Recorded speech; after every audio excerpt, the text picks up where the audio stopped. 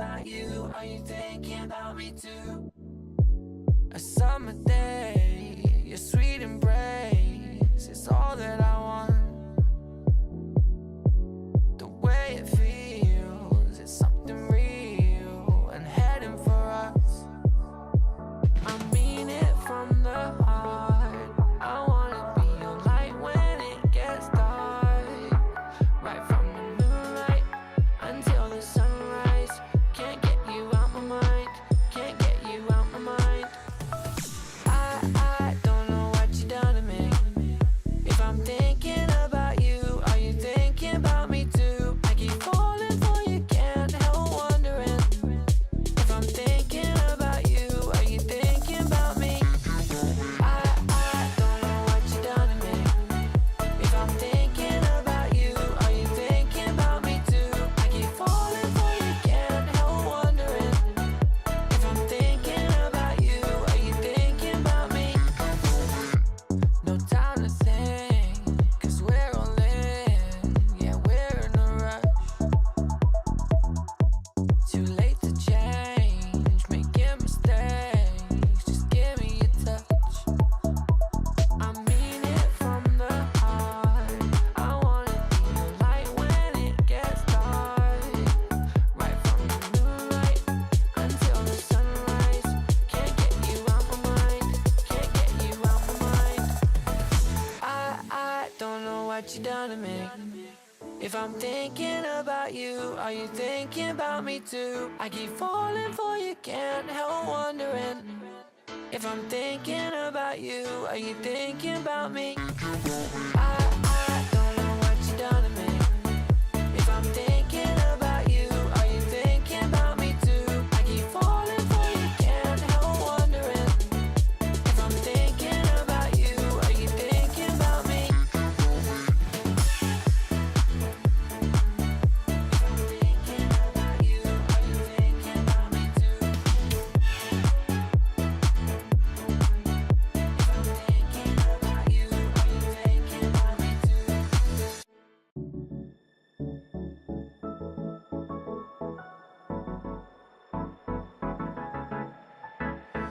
Let's do something crazy, get a bit wild today, 'cause we don't do this every day and we deserve it. Life is so amazing, nothing is in our way. Baby, let's fly away. Do you feel it? Is your heart rushing the way my heart's rushing when you take it all in? Baby, this is where we come alive. Do you feel it? Take the world by storm, just you and I. Can't believe it took so long to realize what makes us come alive. Oh, what makes us come alive? Let's break some rules. No, we don't always have to be good. Don't always have to do things that we should. We'll feed the fire. Let's see it through and let go of what's holding us back. Just light it up and we'll burn through the past and take it higher. Is your heart rushing the way my heart's rushing when you take it all in? Baby, this is where we come alive. Do you feel it? Take the world by storm, just you and I. You and I. Can't believe it took so long to realize. This is where we come alive. Do you feel it? Take the world by storm, just you and I. Can't believe it took so long to realize what makes us. This is where we come alive. Do you feel it? Take the world by storm, just you and I. Can't believe it took so long to realize what makes us come alive.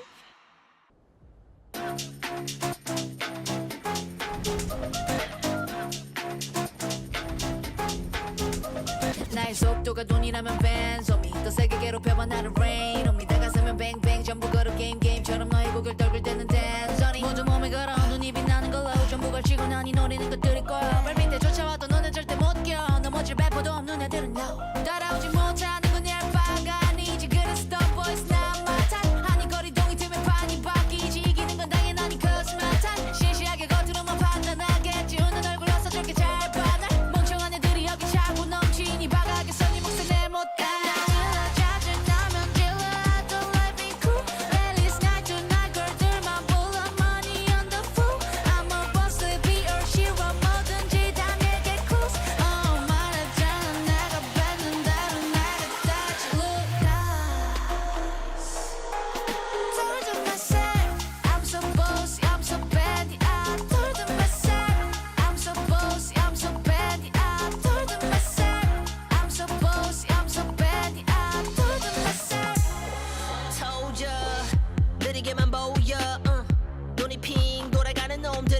옷을 모여 잠위 ride 머리 위로 투 그래서 이거 누가 대신에 money dance on a private jet 여긴 닿을 수 없는 거 올려놔 bus 하늘 위로 떨어지는 별을 느낄 like demons 자식 나고 기는 것들은 전부 쳐냈지 왜처럼 증오들은 나의 밑거른 꽤나 좁아져도 눈의 시선은 어느새 풀려 숨죽여 Hey you, better you turn when I pull up Can't slow me down, down 나 끝이 없는 ride 멈출 수가 없잖아 안돼 소리로만 소림없이 주사 위로 여전히 예상 못한 곳으로 향하지 like we to go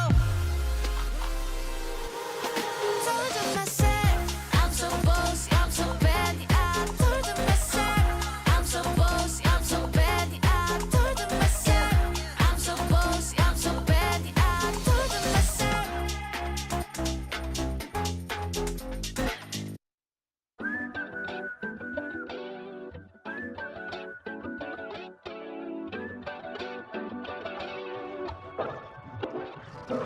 I don't know what you've been sold, but I'd be insane not to play my role. Yeah, I know I can break a fall, the stakes are low. If I could say one thing, just know that I got a hand that I can lend you. And it don't matter when, no, I'll protect you. Call on me, I'm here whenever. Those who played it in one will five is best. Just know that I got a hand that I can lend you. And it don't matter when, no, I'll protect you. Call on me, I'm here whenever. Those who played it in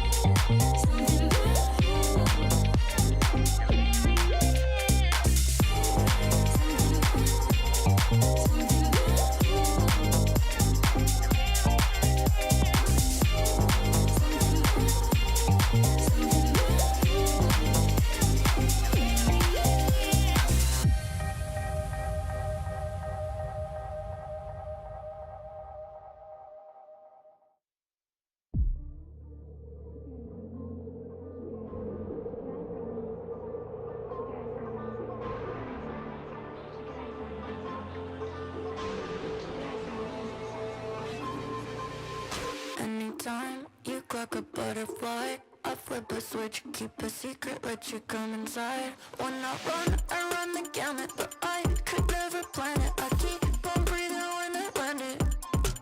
When I run the gamut, but I could never plan it. I keep on breathing when I land it. If you give me a piece of your heart, you keep easy when you are a part of two worlds. It could be nothing, maybe it's something. Keep your eyes on me. Keep your eyes on me. Keep your eyes on me. Me. Keep your eyes on me. Keep your eyes on me. Me. Keep your eyes on me. Keep your eyes on me. Keep your eyes on me. Keep your eyes on me. Anytime you clock a butterfly, you flip a switch, keep a secret, let me come inside. When you run the gamut, but you could never plan it. You keep on breathing when you're in it.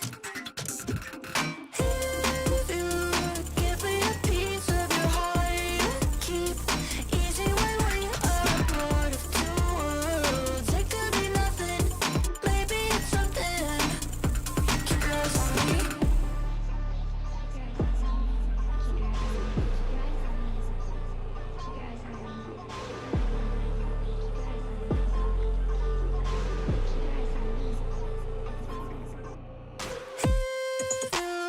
Give me a piece of your heart, you keep easy when you are a part of two worlds. Give me a piece of your heart, you keep easy when you are a part of two worlds. It could be nothing, maybe it's something. Keep your eyes on me. Keep your eyes on me. Keep your eyes on me. Me. Keep your eyes on me. Keep your eyes on me. Me. Keep your eyes on me. Keep your eyes on me. Me. Keep your eyes on me. Keep your eyes on me.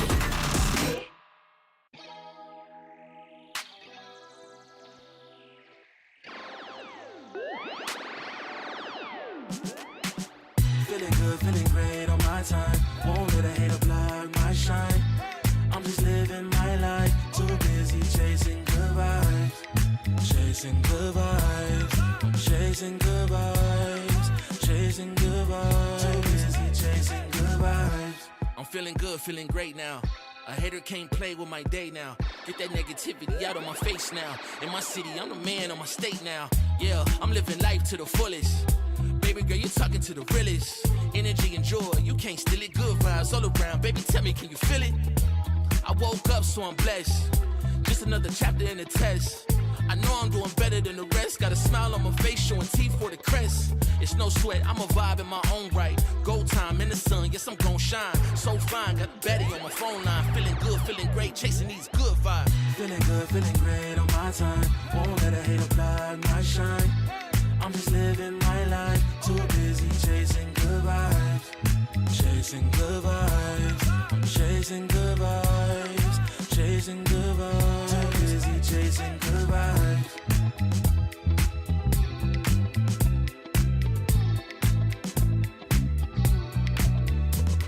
Put my soul on that beat, I'm ready to feast. Margaritas with some divas, I'm pouring the drinks. I'm living life to the fullest, the blessings in me. Don't really care what you say, whatever you think. Nah, unequivocal miracles with the lyrical.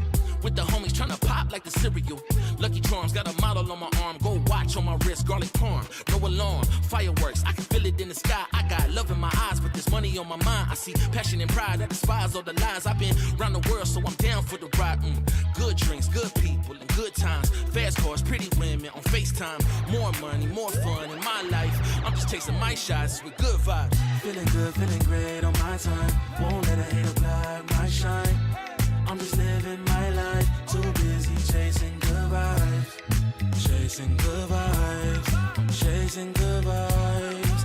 Chasing good vibes. Too busy chasing good vibes.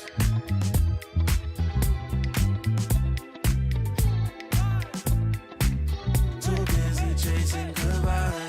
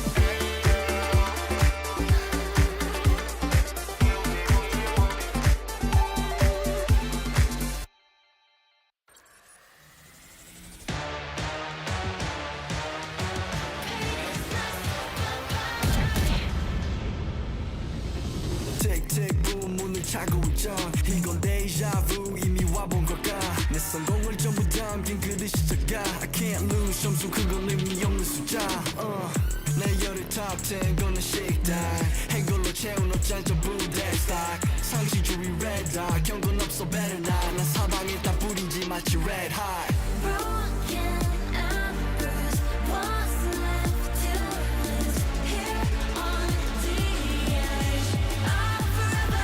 I'll never bleed, I'll never fight, bleed or sacrifice, fight until the final hour. Pain is my superpower. Keep my head up high, run through rain or shine. Cannot sleep without the sour. Pain is my superpower.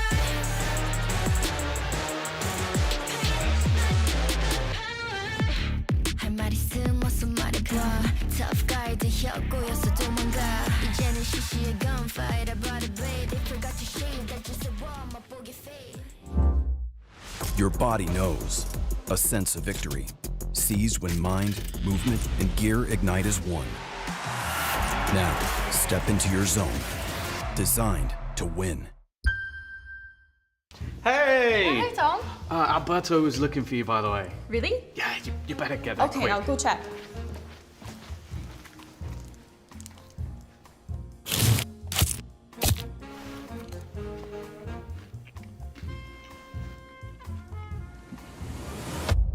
Have a break. Have a Kit Kat. Tom Biz. You've had your fun. It's my turn.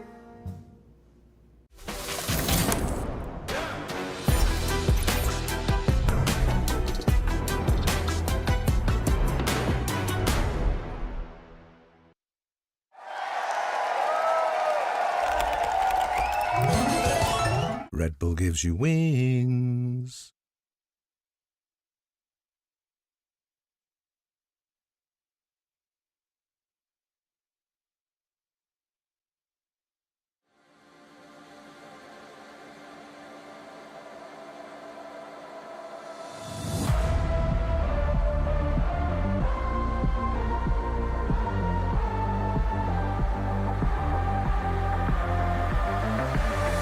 I need to keep you around with my feet tied, tied to the ground. The end's nowhere to be found. I don't know why you don't leave me to drown. Oh, don't know where to go unless you say. Don't know what to do unless you stay. Thinking that today will be our day, again.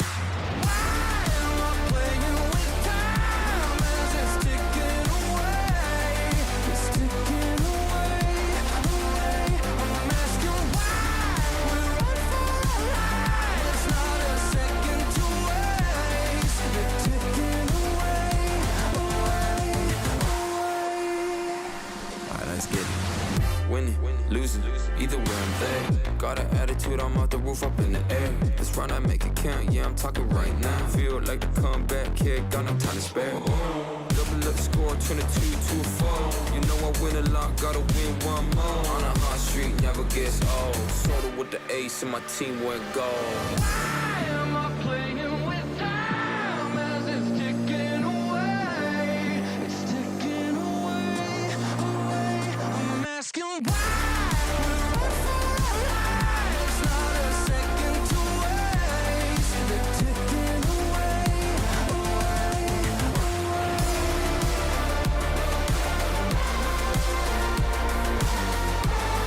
They're ticking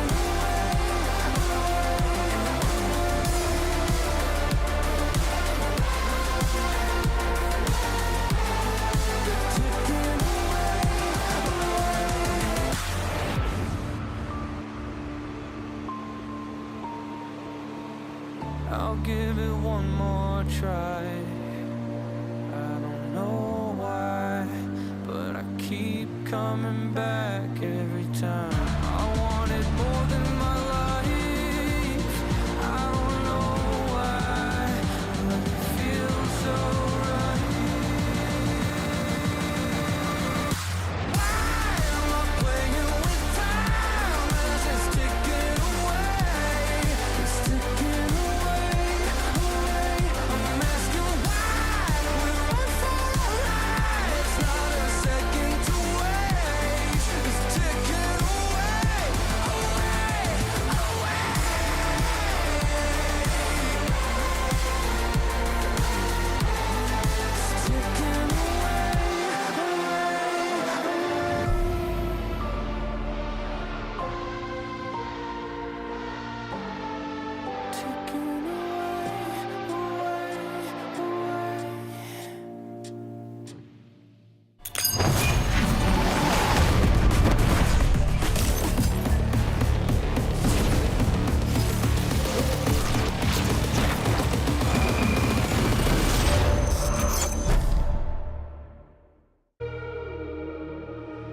I'll take the shot. Still they say I'm the villain. I scream and nobody listens. Still they say I'm the villain. Too bad you can't take me down.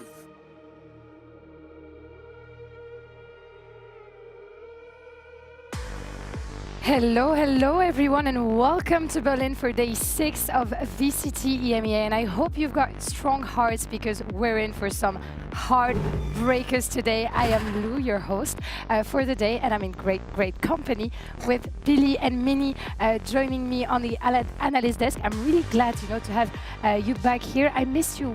Where were you guys last week? You left me alone. What happened? Well, I had food poisoning, so fair enough. I think that's a fair reason to not. Yeah, And I was floored in bed unwell. Like, I was, it happens. It's winter, it's cold here in Berlin, and, I'm sorry that we couldn't be there with you, Lou. But we're here today, yes, which is yes, most important. which is the most important, right? And we're here today for some matches. Some stuff happened yesterday with Casey losing to Team Liquid, and also putting up a great show against Fnatic. What did we think about this, Mini? I thought I was a bit annoyed because, staying till 1 AM, I think I saw the clips of Sliggy looking very happy that I had to stay that long. So right. Thanks for being a bit messy in that game, I think. Yeah, a little bit of a surprise there. But I hope you managed to get some rest because we have two very interesting matches coming up today with Giant X versus Pacific, and then ULF Esports versus Team Heretics. So this is going to be, what we're going to be discussing. Do you have your eyes on one of those specific matches? Yeah. What are the other? Do you know what? I think I'm just quite excited to see our Ascensions teams play today as well. I think that we kind of discussed this yesterday, that the league doesn't feel as top heavy as it has in previous years. So I'm looking forward to seeing these Ascension teams being able to put up a fight, especially kind of given the results last week. I think ULF need to bounce back after that loss against Vitality, and I think for Pacific they put up a great game against BBL, so I'm looking forward to seeing them today. I definitely agree. In this lower bracket we have two teams that aren't supposed to be there and two teams that we were expecting to be there somehow, so I think that's not specifically a surprise for us. So yes, it's going to be crispy for sure today, and I want to play a game. This is a tradition even when I'm on the French broadcast, so it's a tradition that I'm bringing to the EMEA broadcast, is playing games. And what is lovely about my analysts is that they're getting paid to disagree, which is amazing. Right? And another lovely thing about Valorant is that there is not one correct way of understanding or playing the game. So we're going to talk about hot topics in the meta. Long story short, I'll give you a theme. You tell me if you think it's strong or not in the current meta. So thumbs up or thumbs down, like at school. Maybe I'll give you floor to explain, or not. We'll keep things short. Okay, are you ready? Ready. Let's go. Okay, let's start with operator. Right, Billy, why? In one word. I mean, crazy strong in this meta. Yes, I completely agree with you. Next up is Giant X double initiator. In off meta, what do we think? Are we saying?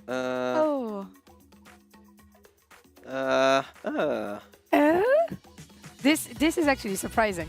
This is very surprising. We're gonna get that. We're gonna get back to that later. Next up is Pacific 7. Easily. Right. There's only one answer for this. But you're being enthusiastic so far. I've only seen thumbs up. Next up is, and I think we're gonna have maybe something spicy here, Omen. The way we're agreeing on everything is actually kind of crazy. I thought we were supposed to be disagreeing. Yes, that's what I thought too. I was like, we're gonna get some debate and stuff, but you guys are agreeing on everything. Next up is EMEA's Breeze. Guys, come on. Like, at some point, I'm going to get something out of the box just to make sure that you disagree. What do we think of Bandit, guys? It's like... Yeah, like it's hard to say. To give elaborate, Billy. Yeah, to give a quick explanation on this, it's like I've not seen much value from it or what I was expecting to see from it. I think the biggest implication that the Bandit has is on shields in the second round for teams. If people were to force buy a Bandit. Like, I think if you get a plant down on your attack, yet lose the round, you might be likely to pick up a Bandit, but I've not been seeing that, and it's what I was expecting. So. I agree. I get your points, and I want to know your thoughts now on Waylay in this current meta. Solo Waylay or? Waylay. Oh, okay. Okay, Waylay is a yes, but solo Waylay is a no? Yes. Okay, fair enough. And last but not least, we're gonna have the slow defaults, slow EMEA style. Man, but I'm sorry, yeah. I'm sorry for the influence. When you were coaching Fnatic, it Yeah. was slow defaults and stuff, so what? Well, I mean, the game's completely changed since I was the head coach. So I think that all the initiators have been nerfed. There's a lack of initiation util. Even like the Sentinels have initiator util. That's all been nerfed. The game's completely changed. I think there's a much more direct, fast meta. Yes. And my style back then wouldn't work nowadays. Okay, but your style, we're very happy to have your style on the desk, that is for sure, and on the broadcast. Speaking about the meta, I just wanted to have your thoughts like on what do you think currently is maybe mandatory, you know, to when you're like building a comp, when you're starting to like elaborate some T-play on a map, like what do you think is mandatory according to you, whether it's in terms of comp, in terms of like weapons, having double initiator, double duelist, what do we think about this, Billy? I think we kind of touched on this a little bit yesterday of like the kind of things that we were expecting to come into kickoff with the meta. One of those things being the operator being played a lot more. I kind of touched on weapon diversity yesterday and teams having players that are able to pick up things like the operator, like the Odin. We saw the effect that had at Champions last year. And I think as well, the Sentinels was a big question mark for both of us as well, Mini. Yeah, I think that the strongest things in this meta right now is just having a player who's really good on the operator, and then those agents that are able to not be traded, so like your chamber, those kind of agents I think are really strong too, just because there's less utility density in this current meta. Fair enough. Well, I think we have the secret recipe to building a meta comp. So we're going to see what works for today, especially in the Giantex versus Pacific match. We've seen Giantex with a surprising loss. I think that's what we can say from their opening round against Gentlemate in the upper bracket. What do you think they lacked? And I think we're going to be able also to see a head-to-head that interests me a lot, which is Ara versus Cine, two very different styles. But I think Cine looked a bit better in his opening match than Ara. I think to start off with, for Giant X, like yes, we did expect better from them in their opening game. I think we have to talk about the fact that they choked that 10-2 lead on Bind against Gentlemates. Not even being able to get a single round on their defense was really not a great showing for them, I think as well, considering it was their map pick. And I think on the other side, when I think about Pacific, they actually impressed me in the sense that they were able to take a map off of BBL Esports, which I don't think we expected. So yeah, I think for both of these teams, there's a little bit in the sense that we look back at their series last week and recap of that, and it's like, well, how is today going to turn out based on what happened with them? Yeah, I think Pacific was a pleasant surprise last week, despite the loss. I think that this matchup today will be closer than I think expected, but obviously Giant X should be the favorites here. I think that Giant X has lost to mates. Like, Gentlemates are playing some fantastic Valorant right now, honestly. Like, I know it's like a bit of a cop-out analysis answer to be like, well, Giant X played a good team, but I genuinely think that did happen. As for choking, I think that when you switch sides, like I know you should close out like a heavy lead game, but it might just be the fact that they just kind of sucked on their defense, you know? Like, it would, as opposed to the idea of but they weren't even able to get a single round. Like, the fact that Mates got 11 rounds back to back to back is kind of insane. No, I fully agree. I fully agree. It's just that I like, choke implies that like they started getting nervous and sweaty. Okay, you know what I mean? I don't know. Like, I don't think they that were happened. a bit clueless at some point, and I can For sure, speak about it from experience. On Monday, I lost 9 rounds in a row on defense on Bind when I was leading. So I can tell you that is pretty unpleasant in game changers, and we wish, of course, good luck to all the teams that are playing tonight as well. So let's talk about our duelist, Ara versus Cned. Who are we buying? On which side are we standing, guys? And personally, it's something that I thought I was never about to say in 2026, but I'm with Cned on this one. Well, I think both are historically very good operator players, which is something that we want to see. But as we see down here on the lower third, that Ara didn't get a single op kill last week. Like, he was buying the op a lot and couldn't get a single kill at all, which is a huge win condition for Giant X. Giant X are a really good defense team, and part of that is the fact that Ara is able to create space, sometimes just space, a lot of the time kills, and last week couldn't get anything done at all. Yeah, I think from my perspective, I was happy to see this Giant X roster stick together. I think a big part of their champs run last year was due to Ara and Flickless coming in for that stage 2 run that they had. Fresh air it felt like a Cinderella run, right? And I think for Ara, in that stage 2 group stage, he did have some inconsistencies, and that has been a little bit of a setback for Giant X, so I want to see that bounce back today. And we see that it's not always the duelist that is the star player or the player that we remember from a match. It can also be the initiators, the vibe merchants. So let's see a bit of Seven's reaction on last match. Nice, man! Come on! Bingo! Oh my god! Oh my god! Yo, I'm actually way too good. Yo, you see that? Yes! Come on! Bro, you see me! Yo, you see me! KO lurking! Nice! Oh my god, we're so good, bro! Come on, how can you not love him? Like, it's so pleasant to have someone who's like enjoying playing video games like that. And I think for a rookie team, it's also important, you know, to have people who are not taking it too seriously. Yeah, I think that's really important. Pacific are coming into this Pacific are coming into this league as a team with very little expectations. And when you have very little expectations, you should be vibing. And like completely just like having fun whilst you're here. Like last year, that's something I said, even for the great teams, was it seemed like all the teams that were performing really well were the teams that were genuinely enjoying their time on stage. I am so impressed with his energy and the likability that he has been able to bring to this stage. And let's not forget as well, he played 3 different roles across 3 maps last week. So yeah, I'm really enjoying seeing him grow in this league, and just what a debut performance from him as well. Do you think he can carry the game today? It's gonna be like top frag again? Of course, yeah. But it's going to be harder today. Okay. What about you? Yeah, I think so. Okay, we're on the 7th side, right? I mean, I loved to see him, you know, like yelling, bringing the vibes up and stuff. I think it's so important for a rookie team indeed. And I actually got the opportunity to discuss and to hear about his thoughts before the match. Truth be told, I'm honored to be with one of my biggest discoveries from last week, Pacific 7. Welcome to EMEA, first of all, even though we've told you that many times. It's a pleasure to have you here. Another NA fumble that we're very glad to have, of course. The first thing I wanted to ask you is, how was that transition to Europe, actually? Because there is a saying that it's either you hate it, like Crashes, I mean, you love it, sorry, like Crashes, or you hate it, and I won't quote any players. So how has it been for you so far? I mean, so far it's been good. Like, it's still super early, like in my, you know, my transition, you could say. I only been here for a couple of weeks, you know.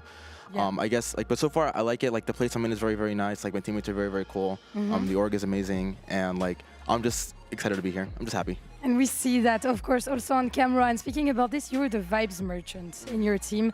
You've seen the clips of yourself. You've heard yourself. Your teammates have heard yourself yelling, screaming, you know, keeping the vibes up. So I want to know if it's something that you always had in you, kind of, or is it even more now that you're on the big stage with the boys, etc. And how do you handle this? And the shooting. Man, you're shooting. How do you do that? Well, for me, this is something that I did not have. I used to be the guy who was very anxious, very reserved, very like kind of didn't calm as much. But I think this is something I picked up from my last year, where I had more like rookies. Like I had Timotino, I had Alvin on TSM, and you know, like you kind of need to be that kind of role model, that kind of like guy to step up. Right? Exactly. And so this is kind of I picked up something from my previous team, and I'm bringing it to EMEA. And we're very glad that you're bringing it up to EMEA, of course. Speaking about your teammates, I want to hear nice words from you, of course, for your teammates. But who do you think has like a lot of potential that you would like to see unleashed today, let's say, against Giant X? Who is going to carry your ass? Honestly, I really hope Ninja. I really think he's going to pop off. I mean, he had it like, I think, the worst because, you know, he's like the youngest on the team. He's 19 years old. He's very, very young, very like, you know, new to the scene. But like this guy's a shooter, bro. Like when I say this guy's like one of the greatest players I've seen, like, hey, I truly mean it. And I really hope he's gonna show it today in the server. So the initiator duty may be, you know, the key to success for Pacific today. We're gonna see that, and you're facing Giant X. This is gonna be a tough match, at least on paper. So I want to know, you know, do you want to tell them anything? Are you expecting anything? Don't give me the good luck and have fun, please. Well, Seven, I mean, you were more than I'm that. kind of gonna give you the good luck, have fun. You know what I mean? I mean, I'm so like new. You know, I don't really gotta find my place so far in EMEA. But I really what hope. Else? Nothing else. No, but I mean, we're gonna have a good game. I'm excited to play. I just want to keep playing, and I'm gonna show like everything I have on the server today. Yeah, thank you so much for the vibes and the sun that you're bringing to this cold Berlin winter, and we're gonna see if you have what it takes to beat Giant X. Thank you. Smoke on my vision so hazy. Shots in the dark, you made me fall. Decisions in the past were made. All these eyes on me, can't breathe. Gotta keep from falling. Giant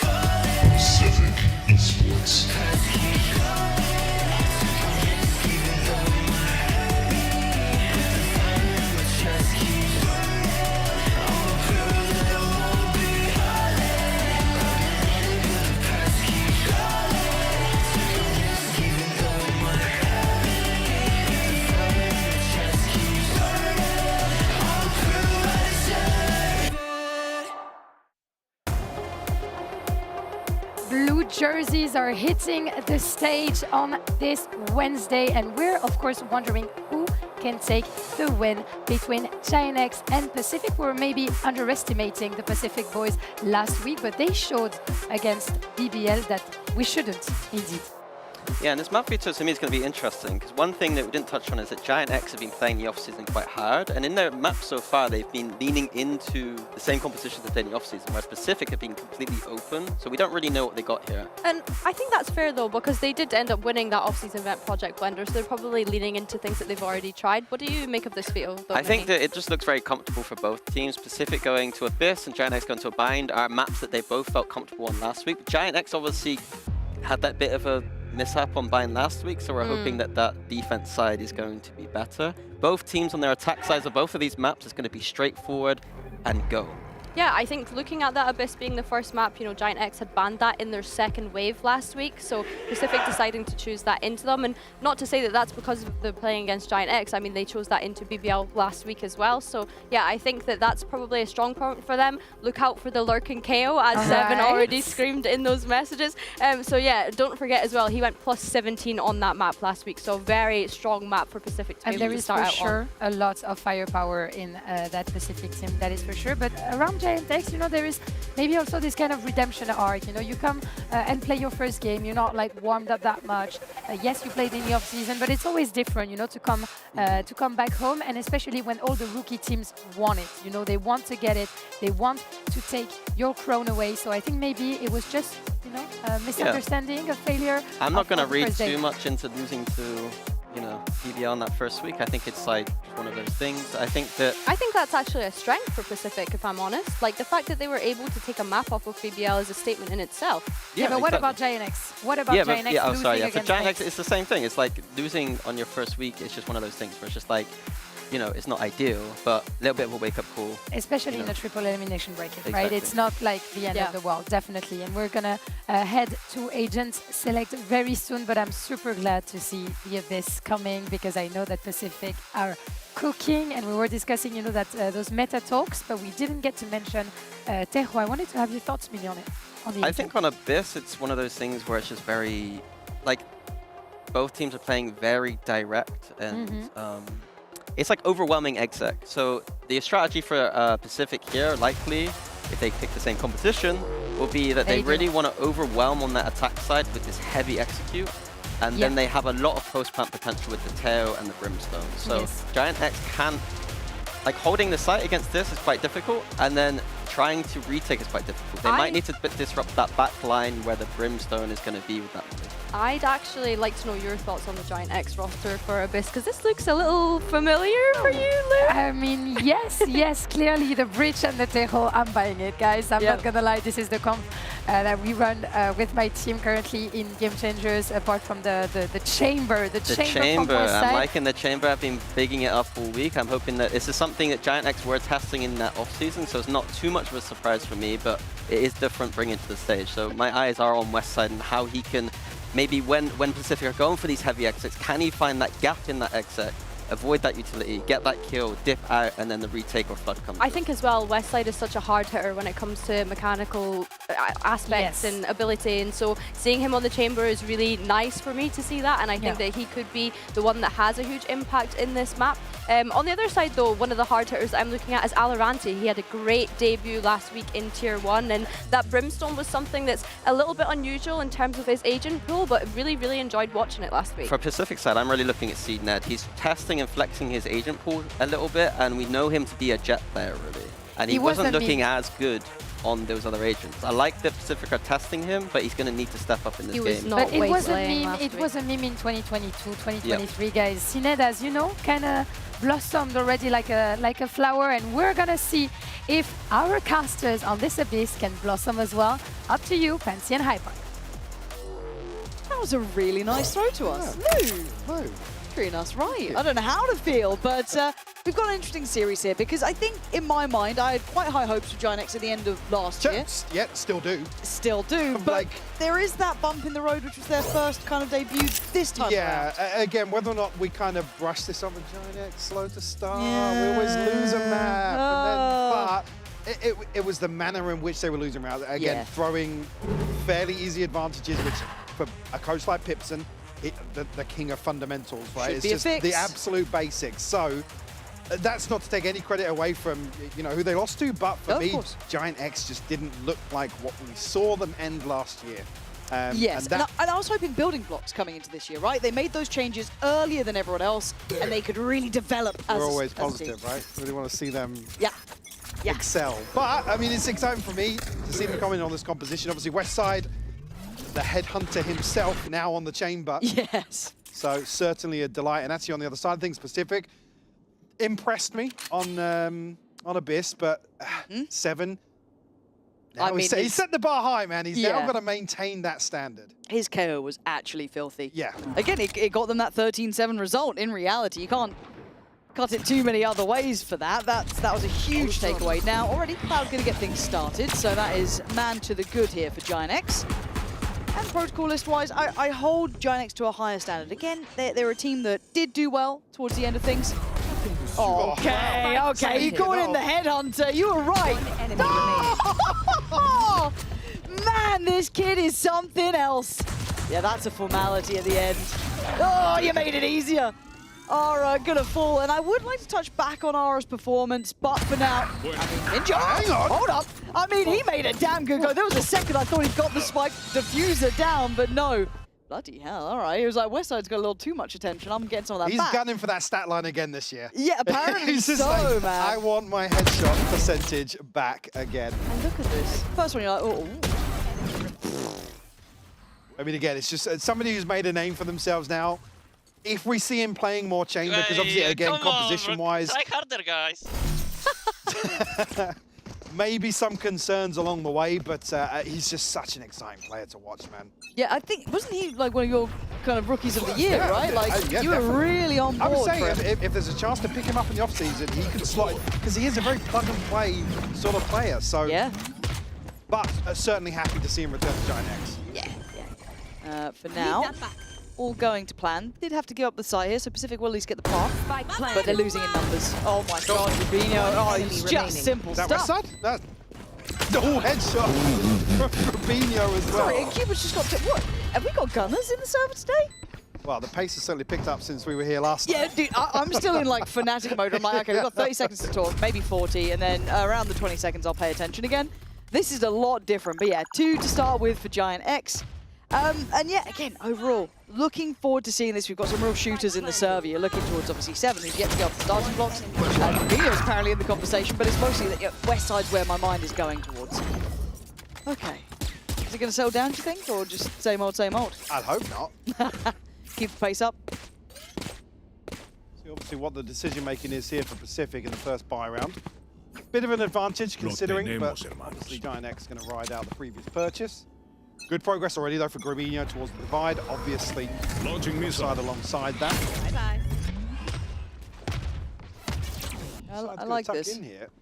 You see this in various forms, just trying to get that player inserted, and it's worked quite nicely. Does he get a chance on this? Cloud's a bit deeper on the angle. And trying to bait a peek. He's seen a shoulder. Cloud spotted as well. There. That's somewhat windows. 2 available, and Cloud's a very considered player. I quite like the 1-3-1 here. Certainly keeping Pacific on their toes. They don't quite have comfort yet either. Not going to get that mid control they would have wanted. They're certainly not. It doesn't seem like they're up for the fight on it either. A little bit of a look, sure, but a massive commitment and just a bit of util invested towards the B site. We have a good idea now of the setup. Rubinho probably going to be challenged here. Was he spotted? I'm not sure he was spotted. Yeah, the ping's come through, yeah. Yeah, now they seem very aware of the possibility, but he's still got a chance with that stinger. Well positioned. Does he get any? No, he still gets a second. That's huge. Rubinho's done really well here. This becomes manageable. Ara's HP is a problem, but still you're looking at Westside. And snaps back in time. This man looks like Kierby 10 years ago. Super snappy on the aim. A little shaky on it, but it's fine. 2 left, Valorant and Cena. This is tough. Chance coming in. Look at his position. 10 seconds left. Cena a little early on the corner, but handles one well. Can't convert on the second, so it puts it all in the hands of Valorant. Just catching the backside of his own molly here. Positioning, yeah, that's good. He's been able to isolate the 1v1, but Westside only with that Guardian. Oh, it's not only a Guardian with him. I've got all he needs. God, that's the bonus, Mike, and that was really well done. Really, really well played by Giant X. Again, window of opportunity here where if Pacific can get this plant during that first wave of smokes, then maybe a chance to stabilize a little bit, but being forced to retreat back into main. Westside already wrapping this. The ping's getting through it. Maybe this was just a ping to careful of this smoke. I was thinking somebody had spotted him, but then seeing just a solo clearance from Cupid in there. Yeah, a little bit of a frustrating round to lose. So again, the ping comes through. If there's 2 or 3 bodies to come in and trade that, then yes, they've absolutely spotted him. But just seeing the clearance felt a little awkward there. Yeah, it did. Probably their downfall in the grand scheme of things. Yeah. Now, conversation-wise, I did eventually, maybe during this lighter purchase, want to kind of keep a bit of a mindset towards Ara here. Joined at the same time as Flickless, and I think we've seen really good results from Flickless. Westside's been looking very good as well. Some of these players starting to really suit this roster. I need to see a nice upswing from Ara, because we've seen those upswing games. Cena just missed his dash. It looked like he maybe... I mean, they're going to get the plant regardless. Next, obviously respecting this for the time being. Waiting to dump some util back in. Going to catch up a couple of players, but Alorante found one. Okay, but can they get any more? Gravino playing a little bit of spoiler, but Zened rolling back the years. 2 shots on the Sheriff. Down to a 2v2, and Ara does get an upgrade. Timely to come in with. Trying to draw the eyes here. Cupid trying to back away. Reset the fight a little bit with Westside still alive. There is threat and danger, and Ara, I spoke his name. He's starting to turn up a bit here. You can see Cupid looking, trying to find him, but I think he's kind of got a little lost in that lost track of where Ara went, and I questioned Ara. He's going to do more of that. I'll be happy. 3K to follow up the statement, as is always the case. Yep. But yeah, I'm absolutely with you. Ara, we saw kind of isolated peaks from him. The consistency was the discussion, obviously, last year. Flickless, I think, had a much slower start, actually, but able to stabilize as quite a safe pair of hands for this roster. We're not see an early Pacific timeout here. Certainly, I mean, especially after the previous series, we want to see Ara get back to... Because that would be a huge positive for this roster going forwards. Huge, huge, if they can implement him correctly and he hits that stride at the right time. Now, you're looking at Pacific here. You do have a great deal of ults. Plenty to play with, so this could be a nice all-in round they could invest behind. So we'll have the purchase as well. Really only missing 7s to kind of push all in if they wanted to stack up for something. The other side, Robinho and Westside doing majority of the fragging here. So Ara still missing just 1 orb. Again, certainly the start here has been a little frustrating for Pacific in some of these situations. You can see on the timelines 4 diffusers back to back. Certainly getting over the first hurdle, but unable to stick the landing just yet. Even considering obviously being at a financial disadvantage as well, so maybe just some tweaking required. Yeah. Really concern being the Giant X now happy to do that and kind of trim the fat on the way in. Looked fairly comfortable in terms of the retake, other than Zened, what, finding, was it 2 there in the post so with the Sheriff, yeah. Okay, of course. Gonna be called in over towards the B side. Should free up Grabinho to potentially wander and keep a bit more of an eye towards that middle pressure. But a 3-man walk right off the back of a timeout. Good call. Should have decent info for Pacific, but this could burn some of that util much earlier, and it has. That's big investment. Just countered though. Retreat back in, not going to catch anybody inside that. Ninja and Cena with a huge investment, as you said, and netting very little. That's the start, and Ara's getting a little curious again, going for a double dip here, but 7 was sharp in the past. Do with a bit of that. Now, resetting somewhat across the map, we're down to about 50 seconds. They haven't noted where Westside is. It's a fair shout. It's going to be on B, or maybe leaning a little towards middle. But the assumption here being they've dealt with the trap, but I mean, Westside's got the tour de force. He's always going to anchor this now. So they're still walking into the heavier stack here. Yeah, and they've not done much to take him off the angle or pressure anywhere else, so they're pretty happy with this 3-play stack. I'm wondering how committed Ara is, though. Is there any bailout for him? You can see already the commitment coming from the teammates. Ara does well, supported well, but Pacific breakthrough, clearing all three towards the site. Mid should be caught here. It is VALORANT catching Rubinho as the plant goes down, leaving just West Side alive and well handled in the end. And it's cost them an awful lot here. Even with 7 popping the null command. Snake's probably not going to feel awful about conceding this first round, considering what it has cost. Has that been every ult? Yeah, because they got 7s online. So 7s came on online during that exchange and popped immediately. Obviously, the orbital strike sent in as well, so Giantx going to feel pretty good about conceding this now, especially considering Westside invested nothing. That is true, yeah.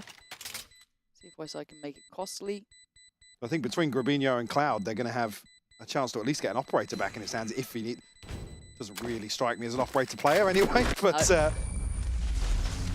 get himself a rifle. Oh, that did take 5 ults to get that done. But I'm not sure if I missed something there, but I think it was all 5 used. I'm pretty sure. Second beautiful double to open up though. Yeah, I mean, Cloud doesn't even realize where he is until. Yeah, man, my guy's lost. Come on, baby! But it's kind of what you'll see from Seven. He was such an instrumental factor in their previous series. You kind of need him on that sort of level, right? Giving you 2 every now and then, starting to find that impact, find his footing throughout this series. But obviously this round, they don't have all those ultimates to bring into effect. So what's the game plan from the word go? I already like that Giantx tried a little bit of aggression in that 3-play stack, kind of playing off of the back of having the ult in Westside's hands. A new challenge towards middle. This time, obviously, slightly differently equipped, and I don't think the drone quite crested the corner. No confirmation. Flash going to come through. Westside looks for a pick, but doesn't catch it here. Will TP to safety. Again, Pacific now with a good understanding of at least 2 members of Giantx. I don't think R has been confirmed just yet. Still very slow to react from that. Almost looking like they want to immediately collapse back into a more traditional execute here. Yeah, maybe feeling just because they've got Westside potentially on that B side of the map, they have a better shout at this. I don't know if they've, as you highlighted though, identified Ara. Yeah, now calling the audible off that. It seems a bit That hesitant. on the back of VALORANT, maybe seeing Ara, catching some info? I don't really know. I don't feel as though VALORANT even went that deep on this. There was a smoke invested, but... And with that paranoia, it's instantly the alarm bell. So they evacuate the site, trade this out, and they refight though. They go back in way earlier than expected, and Westside is running rampant, getting 2 quick kills, and set up the rest to succeed. Ara backfilling the space as 7 did manage to take away Flickless, but it's just Cupid. It's a 1v2, and he's already been stalled on the plant. 10 seconds left. It's now open for Cloud to deny, and there he is. Perfect from Cloud. Unfortunately, just caught up there. Ara's placement absolutely perfect. Westside landing a couple of shots. Just to make things even harder for Pacific, but again, if the housekeeping almost early on in this round was just to identify Westside's position, and like I said, they had the confirmation of Flickless as well. It took them a little long to react or make 97 Willie. Make a decision based on that. Like I said, they drifted immediately towards A, and then audible was called before they even confirmed anything towards that site. I've got to say as well, the discipline for Giantx kind of, you know, falling off site, playing back in just after the paranoia, re-engaging was great. Like I said, the positive that we're looking for. Oh, actually, 7 shut down here. And look, I asked a lot more from Ara, but now where are we going in this one? They look a bit in between a rock and a hard place, and the decision-making is looking a bit lax, maybe trying to bait out this reflood that Giantx did in the last round, but now they have to handle it, and they're already at the door. Cupid's on 5 HP. Yeah, he's tanked so much of that util. And look at the map, it's getting smaller. Are on a new flank, a new line, so Pacific are pretty much screwed here, surely. But maybe not. I mean, they're fighting forward, they're fighting for a chance, a slice of safety, but here comes what could be the final blow. A quick kill from Ara, and he's going in on this one. Has a glance, spots out both. He now knows Rubinho could work off this. Keep at 5 HP, though, has to be the one to take some of the pressure away. Rubinho's waiting, and actually come through perfect. Support system there from Ara, but has to clutch out now. VALORANT will fall. Again, Giant X just making really good decisions in some of these situations. Like I said, for me, reverting back to fundamentals, safety plays, low risk, very high reward. And I'm impressed at Aura. Variety on that kind of pressure on the back lines, right? This was the initial contact very early, 1 minute 26. Then bear in mind, he slowed down, waited for that re-hit, and then re-engages after the plant goes down. Nice synergy between him and Grabinho as well. Yeah, the call for util, facilitating that swing. And I was going to say it, but I think you can see it. Frustration. So close again. Down to a 1v1 that time. It's nail biting, but the problem is the scoreline. Yeah. 6-1. They're Tejo. Not accosted many more mistakes in this half. Will force a purchase here. Get off kilter in terms of the ultimates, so nothing really to complement this lesser purchase. West side prowling once more. Got that distance down, yeah. Not spotted, but I think they spotted his TP, so gonna deal with that. West side. Great flash. Oh no, sorry, it was actually the trip. Oh man, and they've lost a player. We didn't see it go this far before, but actually, Cena was willing to explore that option, but he isn't. Sets maybe an idea he could be exploring it. Valorante's so lucky, by the way. Yeah. Robinho just on a deeper angle. They're on site, though. I don't think he expects Valorante this deep, this early. And now he's certainly going to know about it. Valorante being powerful in these plays, pushing up, getting to, opening up space. Hell, he made that last round look almost doable. Cloud gets caught this time, and Valorante maintaining dominance. This could be a call to cancel. This operator is precious. And again, you're playing in a 2v3 retake. Could be possible, but they don't fancy it. I mean, with rifles here, maybe well. maybe combine the ultimates, but you're right. Orbital Strike allows a lot of freedom here for Pacific. Valorante almost brute forcing his way onto site here, and again, a player that's very capable of doing so. If you needed an example, that was absolutely one to make note of here. I mean, looking at the next round potentially here, I mean, it bails Pacific out in terms of this chokehold they're in terms of the finances. It's almost a lifeline here to maybe favor them in the last few rounds. Still very fragile. I mean, Valorante and Cooper, 300 and 650 a piece here. But God, his impact on these side takes has been impressive. It's something that I'm genuinely impressed with, and a little bit of background really as to where this guy came from too. Yeah, I mean, we were talking about this in essentially a player that's come very close to breaking into Tier 1 Several a few times. He's been on a few lists. Yeah, been considered, been considered a few times, but certainly nice welcoming here, sitting at 11 and 6. Make me proud. In a series that I don't want to say they're written off in, but certainly the underdogs here. It's an interesting player. It's just that kind of enjoyment to watch, able to deliver against good players, good teams, even in a losing scenario. So credit to him in that. Now, whether or not he can be more instrumental, it's a lot to ask, but line here for Aura. Again, just looking at the minimap early on in these runs, Aura's going to be rewarded. That's Seen a little it before, lazy. yeah. Because you kind of felt everyone else was on the same page then, knowing there's a chance, so I pushed up. I mean, I'll save this point now for afterwards because it looks like the side hit's coming through. But there's delay, there's stall on this. Burt trying to get a little tricky on it, but Pacific held back. They try and filter out, there's still opportunities for Aura.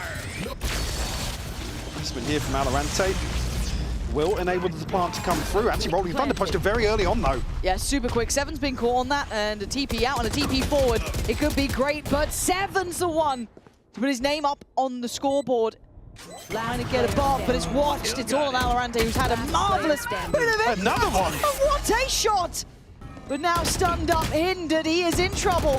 38 HP is not enough. Aura with 4. But Valorante, man, he went down swing. Yeah. Again, if you put Seven and Valorante in some of these situations, they're able to just turn things on a dime. Yeah, you know, there's that mental, not check out, but there's like the, okay, it's a 1v3. Surely not.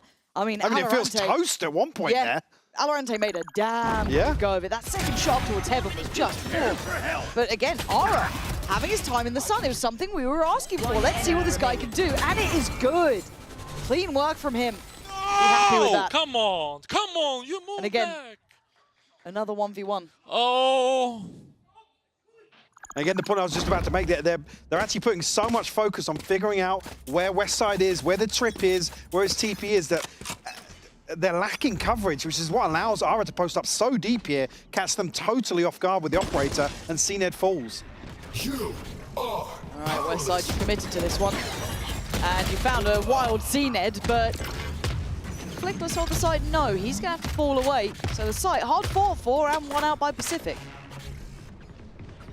Test Giant X now at the disadvantage. Operator in hand still for Ara.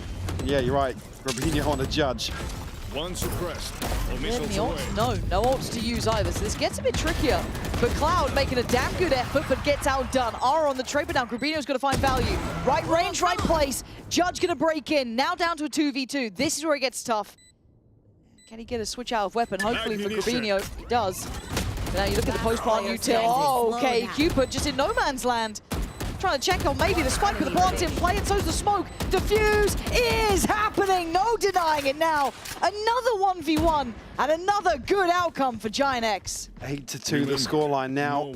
Pacific just giving up a little too much here. Maybe an extra body on site, but Cloud does so much work to enable Ara and Grabino to make moves at the right time.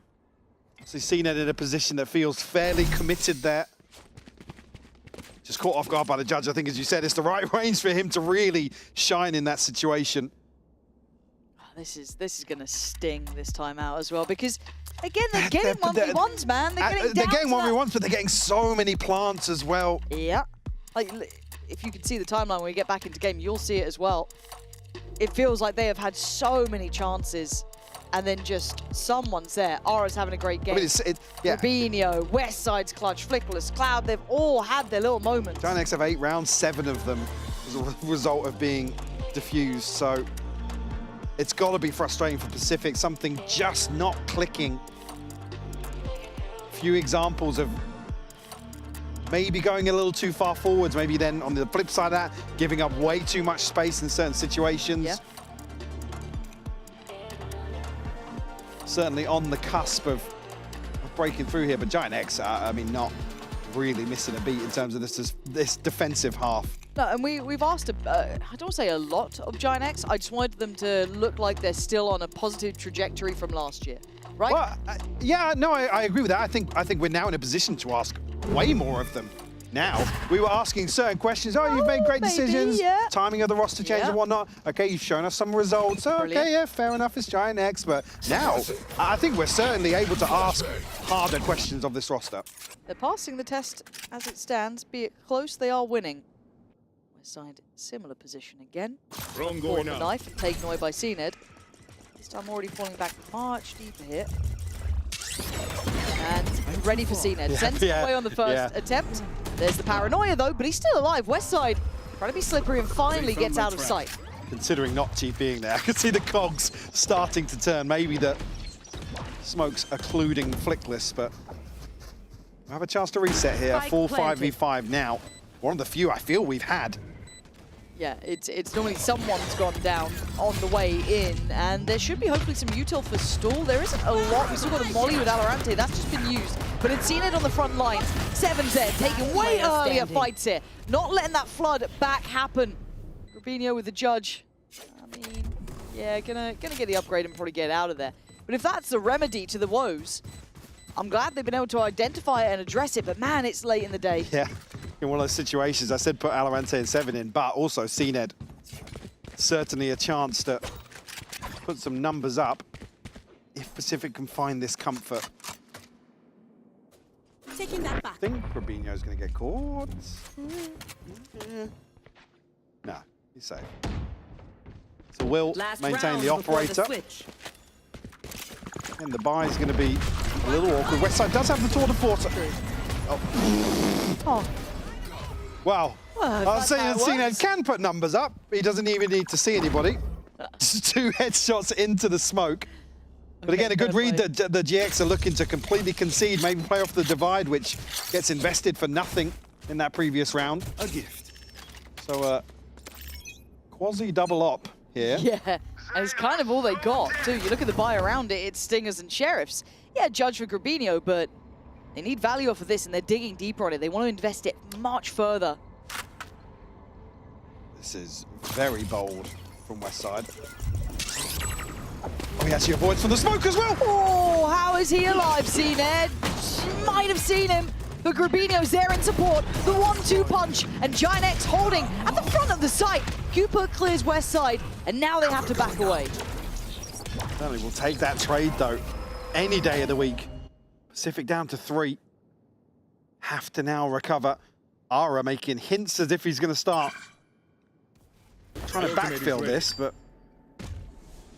This is how it ends. We'll post. Clear out sight here, but... Again, just a safety net for Pacific to operate into. Yeah, but did they spot Grabinho on this cross? It was a lazy clear from Cupid, really. Maybe not expecting it, but now there's problems. They almost played Giant X. That is devastating. They had the window of chance there, Mike, and they let it close. Very, very bitter pill to swallow. A 9-3 half here, Pacific looking a little lost for answers in some of these situations in the post plant, but to find out if they can fix some of those issues in the second half right after this break.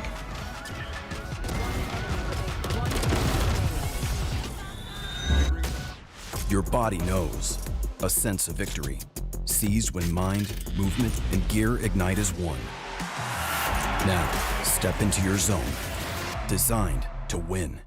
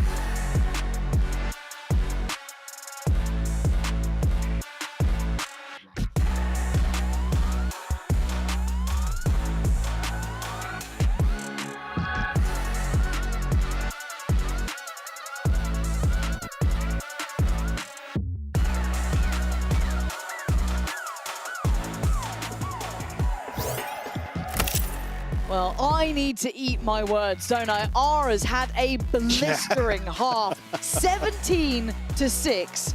I wanted to see more from him. We saw highs and lows, glimmers of greatness, but then he'd shy away a little, might be a little hot and cold. Here, he's been fantastic. Like I said, here we see the stats from week 1. Trending a little behind, but certainly not here to kick off the start of this series. 17-6 here in this opening half.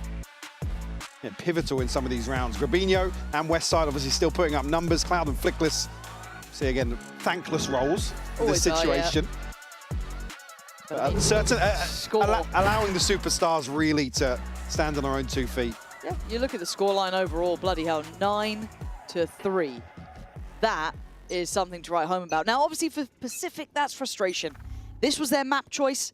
They've got sheriffs galore, so they're coming in invested. They kind of have to. You can't really... Look, we have casted, we have seen, we've been part of bigger comebacks than this, but the odds are not on your side. But obviously going to have an opportunity to do damage here. Oh, the stun off the back. If he got caught... Yeah. God, you could see the intention, couldn't you? But Westside just walks on in, 7 with 2.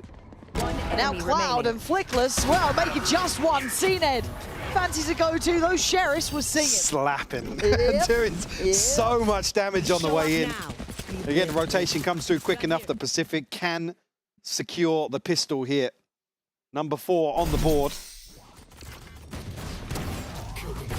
Even here, you think Westside just gets a chance to open up some of these sight lines. See what he can do with the Headhunter.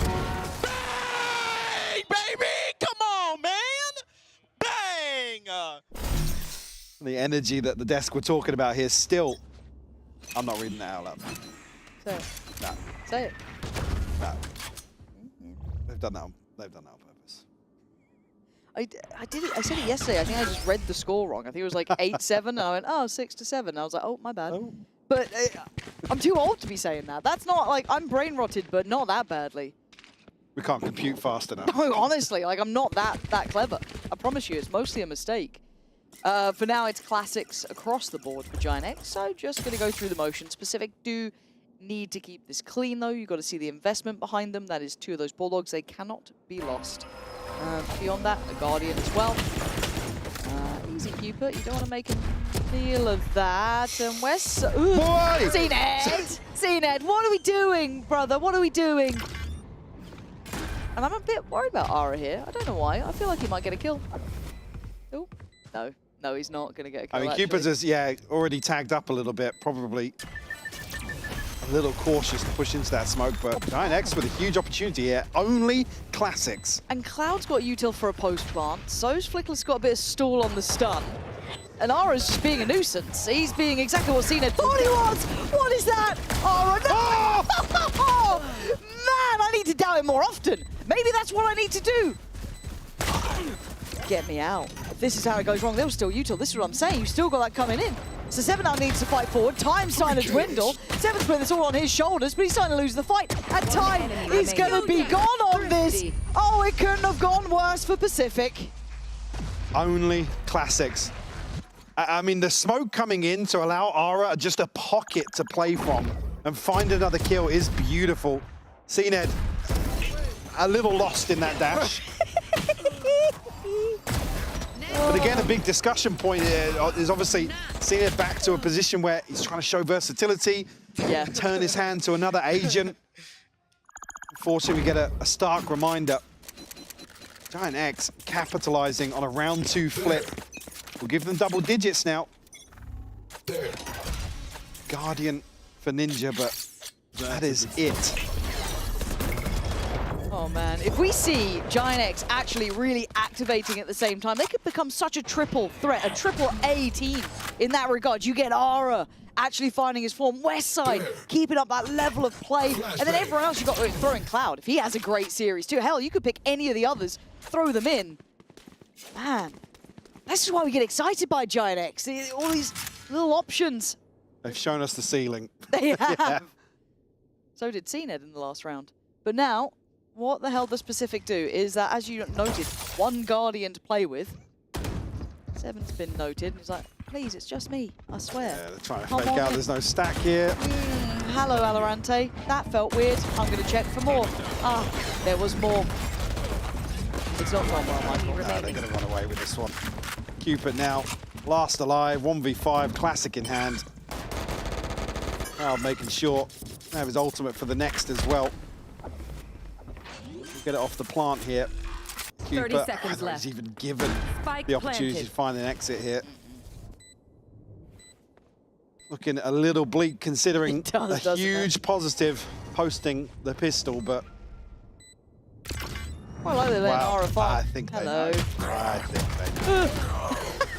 Well, I did get it. Well, got his exit. Got mine. Got mine.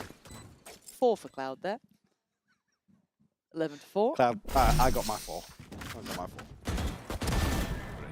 Yeah, they're desperately trying to sell that they've retreated away from here, but I mean, FedEx just have so much time and space and bodies as well that wasn't really going to develop. Did you get jump scared at the end? I think he did, yeah. So they cleared it with Uto, and then still somebody, Cupid just tanked the first, I think.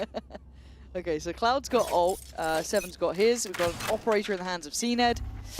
Okay, it's back to the wall sort of Valorant here. This has to happen now for them. Oh, it's direct. They're rushing Cupid. Cupid, good luck. Can you survive? He's still breathing for now. The site's getting cleared. He's trying to play a little close on the corner, but they've now started to flood the site. He is looking screwed in this. Giant X, they know their lines. They've scaled that site so perfectly. And sadly for Ninja and Cupid, they couldn't find even a corner of safety to play into. They almost want to give this up, but again, the finances aren't there. Operator in hand for Cena. It's going to be a tough egg to crack. Certainly will be.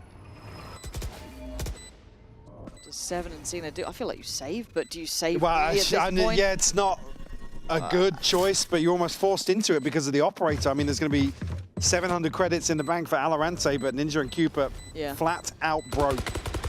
As Giant X will hit 12th. Can't believe you brought up eggs. Eggs? Yeah, crack that egg. I'm allergic to it. Oh. Yeah. I thought it was a sideshow reference. That was No. the most uncracked egg on the planet. You've seen him play, right? I mean, I saw when he beat Sliggy, I'm pretty sure. Do you remember that little talent game? That didn't happen. Mate, they actually got their didn't. ankles broken by him. It was foul. I refuse. Was to it the believe coaches against casters thing, I think? I can't remember. That. Why wasn't I invited? I mean, there's probably like a skill cap. They're not allowing you. It'd be uncomfortable for the others. Let's be honest. It's like fun and games when they're a bit rubbish, but it's like, you know, when Ender played League. Everyone goes silent. It's like, oh, could you just have fun? He really locked in Nuno. Wild. Exo up to 12. Yeah. Obviously, the purchase not ideal, but I mean, still actually scraped together a better buy than it certainly looked like. Only got Seven's ultimate to work with. Cena did hold on to the off, as we said.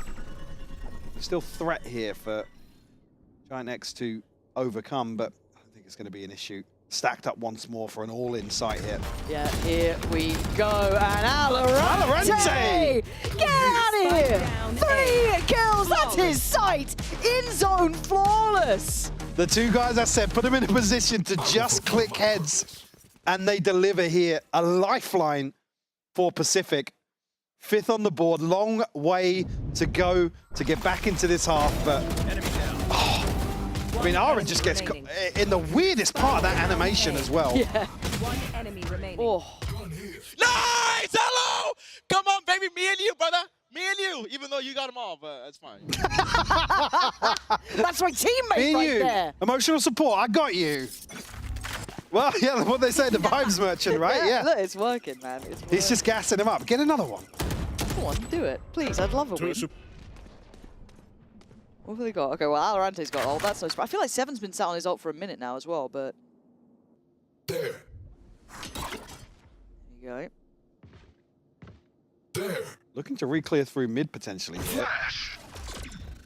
Going to be anybody on the other side. Giant X avoiding these sight lines. Still probably aware of the fact CNED's going to be looking for something early on.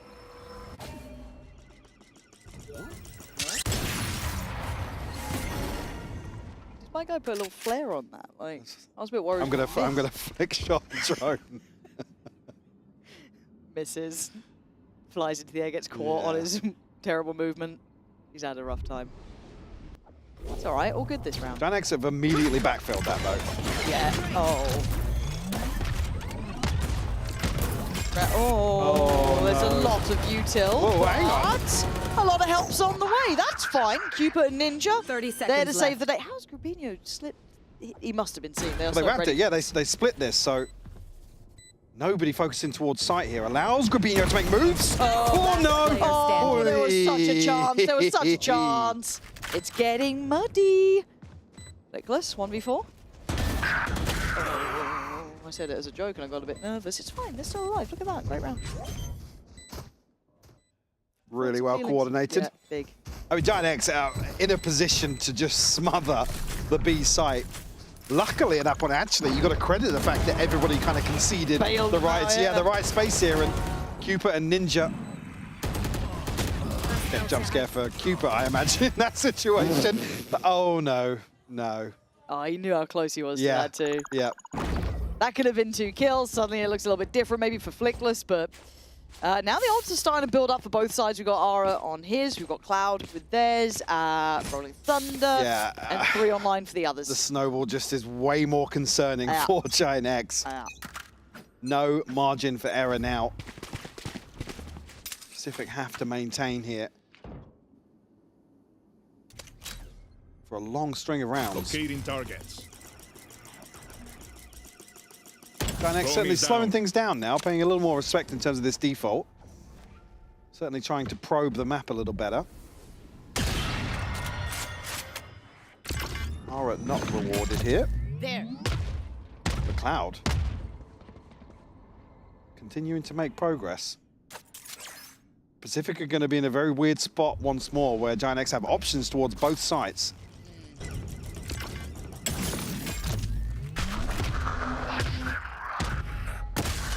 Confirmation here, and Cupid did spot Grubinho. Yeah. So the implication... that was Well, Ara's got the first, and that opens up the new avenue towards that A side. Luckily, I guess that was the slightly heavier stack side of having 2 additional players on it, but they don't need to follow this up. They can look wherever they want. This is where it gets... Oh, come on! That couldn't have been a better catch. The spike actually goes down on top of the box, but it is recovered. But Cupid, in the meantime, fell on the B site, found in the end, so that opens up complete options for Plant. This shouldn't be a difficult round at all, and that's the scary part. They don't have any of those ults remaining. A very, very comfortable post-plant here. A little bit of util left, but not much. And still the operator in the hands of CNED. Have to be rewarded here as I was going to try and slow things down on the way in. Ara going to be caught first. Ninja's done well. Going to need 3 more of those, basically. West side waiting. First layer of util sent in. CNED sitting on this, at least going to get towards halfway. That's fantastic. Layering of the ult, though, and that's where it gets dangerous now. You can see that time sink coming in. 7 trying to get invested, trying to get involved, but it's all on CNED. He saw this right under their noses. Steals it away with the Red Bull clutch. Well, I was looking at the minimap there. Did Gravino use the gravity well on top of the ultimate from Cloud here? They had enough stall to prevent this from happening. I think they messed up the timing on it. Again, I'm not sure of exactly how it would look with the half defuse coming through, but using both at the same time here and everybody playing deep off site. Another lifeline here for Pacific, and just 5 rounds separating these teams. You want to play? Let's So the force popped. Again, another chance to close out once more for Giant X. Game's getting way closer. This feels a little bit sketchy, but now I've said it. Obviously, this could be the final round, but let's see. Is there still fire left in the belly to keep pushing this forward? CNED still on the top, but haven't really found much in the early round. I like that he's gone for a bit of a walk, though. I mean, he's, much deeper position this time around. Ton of information and rewarded now. Yeah, calm work there. West side. Bye-bye, CNED. You're not getting a free exit plan on this. Paranoid goes in, and Cuba commits towards site. A little sketchy at this point. And a little bit of a battle in mid breaking out as well. So let's see if the site gets one in. So Cuba gets a new lease of life. They may not consider this one. And Cuba, goes unconsidered. Really well found, and a follow-up. There is fight in his Pacific side yet. In a 4v2. Defending that spike with his life, basically. West side of Gravino, what are you going to do now?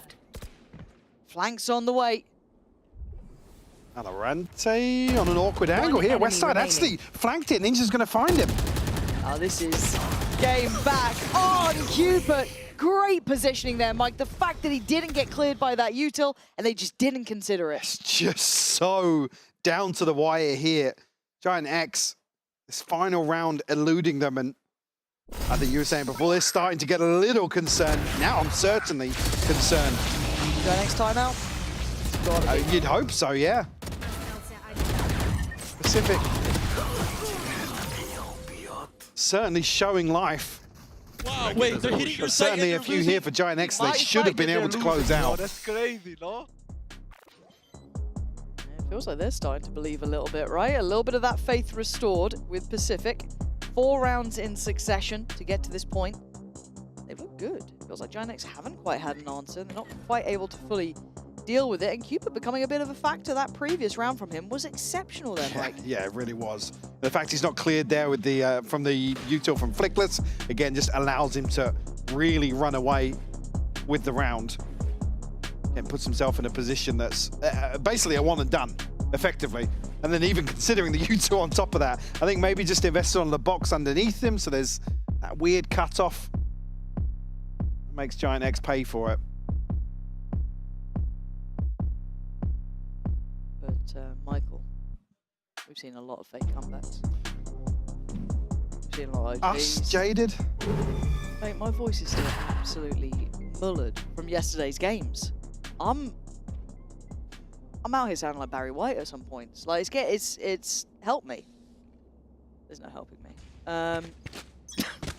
We all been. It's not going to be the same. No. No. Giant X will close out here. Oh, okay. Light off rip. Okay. No nonsense. Going to take mid. All right, I'm watching. Waiting, anticipating, and say it ain't so. Already Aura goes down.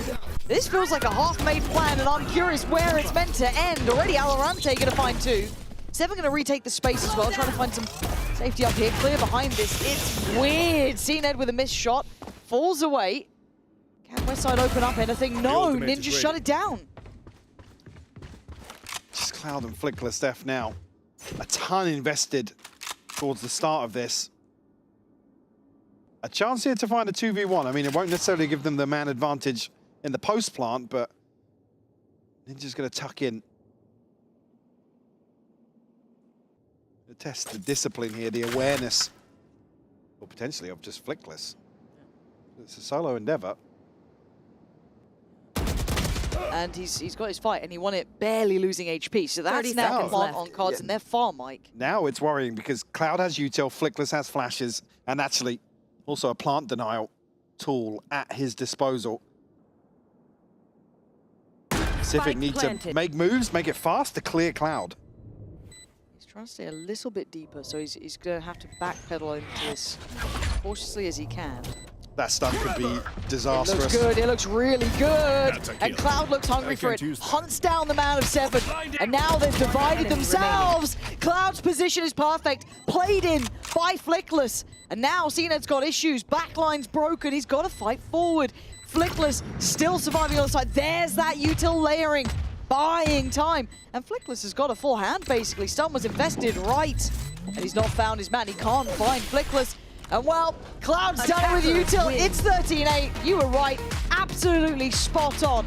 And I think we actually have a treat for us coming up nice and quickly is the fact that Lou's going to be diving down to stand by with Aura. Congratulations, Aura. I'm going to grab you real quick before you get back with the team. You won all your 1v1s. Yes, thank you so much. You won all your 1v1s on this match. On this map, how do you manage to remain cold at all times? Ice cold. I mean, this is the result of the scrims. The most important thing, I think, is to play like in scrims. So I think that's what really matters right now, and it helped me a lot. And hopefully I can keep it on map 2 the same. Yes, we wish you the same. Thank you so much, Ara. Good luck for next, and let's see if he manages to be a clutch minister on map 2 after a short break.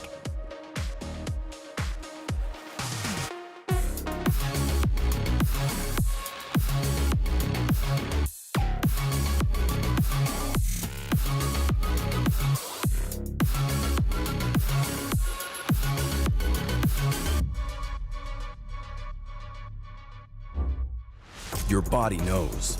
A sense of victory. Seized when mind, movement, and gear ignite as one. Now, step into your zone. Designed to win.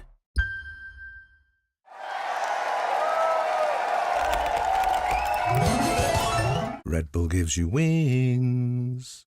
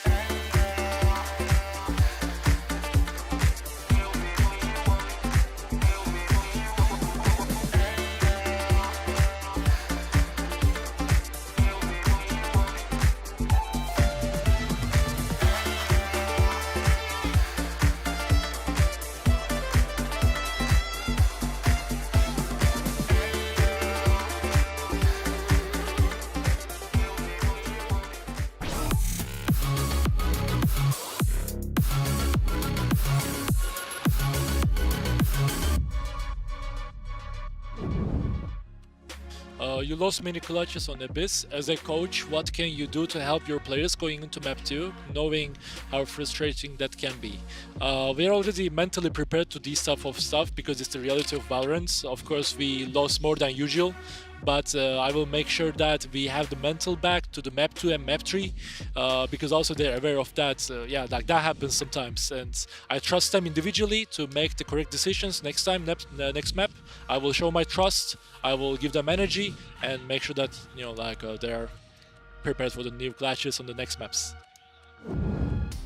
Give his players energy, give his players confidence. It seemed like they were lacking. The Pacific boys were lacking it on the first half, though on the second side there was a bit more, you know, of a recovery that we saw happening. But once again, as Fancy and Hypox says, it was again a fake comeback. Unfortunately, Mini, what have you thought of this Abyss? We were expecting maybe the Pacific boys to be more dangerous, Ara to be less good. What happened? I was a little bit worried for Pacific because that was their map pick, and it was a map where they had a very defined strategy.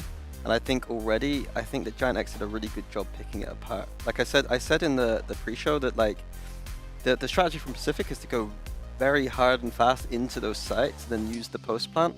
But it felt like Giant X were using the chamber very well, even though Westside didn't pop off necessarily, to like disrupt that a little bit.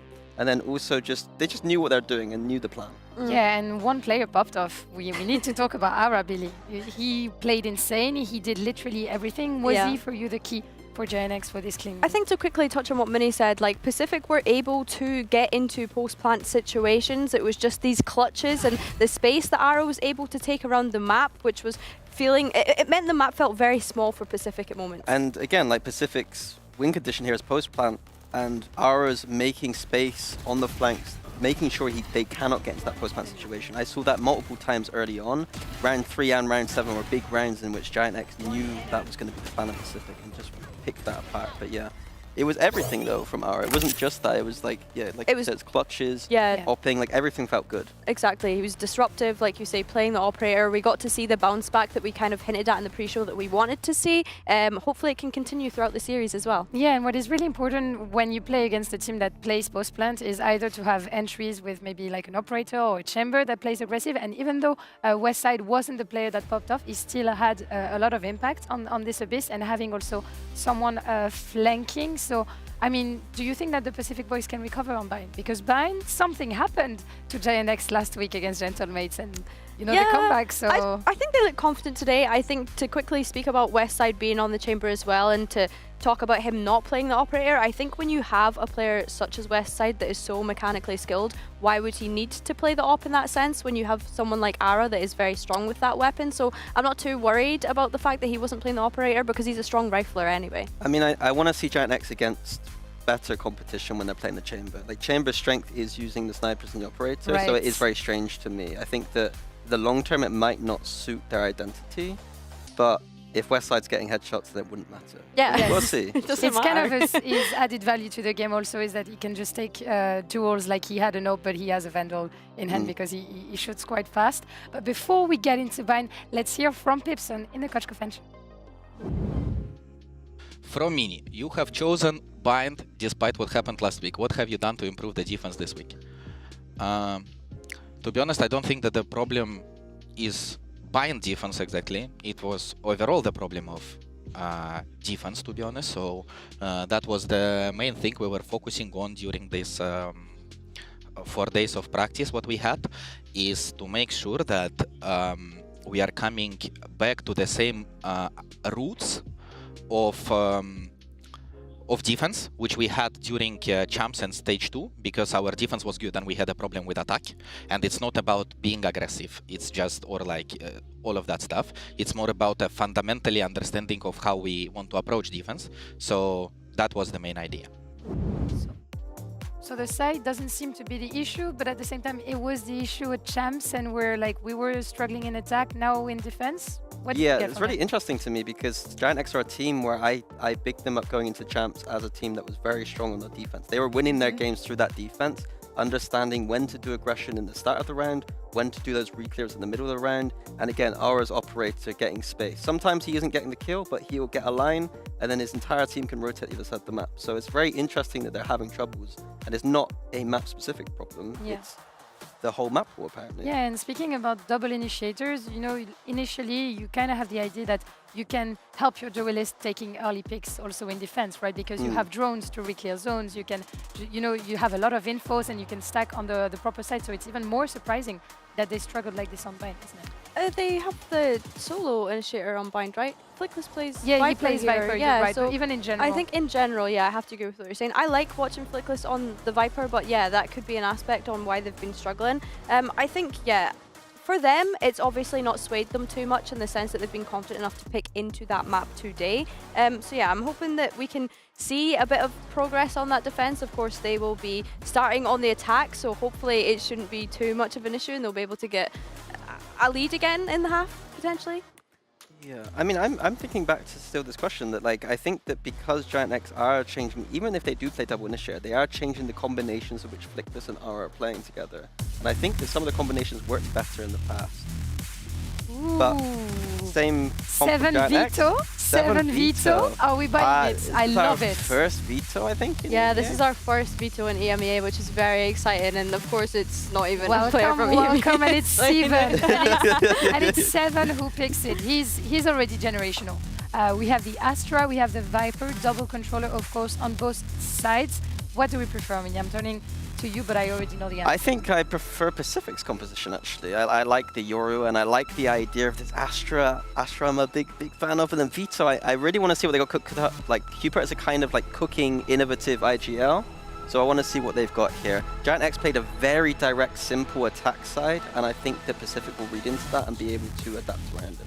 Yes, especially if we have the Sage. Will West Side be insane on this map? The answer is with Pansy and Hype. Well, we'll do our best to answer it, but Mike, what do you make of the Veto? First time we're getting to see it here. Just to come back to the point made there at the end of the desk, I think it probably is, it's certainly a reality check, right? It's an adjustment of the early round check, or actually the execution checklist, I should say. Yeah. It does kind of counter some more linear play. So it's certainly something that Giant X have to clean up. Again, it's all in the execution. Seven's already shown us he's very versatile, so I don't doubt that they probably put some hours into this, and it's not just an impulsive decision to switch up the comp. So I'm certainly very excited to see it. You and me both. 7 going to be leading the way in bringing us our first ever Veto here in EMEA. It feels like it's been utilized quite a bit over in America as well. Seen it elsewhere, yeah. It's found its place, and it looks good. I do just think as well, though, Giant X, this is their map choice, so I do want to see what they have in mind. Trying to set up Cupid and CNED, and 7 already looking solid on this, but he's lost a great deal of support already, just down to the one man who is on that A site, who's already readjusted, CNED. Sheriff ready, and the backline threatened, it's Pacey from the get-go. Ninja's going to be caught off here, though. Just after VALORANT takes 22 HP. And he's been seen. They know of this position. So the time to try and get back through this is brutal. Grabinho there, safe, holding that cross. And look, I need to kind of readjust my mentality of the pace they are willing to play with in these earlier rounds. I quite like what 7 did. I like this little kind of like set piece play, but kind of fell apart towards the end. Cloud expecting that swing back through. Everyone very prepared with what's going on.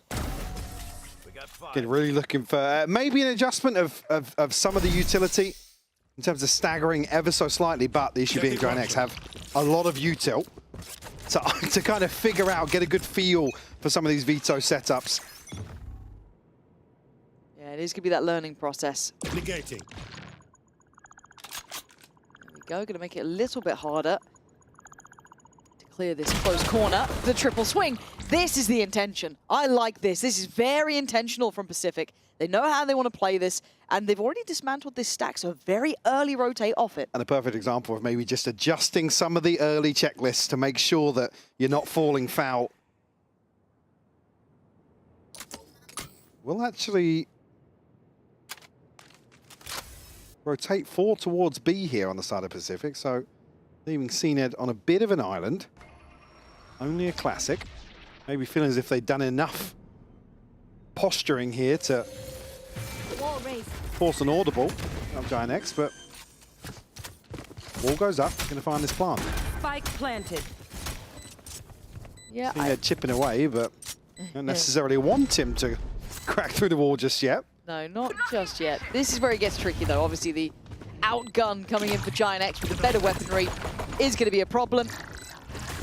Giant X looking to maybe stabilize. A bit worried for Westside here. He could be overwhelmed quite easily, but he's got the crossfires in play. Cloud helping him out, so Seven and Co didn't be able to, well, wasn't able to really shut down towards Westside, even though it was such a tantalizing prospect. And now, Cupid, Seven, and VALORANT, can they make it costly? That'd be on the checklist.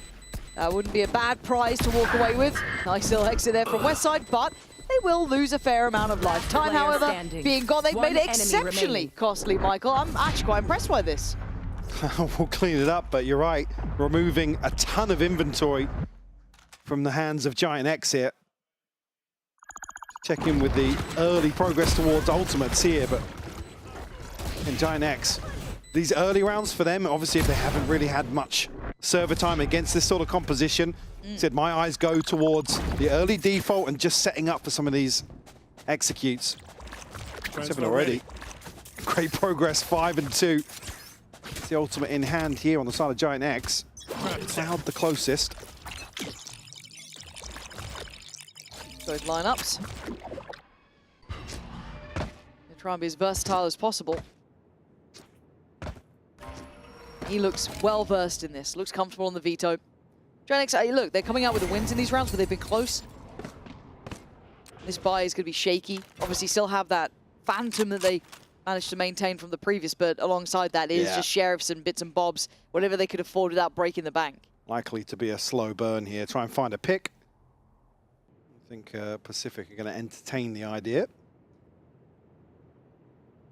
We'll concede a lot of space here towards these early sight lines, though. Vulnerability, you're looking at kind of VALORANT, Cupid, and Seven, just with the light shields. So Ara could still do quite a bit of damage on this. Ninja sat pretty on the full shield and has a C-Ned. Flash in. To have to commit on this, Flicker's kind of getting caught, not knowing if you want to go forward, backwards, try and find some stability to allow for this plant, but so far they are toying with this util coming in. But they are surrounded here, Mike, this is getting difficult. They've got themselves the fight they wanted, but not necessarily winning out here. Just 3 left for Giant X. 7 going to find Cloud as well. Spike lost in no man's land. And just west side now.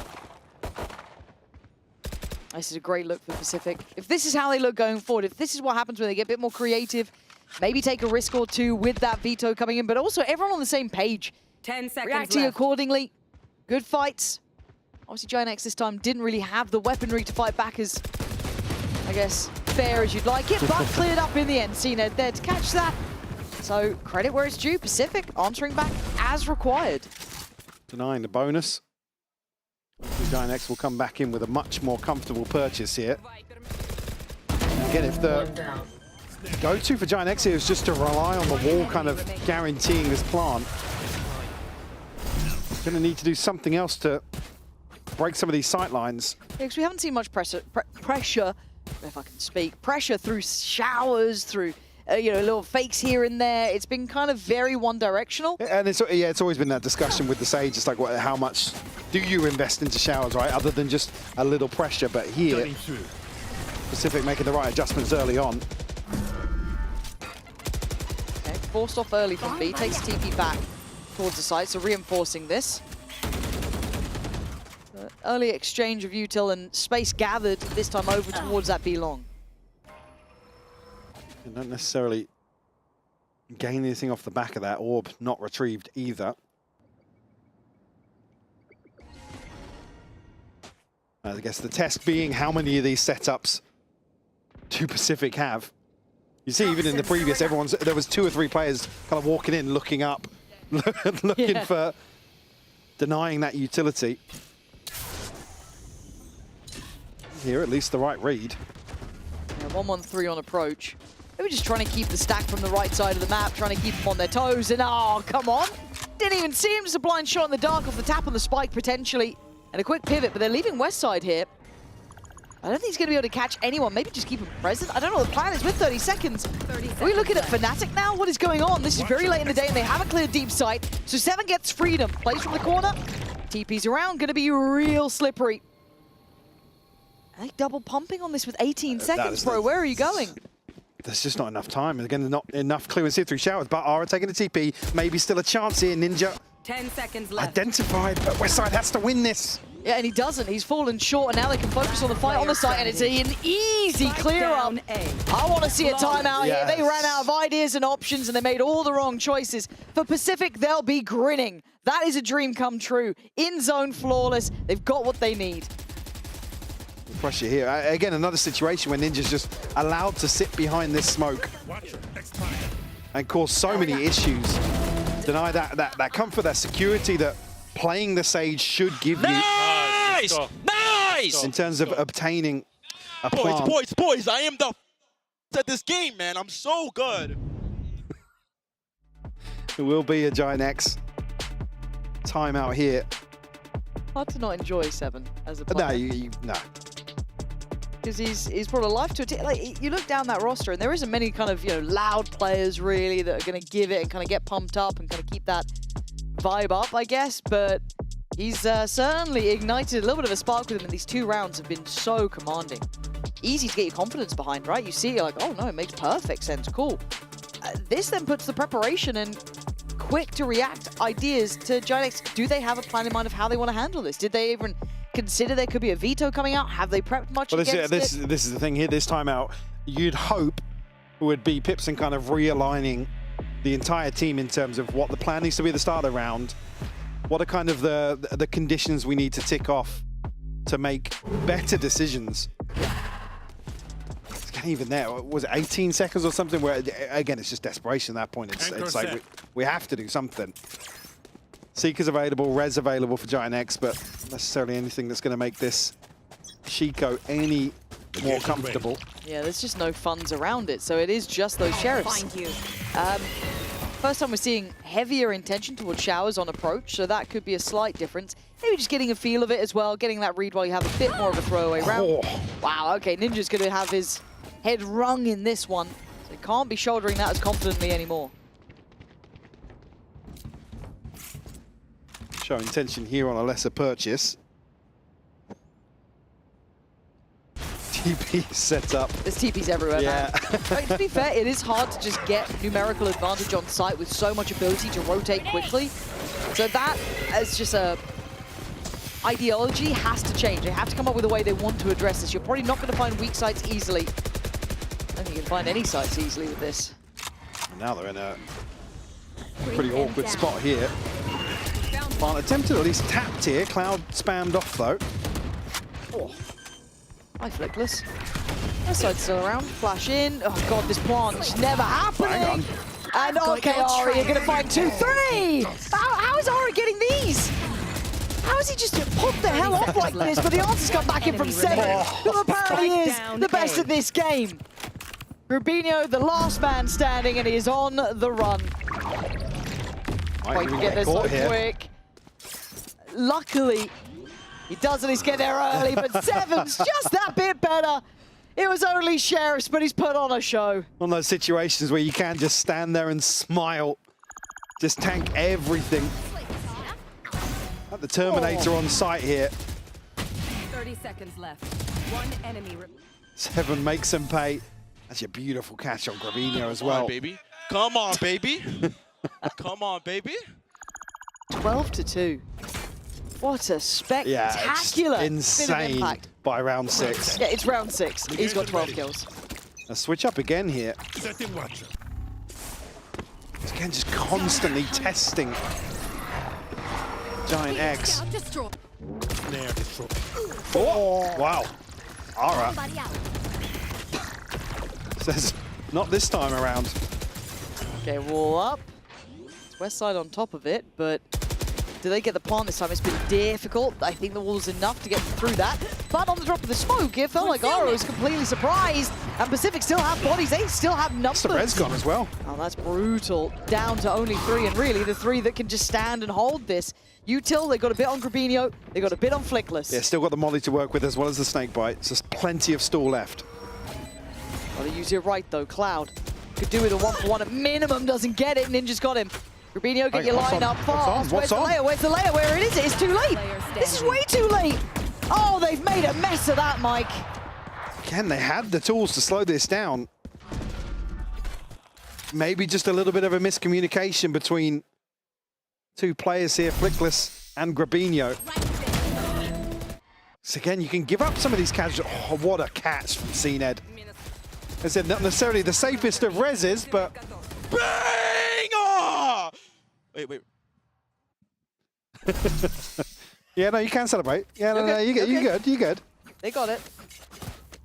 So 4 rounds found now for Pacific. X certainly not showing that the timeout paying off immediately. Cutting through. Have the showstopper. One away from the pit as well, actually. And Ara again. He's looking to brute force these early rounds. He started to warm up a bit here. He got them the first and the last, but that didn't do too much to the end result. But still, they need someone to be a bit of a talisman of approach because they are struggling on the site XX. This time guessing right, but still getting it wrong. Cupid swings out and gets 2. Giant X down to a 3v3. Not expecting this. And they have no idea Valorante's this close. Goodbye on the plant, but a quick trade. They're trying to claw into this fight with everything they've got. Oh, Flickless did get his ult off that. It's very shallow. Only going to cover Spike here. He's not getting much, and now you can see that push through 7. Trying to be hungry for this. Get nice and close if he can. Needs to work with Ninja, though. Just burned most of his util. That last Prowler just sent out. Should facilitate the push into the pit.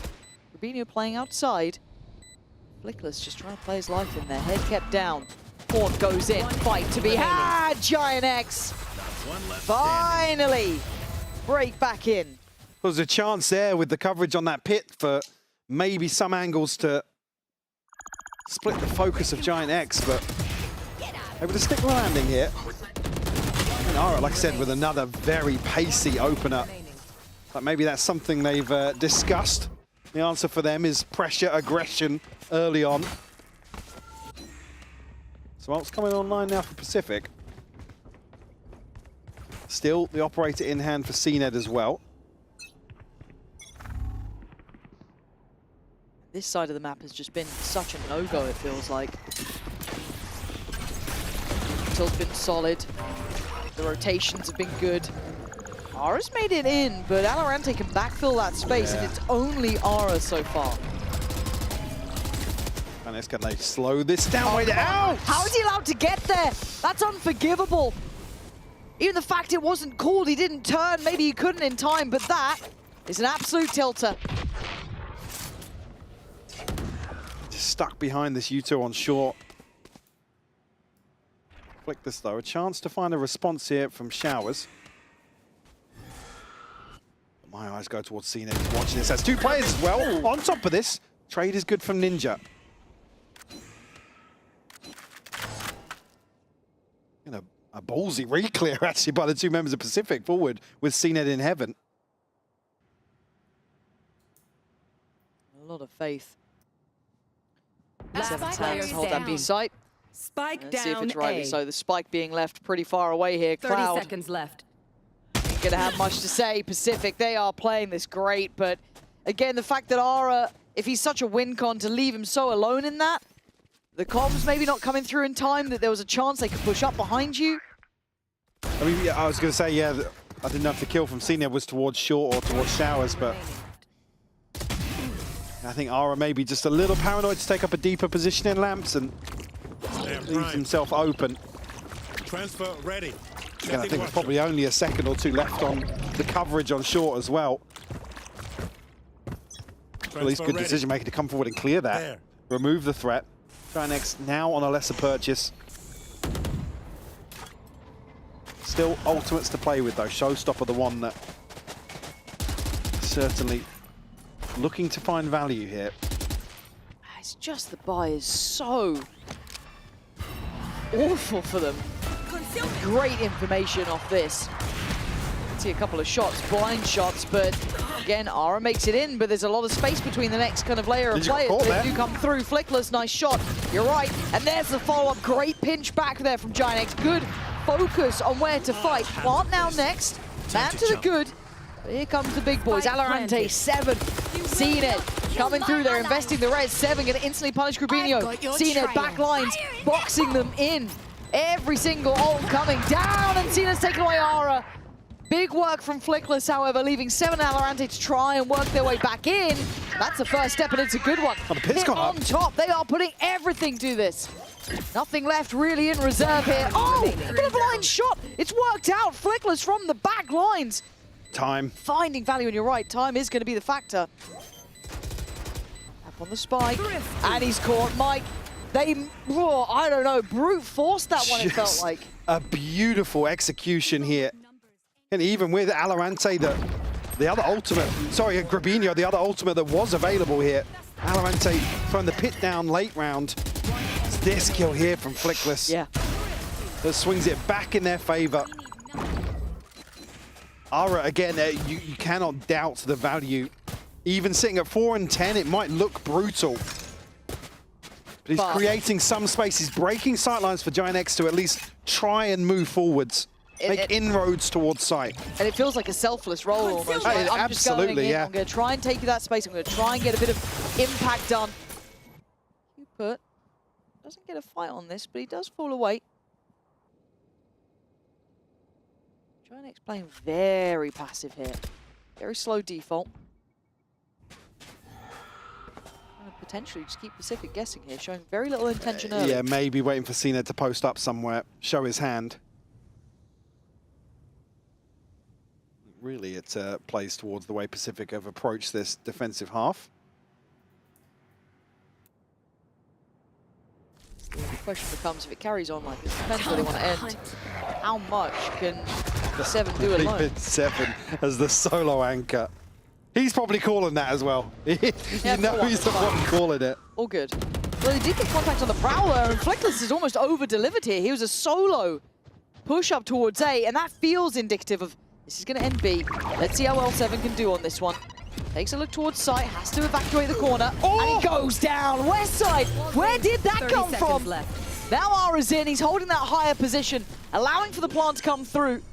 Cupid, CNET, Alorante, 3 to try and pull this back from the brink. Giant X have found recovery. The wall's still in play as well, so Elbow is not available yet.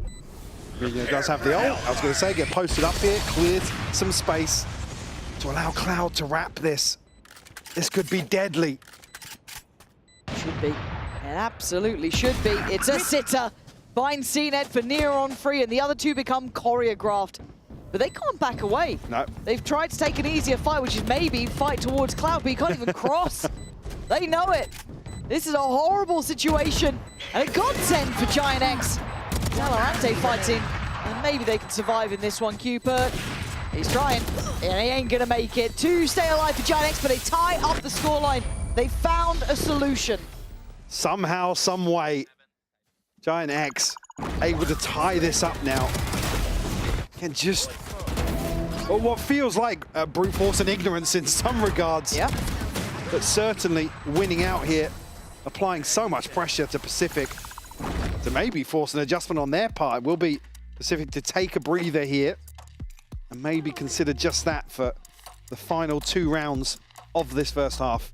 And the player who was singing the praises of, and I'm sure he will continue, now sitting on 14-6. He had such an upswing initially. Probably one of the key factors of the outcome of Pacific's scoreline currently. And you can see his history towards it too. I was going to say as well, we were talking about the versatility, covering so many different, not just ages, but roles as well. And I'm so excited to see that development of 7 throughout this year. Certainly if Pacific can make some deeper run, well, a deeper run here, potentially at kickoff, but also throughout stage 1 in particular. An absolute steal of a player, it looks like. Oh, really great pickup.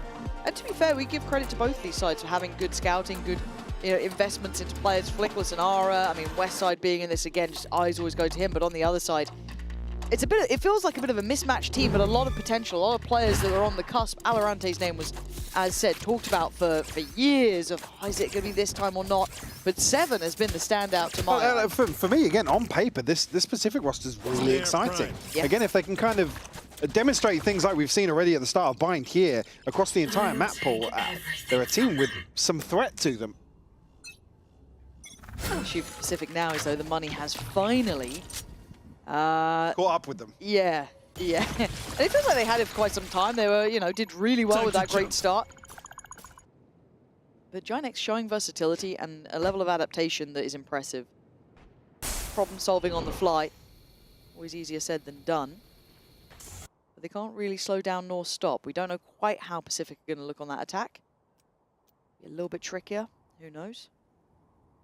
Obviously, recency-wise, first half being 10-2 here. Obviously, a notable improvement here for Pacific. Yes.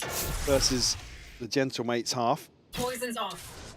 It goes without saying, we know how that ended. Yes. Let's see if Ara gets given anything here. He's shouldered up a little bit deeper towards A, but no one's looking like they're going to clear towards this. They're all sitting pretty deep, but Ginex, they've got to be careful to not go into the 3. It looks like they've made the right call, seeing that CNED's already starting his journey back towards A. Yeah, has to double guess on that one. Ginex are showing interest. Bucky worries me. Does he get full cleared? Does he get spotted? No. Great readdress from Seven, fighting back into that smoke just at the timing of the dog. Prowler caught as well, so they know that people have made it through this TP. How many? Who knows? But a great piece of utility coming in too, stalls them out, allows time for rotation. So far, they've done very well. They are hitting the markers on this, 8 seconds, and there's no security on the site. It's going to be Manic out here. Valorant going to find one, but Ninja falls. No, it's too late. It's too late. Oh my god. I thought they had like a second or two more. Again, there's so much still to clear on site here that Pacific probably just sit back. Time to spend like there's no tomorrow. Oh my god, I genuinely thought they had like 2 more seconds. Well, for a second, I thought it was Westside with the spike. So when he gets that clearance onto Ninja, I believe. I thought that's when the plant would have come through. Missing this by just half a second here. That's madness.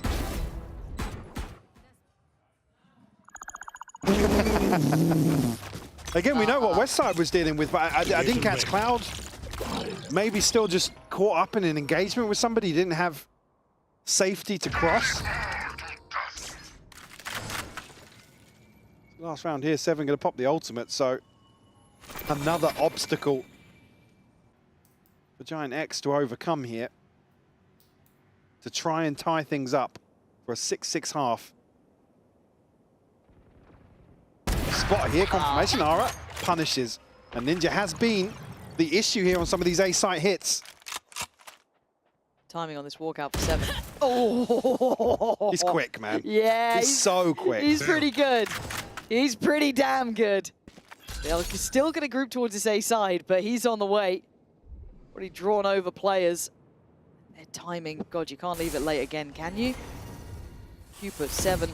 Obviously, well, we've seen Seven with his ult invested, but Cupid's still got his as well. CNED setting a little seed of doubt there with that TP. Cupid playing just ahead. And he's got a copy. What is going on? It feels like Ginex just sometimes go off script. They don't quite have a plan in mind. And they get left absolutely torn asunder. And they've got nothing to play with here. Ara trying to fight forward. He's got 20 seconds, no spike. 3 to find. 7 to 5. Pacific are impressing me here, Mike. They look good. I love what Seven is doing. Yeah, absolutely. I mean, Ginex defaulting back to kind of a heavy contact play that just hasn't really suited them in this first half. But 7-5 will be the scoreline. We'll be right back after this break. Nice! Let's go! Come on! That's it, bro. Come on. Hey! Hey, Tom. Alberto was looking for you, by the way. Really? Yeah, you better get that Okay, quick. I'll go check.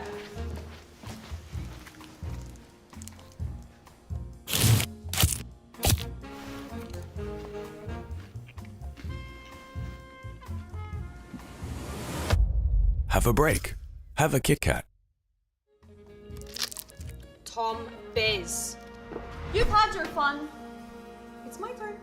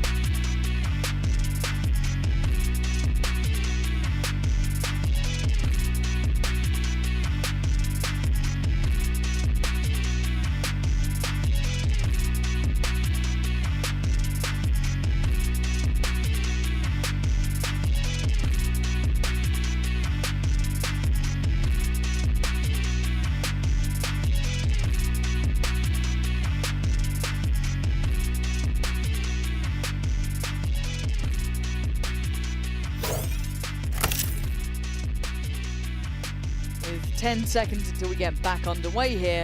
The bar is set, and Pacific have set it high.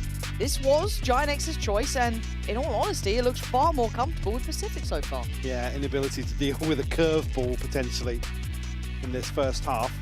Haven't necessarily set themselves up for success, but certainly set themselves up to maybe overcome what could be a thought in the back of their mind, considering the Gentle Maze series.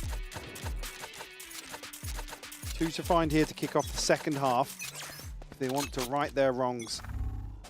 Starts with a pistol, but I would say Pacific have been all right on their pistols, to be fair. Lots of sheriffs and lots of investment, but it's worked well for them. Just ghosts on the other side. That is going to be relayed. I wonder if Seven heard these steps as well down Continuing, yeah, continuing to push. Seven can get behind this, though. Cloud. I think he stepped there, but he actually has the angle. Seven got caught. I thought there was a step there that he heard from Cloud, but apparently not. But the wrap is still on the way. I mean, they just have to play safe on site here. Yeah, they can't die. That's the difference. So Flickless falls back, but Westside also going to find a cubby to play from. Map gets smaller. Just give time, wait for the plant here. Force a decision from Pacific. Corbino obviously still conscious they could TP. Like this from Pacific, though. Yeah, just letting it simmer for a second. Dynex can't get ahead of themselves. They've got to keep composed. What a shot. How's he landed that? I thought he was blind, or maybe one of the only players who wasn't. But it Spurs on the back line. Ninja has to fight themselves out of it. He can't. Down just Cupid and Ninja. Cupid took a lot of damage here on 10 HP. Ninja has to be the X-Factor player. 30 seconds left. Left with the spike. Can they TP? It doesn't feel safe. No, it certainly doesn't. One gets away. Enemy And now Ninja has to try and get a plant done in a 1v3. No util really to hand yet. Not too far away, I think, from the Haunt coming in, but regardless, it's going to be easier said than done, and Ninja knows it. Yeah, overwhelmed Nara with a point to prove. And we said how key some of those kills were. There weren't many of them, that's the thing, but the ones he got opened up so many chances for those rounds. So great to see him off to a nice beginning here in the second half. Well, let's see what he can do now where he doesn't have to be tucking himself into a position on site. 3 here on the pistol. Great catch from Cloud as well. Threat developing with 7. Bro, everyone was blind. I see everyone jumping and then Yoro swinging from the wall. Dunk! You're right, yeah, seen it, the one not to catch it. That's interesting. Cloud, the only player in this lobby, never competed in VCL. Looking down the roster. Cloud, obviously part of the furniture now in EMEA. Been around the block. Found a home in Giant X for some time now. I feel like Isu's kind of working with coaching staff, the stylistic approach they want to bring. Always seem like they're on the same page with it. Only remaining real danger would be Ninja with that Sheriff. So everyone else just down on the classics. I guess we get to test the validity, at least developed so far, of that Veto on the attack. How does it fare in this scenario? Our side to flex out a little bit more, take a couple more engagements. Yeah, and that's an interesting discussion. It doesn't really cost you the same sort of denial. So I'm really looking towards the post plants if they get to them. Well, yeah. Obviously, the game plan for Giant X is probably going to be attempt to prevent that, but maybe tick back in on the buy rounds. That'll be something, I guess. Or if we just get Raid Boss 7 on the attack as well, which I'm here for, honestly. No, he makes the game look good. There's some real flair to it. 30 seconds left. They're not getting much, are they? As much as, yes, Ara went for a bit of a deeper challenge, the rest of Giant X kind of sitting safe here. Not really wanting to be taking too many chances. Toxins going up. VALORANT on the switch out, so he's got the Sheriff here. Cupid was down on 75.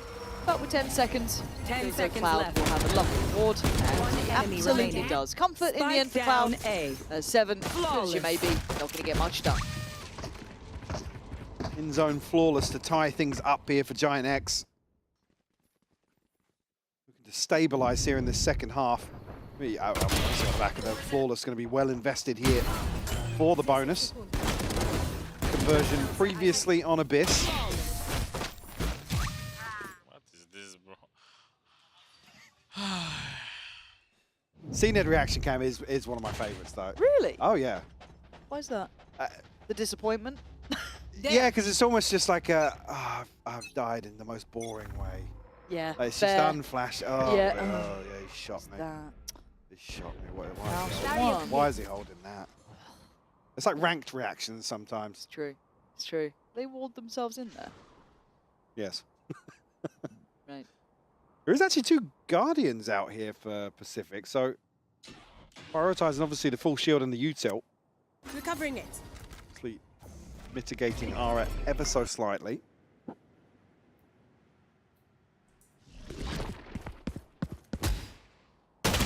Oh, the timing. Ninja was not where he wanted to be. Maybe a mini-map moment almost. Yeah, he looked kind of stunned that they walked out. It was pretty late that they walked out. No util, just like drive clear out.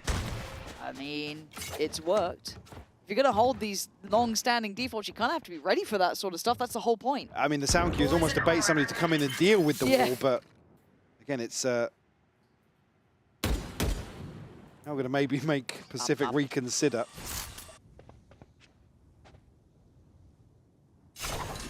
Towards 30 seconds Don't left. let me cast this like Fnatic. I was going to say, yeah, getting towards the point where we're going to be in a fairly frantic 15-second execute here. 20. 18. Okay, there we go. That's to go. About 15 seconds to make it through the first choke point. 13, they might get towards the site. 10. There we go. Plant now on the cards. Cloud's still here, but they are getting cleared out here. VALORANT doing exceptionally well. Maybe this is what they needed. I don't know. It's a very slow game. But it has got them a 2v2 in a post plant. Be it the bonus or not. There. Any more damage though, it's already a pretty decent win for GIANT in that aspect. Financially, they've done work in VALORANT. The timing, still adjusted. But it's still a 1v1. Ara gets a change out as well. Having to just guess on this one. Takes a choice.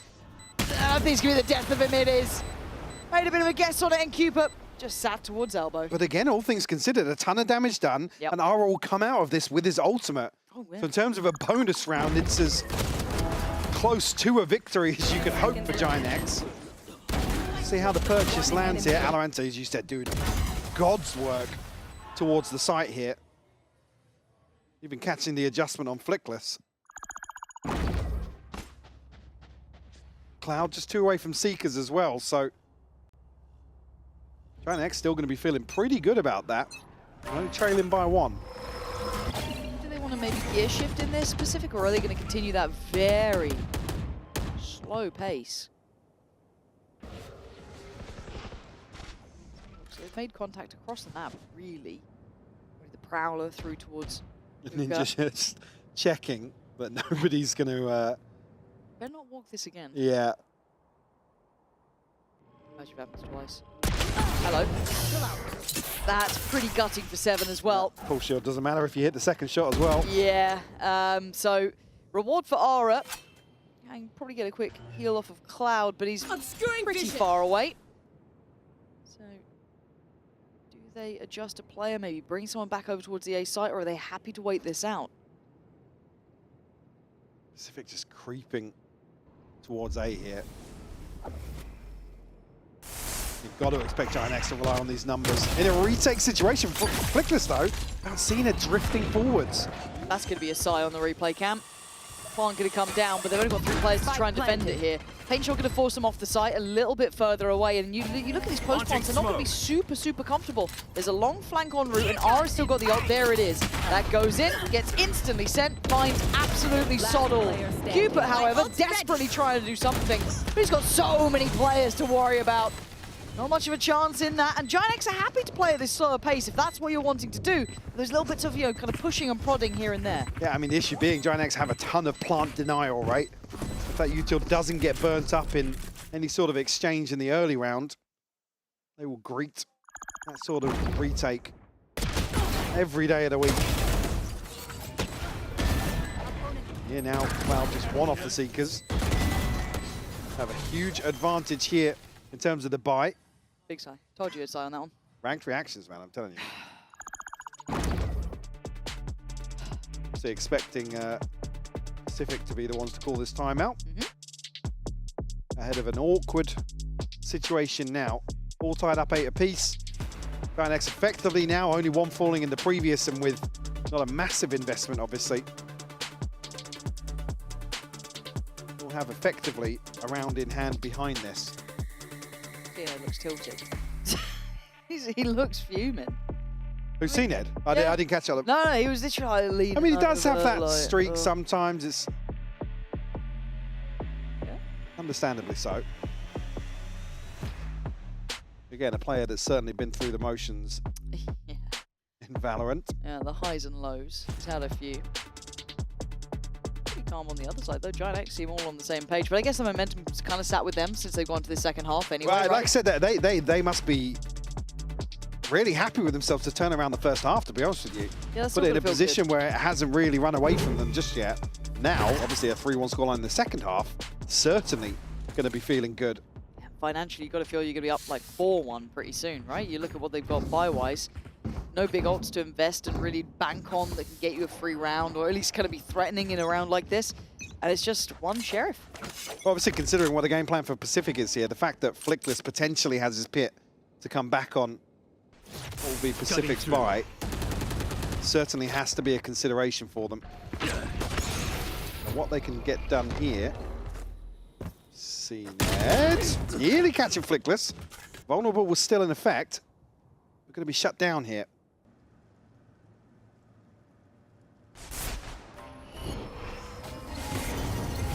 Commitment here towards B potentially. Cloud. He's going to get away with this, isn't he? Yeah, he is. Yeah, I think this is where we're just seeing, I don't want to say the Veto falling short, but just like there's not as much comfy util to try and take on these sites. It's getting a bit trickier for them.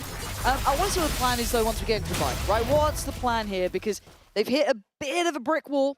They haven't been able to adapt yet. This is almost the issue, right? So if you want to commit to this, it's almost like you'd almost prefer the double duelist or to have some extra util somewhere else in the comp that allows CNED to find that value early round, right? Get them towards a post plant, get them towards a site hold at least. So I guess really it falls down to Ninja's util. That's kind of all they've really got to set it into motion. So if that's not it's not like the Waylay, it's like you don't necessarily have the safer cancel on some of these all-ins. Oh, next getting curious now. We'll take some of the space away. Oh. But it is weird because it looked like two of the players were away. It looked like Seven and Cupid. We're thinking maybe that's weird because they heard a flash going out. But they still, I mean, the damage is there, but it's just not enough to convert. Heal. They can both heal. Oh, you're right. Oh, that's gutting, isn't it? Lovely pace change, though. Look, first buy coming in after the timeout and everything. And the round is just effectively over for Pacific. Yep. Last player standing. Spike down B. A little one-dimensional in a few of these buy rounds for Pacific. Cloud going to find 4. All wrapped up now, double digits on the board. On the back of an in-zone flawless, Lauren. It's bleak here in the second half. It's also a bit bizarre that you had 7 and who was it down there as well here? Cupid. It almost felt like they were aware of just maybe hearing that flash. Yeah, because they're tucked, right? They're tucked. Nice, but Valorant just caught transitioning forwards. Yeah, wow, that's yeah. So it's either a comms issue or maybe just it was considered but not expected. I don't know, but you're seeing these real issues starting to come through. And again, all these ults, but no plans around them, no opportunities to use them. Giant X starting to look more and more stable. Very composed. Ooh, West Side has a little look. That's a whole lot of info. Slow orb goes in. Seven's very curious if someone is through that. All go bye-bye. Countermeasure broken. But again, it's not been just kind of dealing with utils. Right, so how are we going to get them on site? How are we going to do this? As I said, with the Waylay, with the Yoru, if you're going to kind of combine that together, cool. But it just doesn't have that same pop to it. I'll find you. Plenty of ults, but it's Valorant that has to do the heavy lifting here in terms of the gunfights. And Westside still not cleared. Able to play below this. Cloud's already taken away Cupid, just blind through the wall. They're stalled out again. They are struggling again. Just theoretically, it's Cloud, man. I mean, Cloud's done marvelous here, but it is because of the fault and flaw. Pacific's approach is gorgeous from Cloud. Credit to the man, 5 in the round. But if you're going to give him this, he will take that every day of the week. A 4K into an ace from Cloud. Absolutely ridiculous. Again, this is the potential of this player. We've seen Cloud show us absolute magic in the past. Always, Give him this, yeah. come on. Always a threat. Not necessarily always reflected numerically for him. No. Sometimes the unsung hero, he's not even gassed about it. He go around. Walk through the wall. Not as good as my 4K in the last, like in the buy round. I don't know if you forget about that. He's on Round 26-14. He's doing very well numerically. As you said, normally it's not in the numbers, it's in how he calls the game, his util work, how he's a little bit tricky with that. Not the case. Do they have the same struggle of breaking that front line? Poison's off. See now, very cautious here. Scoreline and the finances. This ult cycle, obviously very, very nice for Pacific, but need to see some plans put in place to utilize them. Seeker sent out, don't necessarily paint a clear picture. It's going far. Basically just reveals that they are still committed to this default. They're going to try and fake some pressure towards B.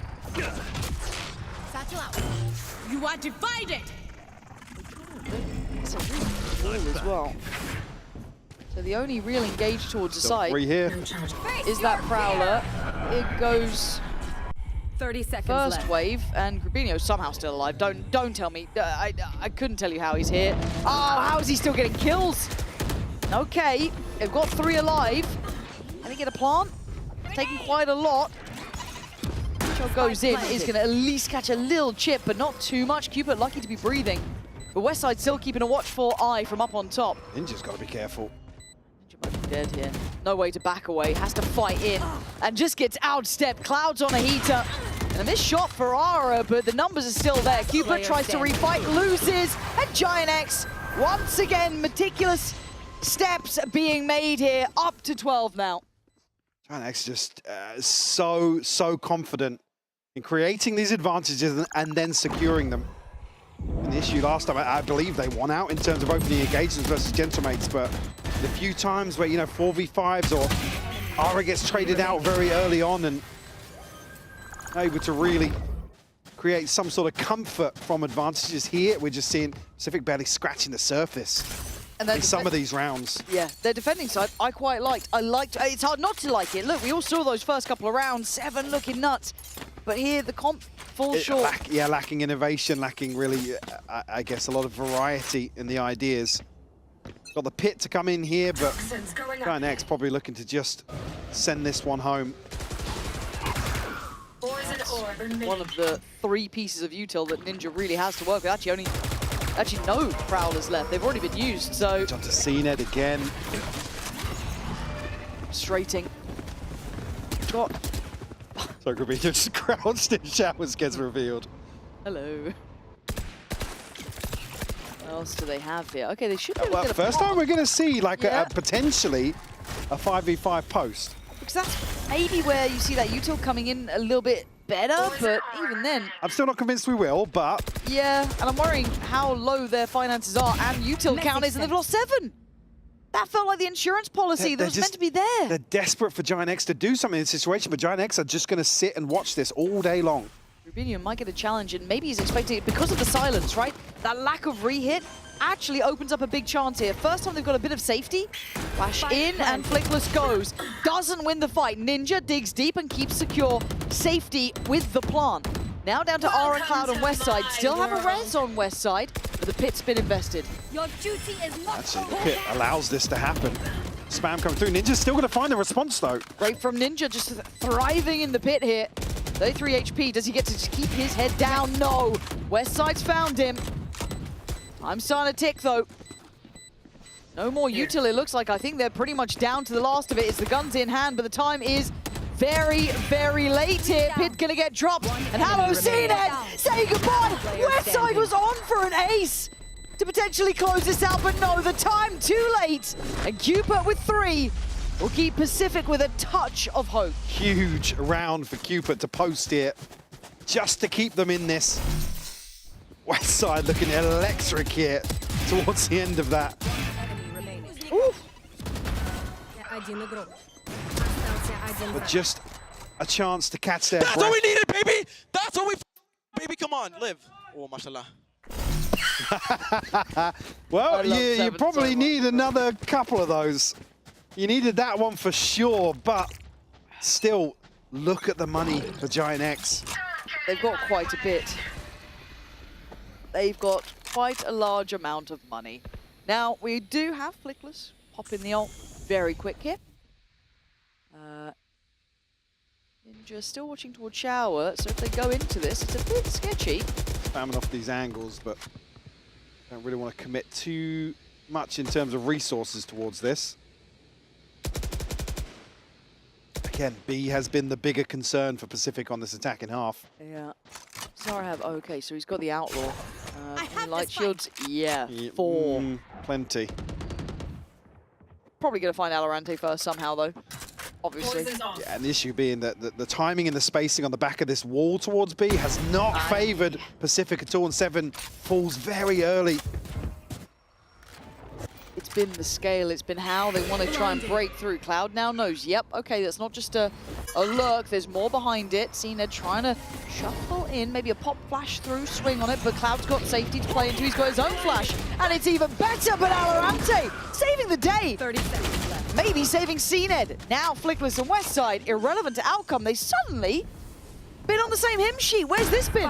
Heads up play for Cupid to smoke behind this wall. Like I said, it's been an issue for them time and time again. It just gives them a little pocket to play from.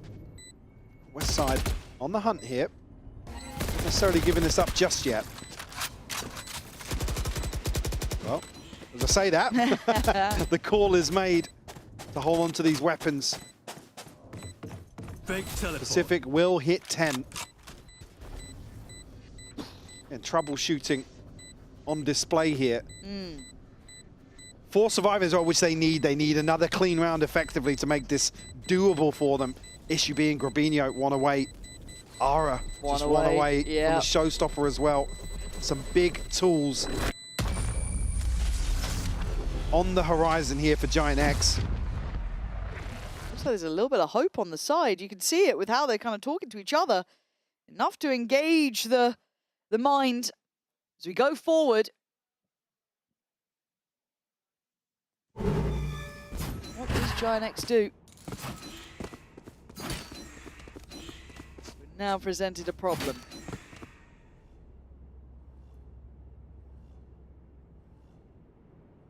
The first time, like I said, that the B has really worked for them there. Lighter stacks still, considering the pit invested elsewhere, and Ara finding that opener very early on. Credit where it's due. Pacific immediately reverting back to A. We'll leave Ara posted here. Yeah, and I like that, but if Pacific aren't defaulting in any way, they can't even identify that there's been information. The fact that Ara's walked down B, allowed that third player over. Divide gonna come through. Slow orb in. 2 ahead of this though. Yeah, Alorante flanking showers as well. Good flash. Does get revealed. Good clear. Nice scaling. Much better. Dealt with though, and Grabinho, does he get away? No, he gets caught. Alorante and CNED now. Starting to find some layering to this. Starting to find that pop on the side, but quick positioning from Cloud. But Ara gonna struggle to make that operator valuable in this post plant. Oh, caught. I thought he was going to tuck there. No catch here for Cloud. Ara's still got Pain Shell. Still got Boombot, plenty of kit, but how do you want to bring this in? How do they clear CNED? Well, forces the TP. That should be heard. Cloud can't make the cross. Pacific waking up in the final couple of rounds here. Clinging to life. I think the buy is still going to be there or thereabouts for Giant X though, yeah. And some of these key ultimates now available. Is Grabinho just going to struggle here? Actually, no, getting the dropout, so. Credit to Pacific, because again, with the util they have, maximum value here. The flash onto the reveal obviously shuts down this very tight-knit setup. Yep. Ahead of the divide. Ara's going forwards. Yeah, he is off weak. Oh, 7! Yeah, all right. That was one of the big ults we were talking about. Grubino's position also noted. And 7 is on a tear. Cloud can't stop it. It's all gone wrong. The pace has shifted. Pacific coming alive in the final throes of these rounds here. 7 looking to lead the way again. Slippery, trying to set tempo, trying to set pace. West side. I'm pretty sure this got heard though. Yeah, 100%. Yeah, that stack up towards long is so indicative of it. He needs a miracle here. I don't think he's getting one. Cupid's got util. They've got the cross. Pacific back in business, 12 apiece. Forcing an overtime here. Odds stacked against them. Just such a crucial kill from 7. Great read from Giant X as well, looking to punish this slow developing default. The best IGL, man! The Cupid taking some of the credit here for potentially the calls being made. Will be a full reset here on Bind. I actually can't believe it. The third map could be actually happening. The fact is 12-12 after what was brutal. That felt teed up for Giant X to close out. That's a killer. Now, remember, Pacific were great on this defending side. That was never the issue. They were good here. Can they reset fully now? Convert this defensive round. Let's seal it up a little bit here. Gets the second stab at it and we'll shut down West Side. That's a massive start. Still held, though, behind these smokes. The chip on either side, but late walk here could be deadly. Bit of a coin flip. Flickless getting close. He's ahead of this. He's ahead of the util the Ninja's put down, but he doesn't go hunting on it. But Grubino catches VALORANT asleep at the wheel. Ninja was the one noted, but he's the one coming out swinging. Now the spike's on the way. The A side's going to get messy, but Pacific coming out on top. Maybe that third map is happening. Maybe it's a repetition of regulation. Zara trying to get towards the back lines. Good damage, but he can't close down on the kill. The reaction to him, Mike, they've only gone and done it. Put themselves one ahead now. Split certainly on the cards. At least you'd feel that way. It's a really unlucky catch for him, but again, just don't have the opportunity to sit out and wait on shore. Keep picking me! I'm made for this shit, bro. Cupid finding his voice now down on the stage. And what's the read here from Giant X? Pacific, I guess, ride the wind in their sails. I feel like they've had the upper hand the last 5 or 6 rounds now. That momentum shift, almost tangible at this point, right? See the quietness, the frustration for Giant X, just unable to problem solve quick enough. Cloud gets first contact, but goes that Prowler. Are on the op. So we've got to be conscious of the possibility. Scout destroyed. Just probing on either side. Oh, it feels so tense, though. Very tense. Cena trying to maybe give an audio cue or two here, but his body's not behind it. That's on the other side of the map. Looking like a flash for info for Cloud. No one's there to swing off it. Can he retreat from this, though? I think he's dead here if he tries. Oh, he's got to be careful, Cloud. I don't know if one's enough. I don't think you're going to even get one. Is that the goer now? Molly going to come in, try and stall this out, deny that springboard forward. 30 seconds left. But down to 28 seconds here. Op still not noted either. Still a paint shell to work with to slow things down. Pacific could back themselves into a corner here. 20 seconds, rotation coming in now. Does Grubino have anything to say about this? Does Zara? There's that additional smoke that worked wonders. Oh, he's shot! Last player standing. Oh, dearie me! That is map 3 for sure. I can't believe the Pacific brought this back from such a shutout game. Giant X, what are you meant to do now? Headshot. I would not like to be in the conversation with the coach after this sort of game. Enemy removed. Westside's putting up what he can. Time's going to pass him by, though. Yeah. And 2 players now disconnecting. West side has so many angles to clear out here, and the time's already gone on the spike. I will not die here. Yeah, you can tell. He knows it. They know it. We are going to map 3, 14 to 12. Of course it was OT, but split coming up. It's going to be a big reset for Giant X. And obviously for Pacific, you are going to be sky high motivation-wise. That's going to feel fantastic. We'll be back after this.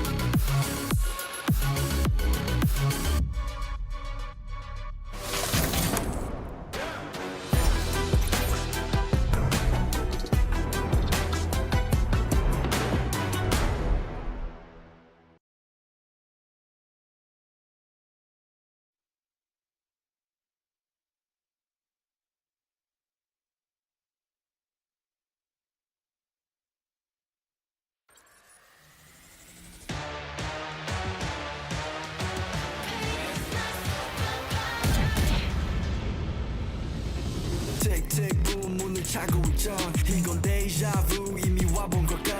내 성공을 전부 담긴 그릇이 작아. I can't lose 점수 그건 의미 없는 숫자. 내 열의 top 10 거는 식당. 해골로 채운 옷장 전부 대스탁. 상시주의 red dot 경고는 없어 better not. 난 사방에 다 뿌린지 마치 red hot.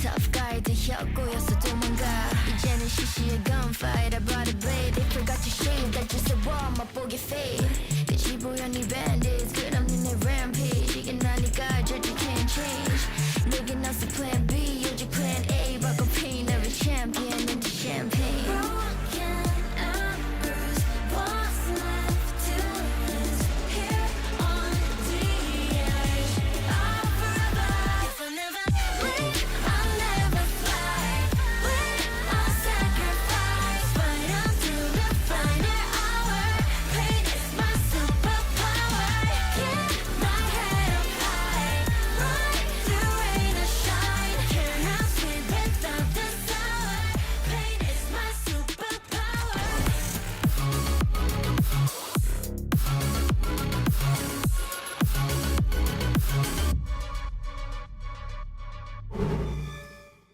We got what we wanted finally, and I hope that Pansy and Hypok are finally satisfied not to have had to cast a fake comeback because this one was a real one, and it's not the first time that it happens to Giant X on this bind map. So what have we thought of the Pacific Boys' resilience? What's wrong with that defense indeed, as you were mentioning, Mini in the coach confession? Yeah, I think that this time Giant X's defense I thought looked better. It was through the attack that they couldn't get as many rounds. But honestly, like a 7-5 on bind, I think is a fair, you know, fairly balanced. Yeah. So it wasn't like huge mistakes, I don't think. I think that Pacific seemed really prepared to me in terms of understanding the way that Giant X were going to use the Sage, running up short a lot and trying to plant with the wall. A bit of a one-dimensional strategy that I didn't expect would get too far during kickoff, and Pacific just knew what to do.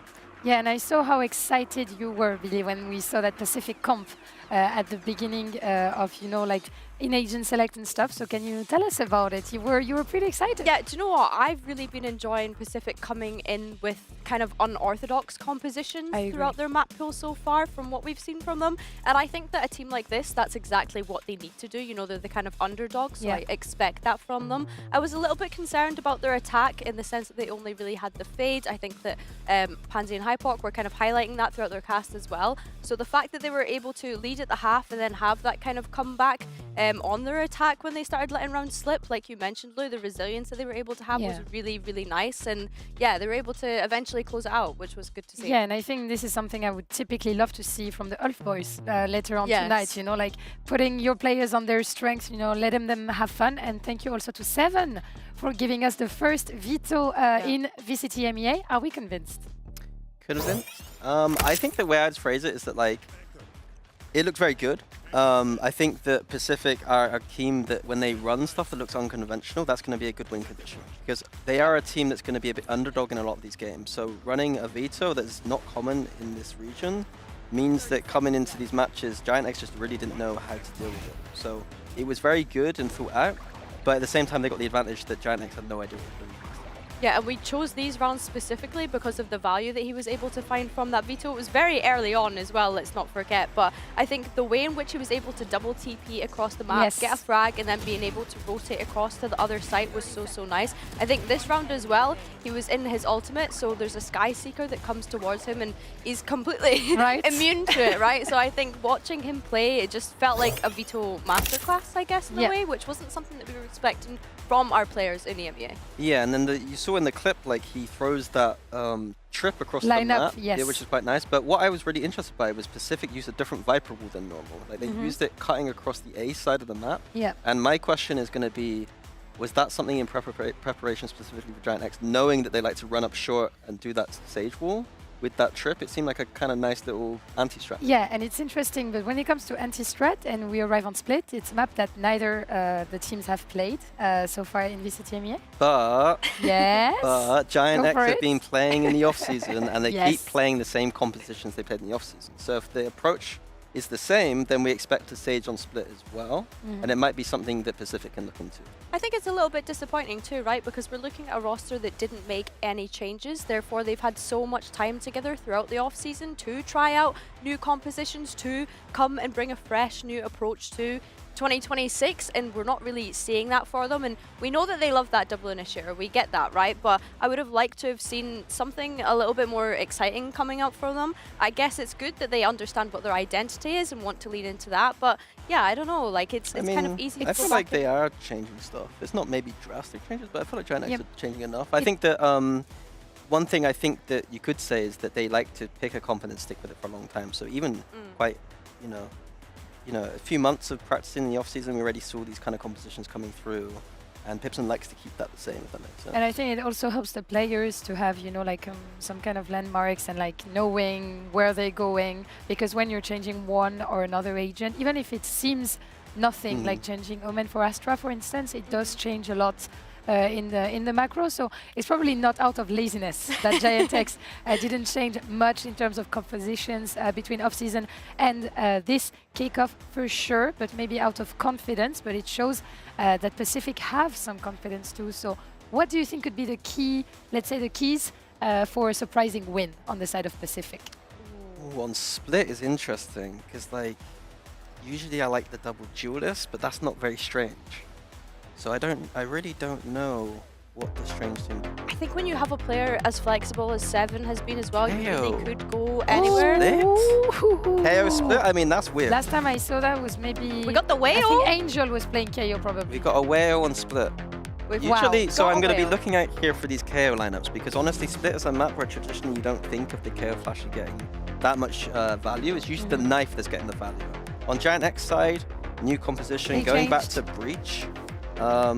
Breach on this map is not bad, but I feel like Breach is in a bit of a weird spot right now. So I think a key interaction here is the KO going to be getting the knife on the Breach and stopping them doing all these traps? Right, because usually you would have seen maybe the KO on mid, you know, denying the Sage with his orbs, or the Viper with its orb and stuff, but maybe it might be different here because they tend, and I think they will tend to be more aggressive. Is that what you're seeing, Billy, on Giant X side? Yeah, I think so. I think as well, like Cloud being on the Sky isn't really a surprise to me. I mean, he almost ended up getting a 30 bomb that last map, so if he can continue to have that kind of performance throughout this next one.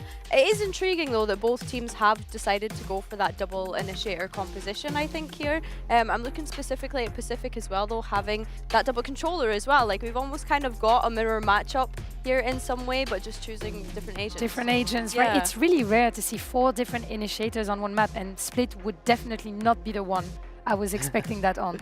Yeah, that's completely true. Yeah, I agree completely. The foundation, the compositions feel very similar, despite there being a lot of differences between both players.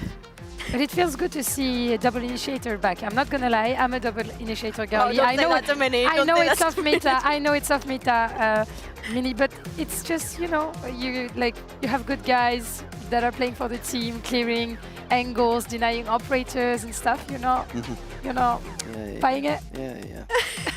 I think for sounds me, skeptical. I'm also looking at CNED as well on this Waylay. It's not something that he's looked too great on so far, so he really needs to be able to step up. Yeah, and we're gonna see who manages to take the win on this decider with Pansy and Hype. What do you make of the Wayo here? We'll start there. That good. Wow. Yeah. Wow. You can decipher that noise I just made. Okay. Again, I think as well, just throughout this series, we've seen CNED struggle. It's again a historic topic as well in terms of the agent pool, the versatility. Yeah. I'm not fully sold. Okay. Again, let's see what they've got cooked up. Let's see what we have in place. Pacific have obviously put some time and effort into variety of comps, so I'm almost happy to see them go a little off meta. Sure. Again, Minnie's probably not happy to hear that. Lou obviously making a case for being the best ranked teammate, by the way. Love that. Like, more util. Love that. More util. Let's go. Lou's MVP, we know that now. What about Giant X? In this server. How do you feel about Giant X? Again, I think this probably leans into some of the older comps that we saw Giant X make. Whether or not they're behind the trend a little bit, it all comes down to the execution here. That's a very deep investment of the Delg. Paranoia goes in, they can sit a little bit further away from that, but it's pacey. Something that seems to be in these pistols. Valorante is the one on site who will be very alone here, so he needs to almost outdo 2, which he can't achieve. Cloud clears, plant should be on the cards. I guess the presence through sewer might be something they don't expect just yet, but that's still a little ways off. Spike planted. And nobody tucked outside of site here. Do have presence towards ramp, so West Side going to be the one to sniff this out potentially. Cena did eat that paint shell earlier. Obviously now no recall either, but Sheriff in hand. Can do damage. And Ara, man! Over delivery from Ara. Yeah, look, he had a quiet map too, I guess. He did all right. He was a serviceable player, but man, he fancies it again. A little bit of a roll back to map 1. It's an end zone flawless pistol round. Again, just coming back to that comp discussion, again, Giant X particularly on Split, they love these rehearsed kind of, not necessarily set pieces, but in terms of the early round, they love kind of util dumping, sniffing something out and really committing to an engagement. So Pacific have to have that in mind for sure. Again, not necessarily sure you've got the KO here. You can shut down that sort of thing, but it's usually so well invested from Giant X. 0 upgrades, so you've got to imagine they should stay with minimum 4 alive. They are willing to lose 2 though, Cloud and Westside just on those ghosts, so see if they can going up. stay alive with this. Flash in. Might have seen something. All eyes kind of towards one side, gives Grabinho a fight. Valorante though gets caught. Yeah. Paranoia sent through. No contact found elsewhere. Didn't know if, well, Cupid now noted. Didn't know if Ara had spotted. A knife invested just to see if anybody stacked up behind that trap plate. But again, a big investment at that point of the round as well. You are in danger, CNED. Yeah, this is the sort of thing they have to consider it every round. Yeah, it's going to be quite hard to find that little bit of a window to play from. Aside, yeah, hello, catches Cupid. CNED was noted towards that top side of heaven. And that 3-play stack still pretty far off on A. So, by all rights, this is tick-of-the-box stuff. Let's see if it can get threatening. Ninja's maybe going to be heard here. Don't think he was, yeah, just switching to walk at the right time. Obviously going to hear the second set of steps, though. The Cloud with good info here on the flank and also on mid. Nice synergy on the team there, just making sure that Cloud can't get easily overwhelmed. High flash and swing. Nice from Cloud. And again, he was one of the players that were willing to invest behind that. So that is just the Ghost lost. West side, another who can go One enemy be a remaining. little bit more assertive. And actually, they keep 4 standing. Mike, that's a lovely outcome for Giant X. Definitely is. Obviously keeping Grabinho and Flickless's weapons in hand, but also Ara. Ara. We haven't hit enough Aras. That's true, and he's had a good We game. were very restrained last year when he, That's right. when he came onto the scene. The temptation was there. I think we did One it. enemy We did it remaining. game. I'm pretty sure we did a game 1. There's a high chance. How many light shields? There's a still possibility here for Ara. But no one's gotten a kill yet, apart from 7. Okay, that's got to change. Cupid spotted here. Flash to deny any progress on the back of the dog, but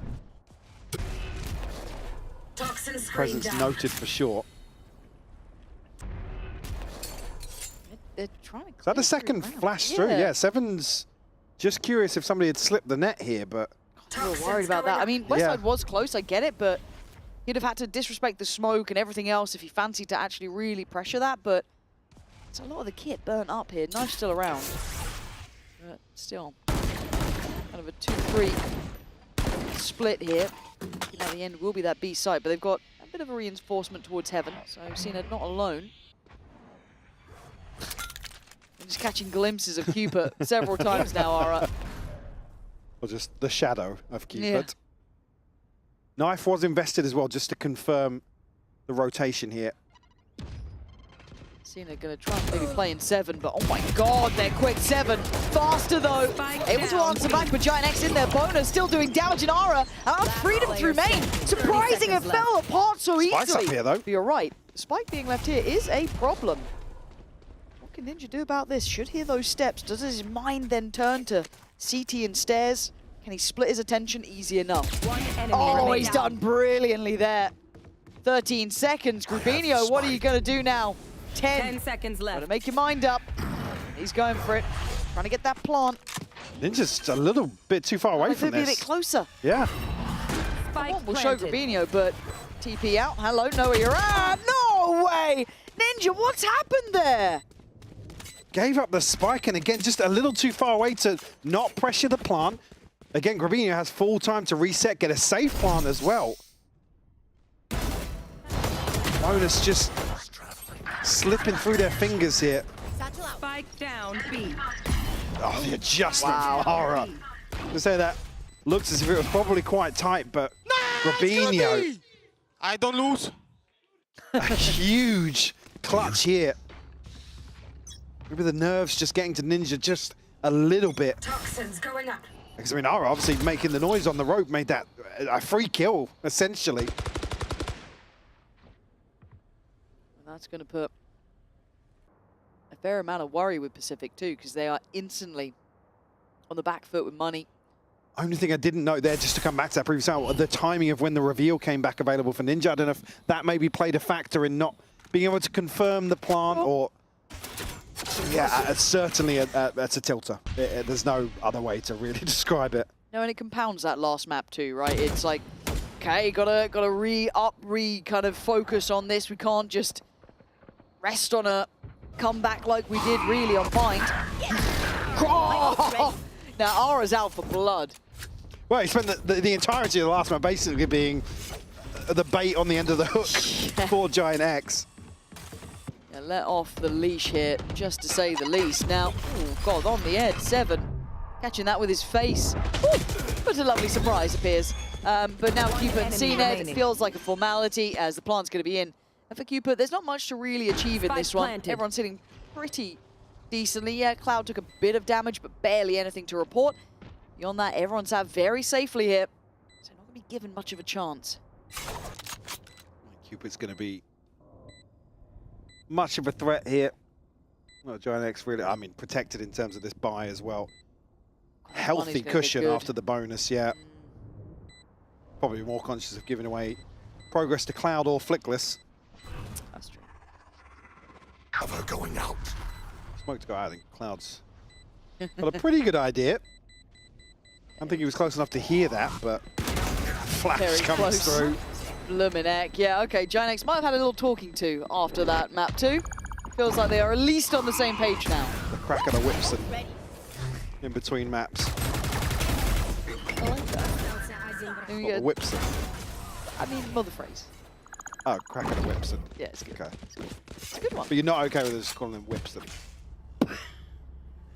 Look, we can discuss. We'll storyboard it out. Operator in hand for CNED, yet to get off the starting blocks. And look, we talked about it very early on. I think it was coming to round 3, but 3 of the players yet to even draw blood, which is worrying, right? That's not what you want to be seeing from these players. Valorante being one of them. Saw his highs on Abyss as well. A very dangerous player, very capable player. And need that to become, I guess, a repeating story. However, Ara does have ult, so that's another threat in the back of the minds of Pacific. We noted as well, Cloud just one away from Seekers, Flickless 2 off the Rolling Thunder. We're seeing this sort of composition, 2 huge tools in terms of flipping around back in their favour. Poison's off. Valorante, not sure when he caught that spam actually, but down to 71 already. Back up to heaven. Oh, okay, Great timing from Seven. Yeah, that was reactions aplenty on that. Now, Cooper is noted. He can buy time and leaves Rubino ahead on his own. They can't get out with him at this point. Now, Ninja, okay, yeah, holds on to it too. Catches a follow-up. Brilliant from Pacific. Good positioning on Seven. And a bold hold there, considering Ara came high in with that ult. This is now pretty much out the realms of reality. Flickless. Good luck, mate. 1v5. Yeah. Seven. Right time, right place for the full cancel left. here. He was dead to rights. Yeah. Ninja, the one to actually maybe get some confidence boosters back in his favour. I was going to say, do we see a shadow of Cupid once more? There's just an elbow this time around.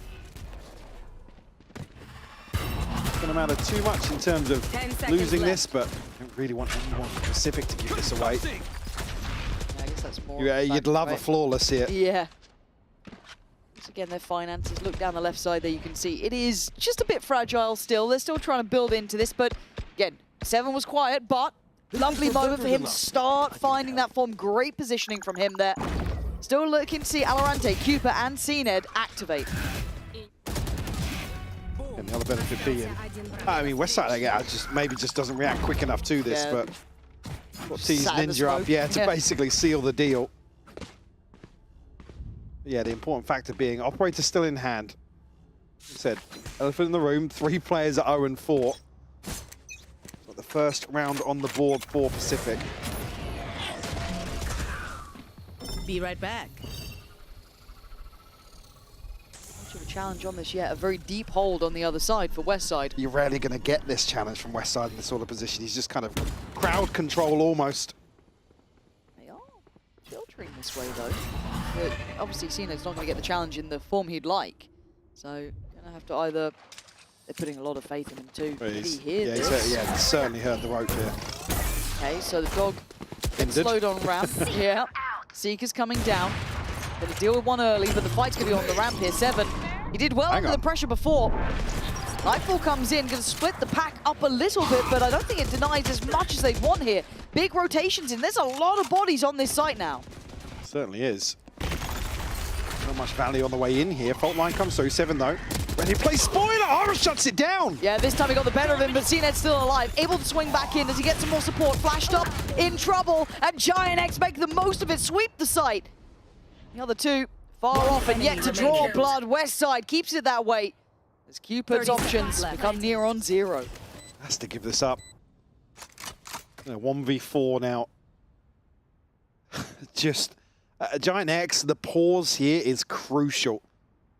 Again, the re-hit is perfect. The fact that Ara gets away with that kill is just insane. He's doing so well. Yeah. As a player. Yeah. Look, like I said, to get his head out of that attacking half of bind and still be able to deliver like this now on the decider. Well, that's the quality you're looking for, right? Because we saw a lot more value kind of throughout last split from the other players kind of coming into their own, starting to see that. Ara was always that what if he kind of comes in and finds that level of form too, that would be an excellent tick in the box for them. And I think we might be seeing that here, potentially building a lot around him during that off-season. And he's activating well amongst it. Here it is from his side of things, comes right in there. 8 HP. Oh.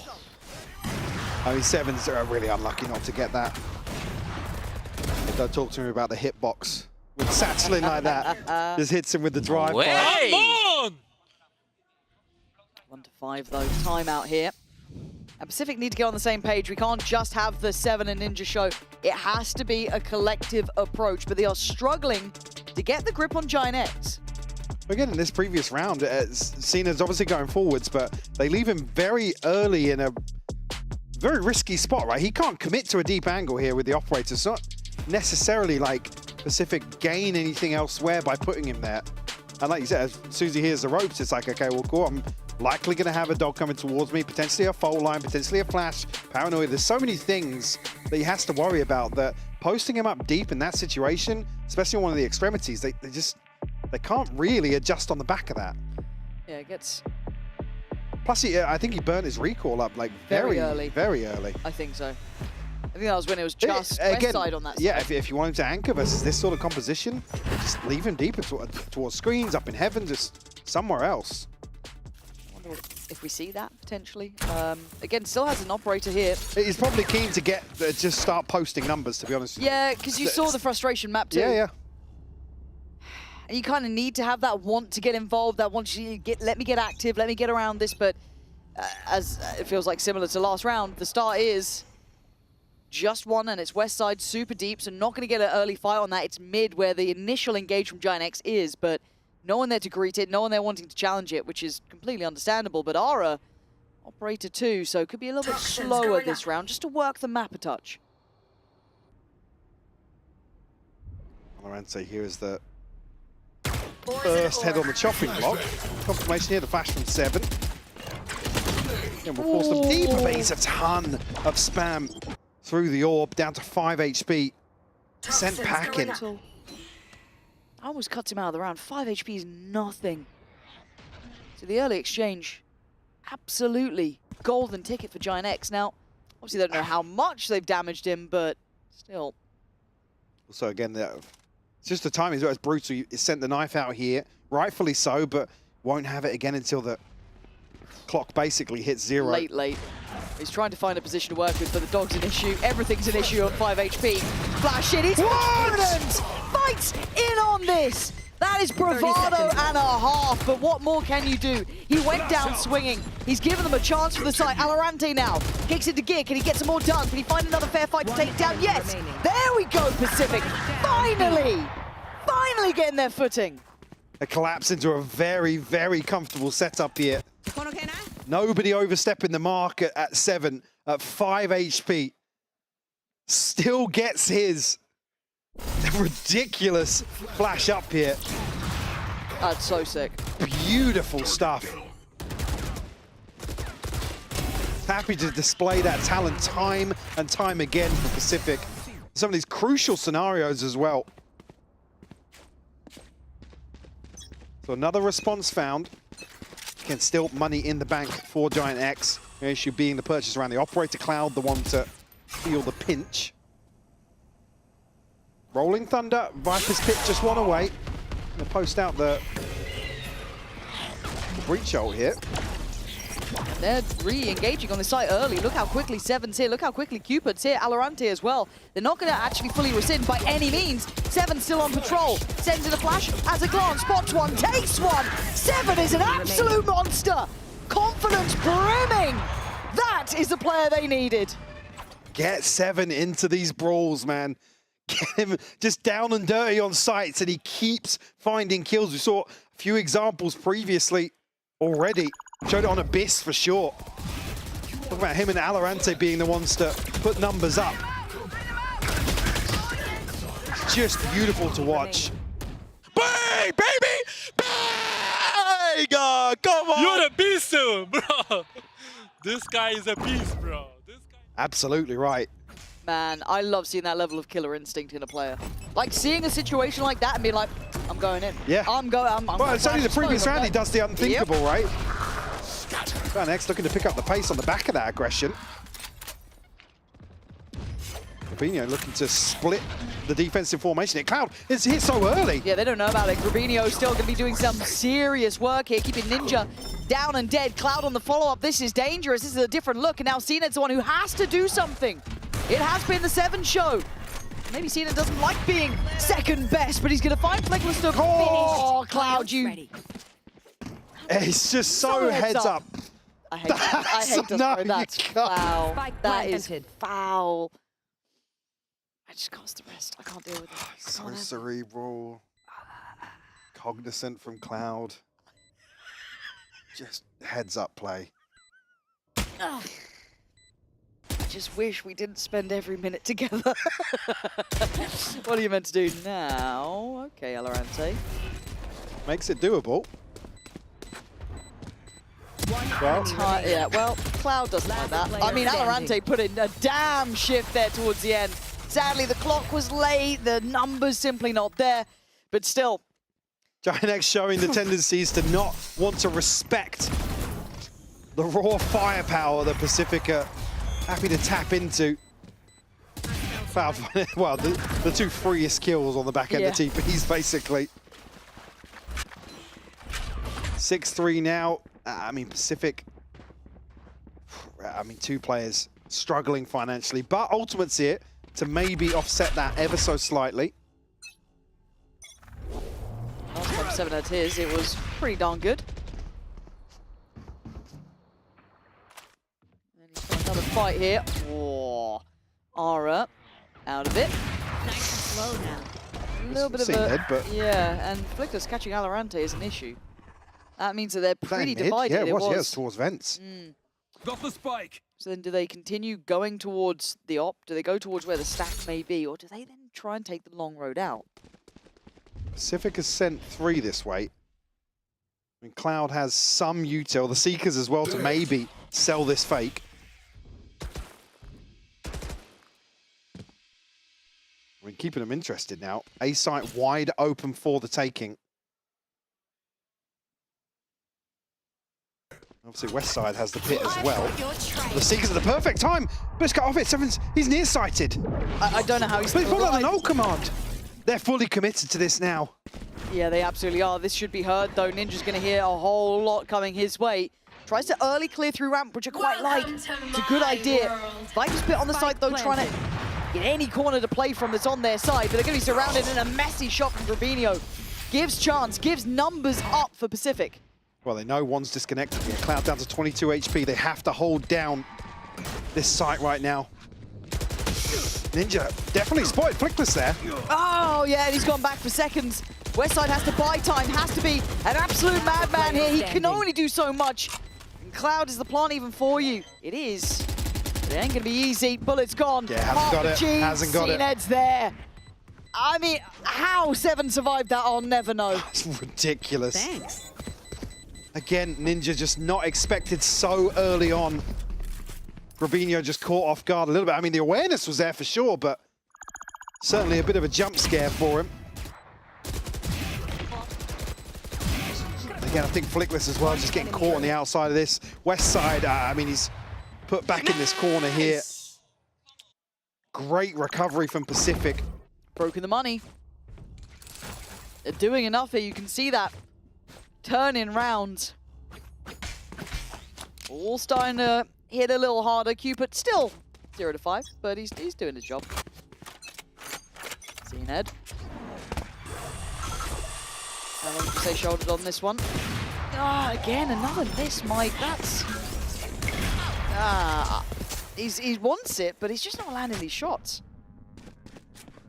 Ara a chance to maybe get the showstopper online here. Only missing 1 orb.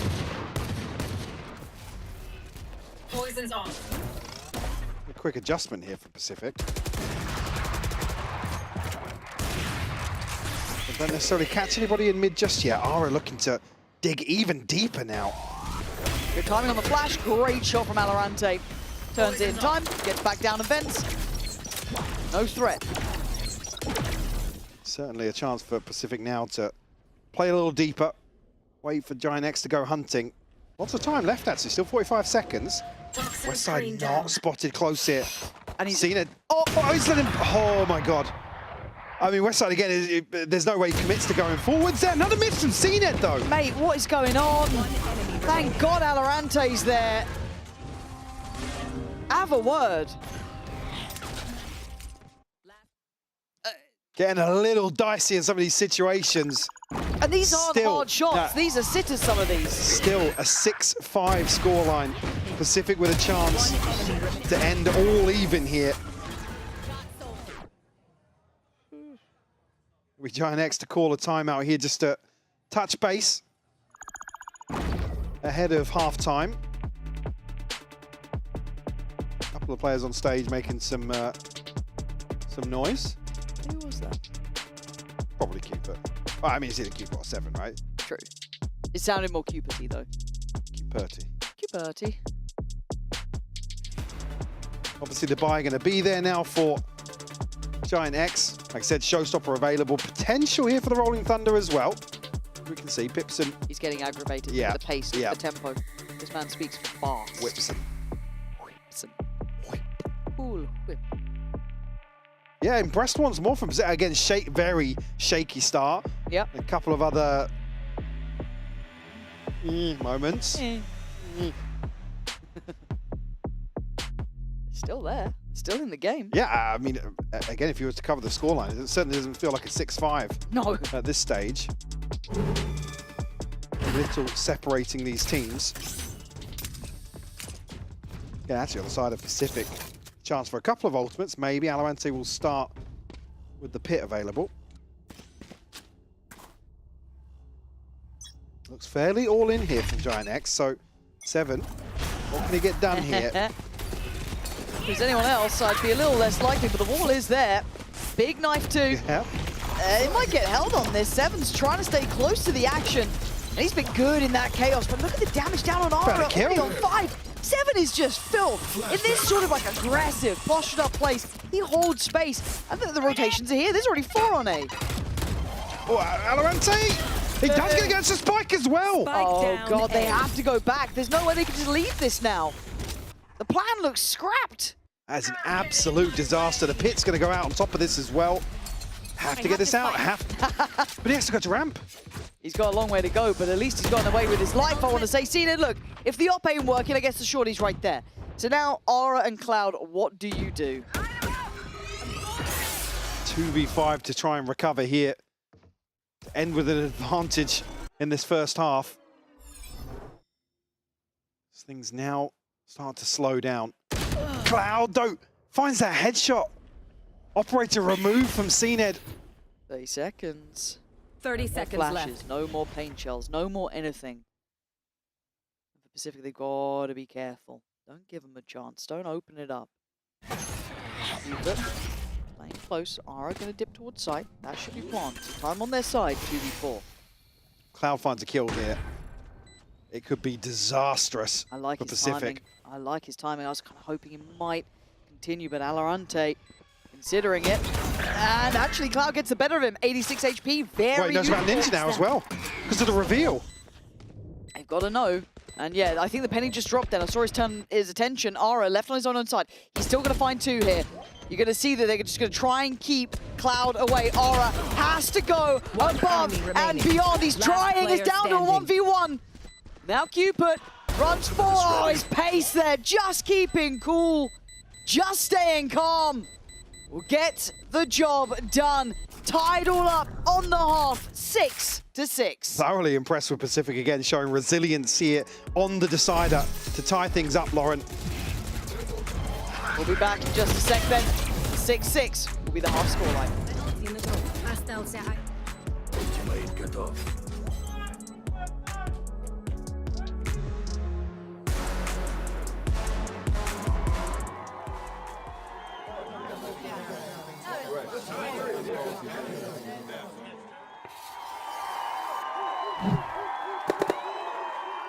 Red Bull gives you wings.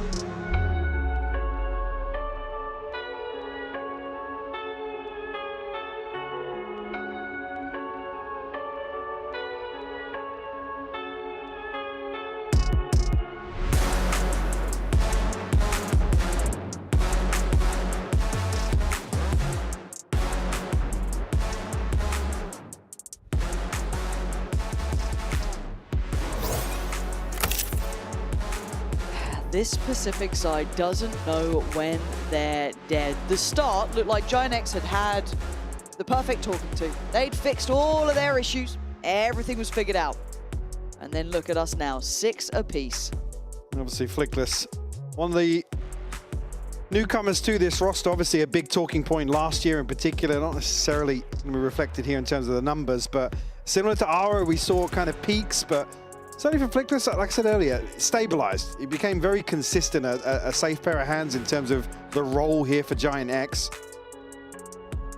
Obviously in this opening half, not necessarily the issue here.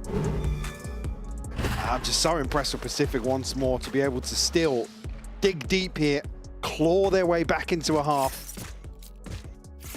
Mate, I'm putting it on Seven and Valorant. Those two had an absolute belter of a first half. Critical work from Seven, finding his footing at probably the best of times possible. That ult that denied Aura, from that point onwards... The knife as well after that as well, yeah. Absolutely on the money. Now, alongside that, Valorant doing really well. The rest, they'll be quiet, but hey, if they brought back the game 6 apiece, cool. Giant X, be ready, I guess, because this is a close affair. Well, I think coming back to that early discussion we had, right? We can ask tougher questions of Giant X, and this just isn't good enough. We've had an example versus Gentlemates, the previous map as well on Bind. They have to clean things up here in the second half of Split for me. Yeah, we're meant to be treating them as a slightly higher end team. We absolutely do. Cloud going to do well to catch Cena, trying to work up from the ropes there. Flash! Oh my god, he's in trouble. Can't get out of it. Valorant closing it on the net there to try and keep this at even footing. But the damage pretty low. Ninja's down a bit lower. Valorant suffering a touch. Cloud on the screen. Can't quite find him. Now he can. Okay, takes away 7, which is a big scalp to claim. In the meantime, Flix's HP, I mean, I was going to say it's going to be an issue, and it absolutely is. And again, an explosive pistol round. Greenio does have the advantage here, though, because he has the paranoia. So a chance here to really gap close, potentially onto Cupid. Spike planted. He's fast. Greenio's here really quick. I don't think Cupid's considering it yet. Now he might. I don't know if I like that reposition. No. Reveal his position now.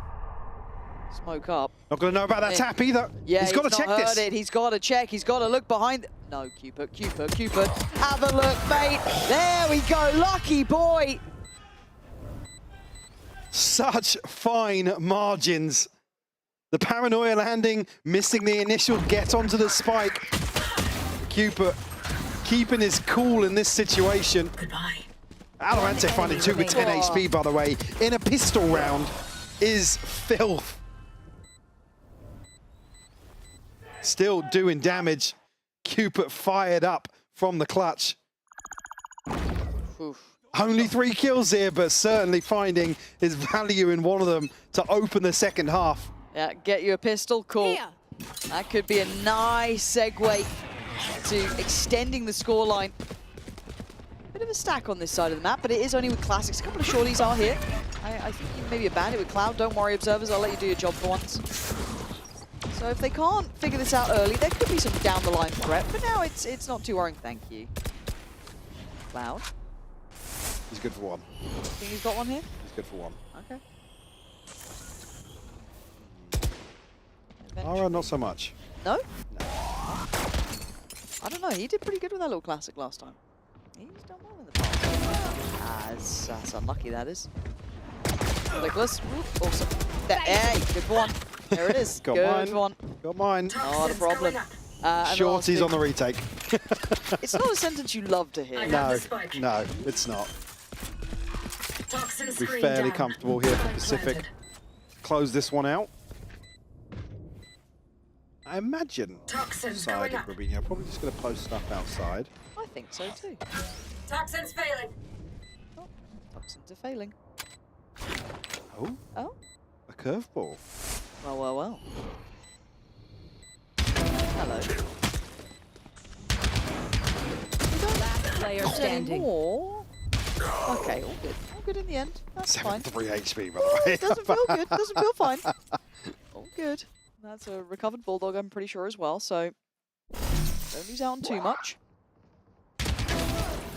Sure what? I was going to say, not sure what that was. 9-6 now. Yo, Pipson! Where is Pipson? Coaching. He's out the back, mate. Actually, I think... He's not on stage. No. If you were wondering. I don't know if he's made an appearance today. Don't think so. No? No. Maybe he just misses him. Just thinking about We're it. missing some lore there. Maybe. Maybe there is. Maybe there is. Or just unsure of the roster they're playing. It's one of the two. Pipson's their initiator. They've actually just subbed out from map 3. If you had to sub in a coach, who are you picking out of any team? Pal. Pal.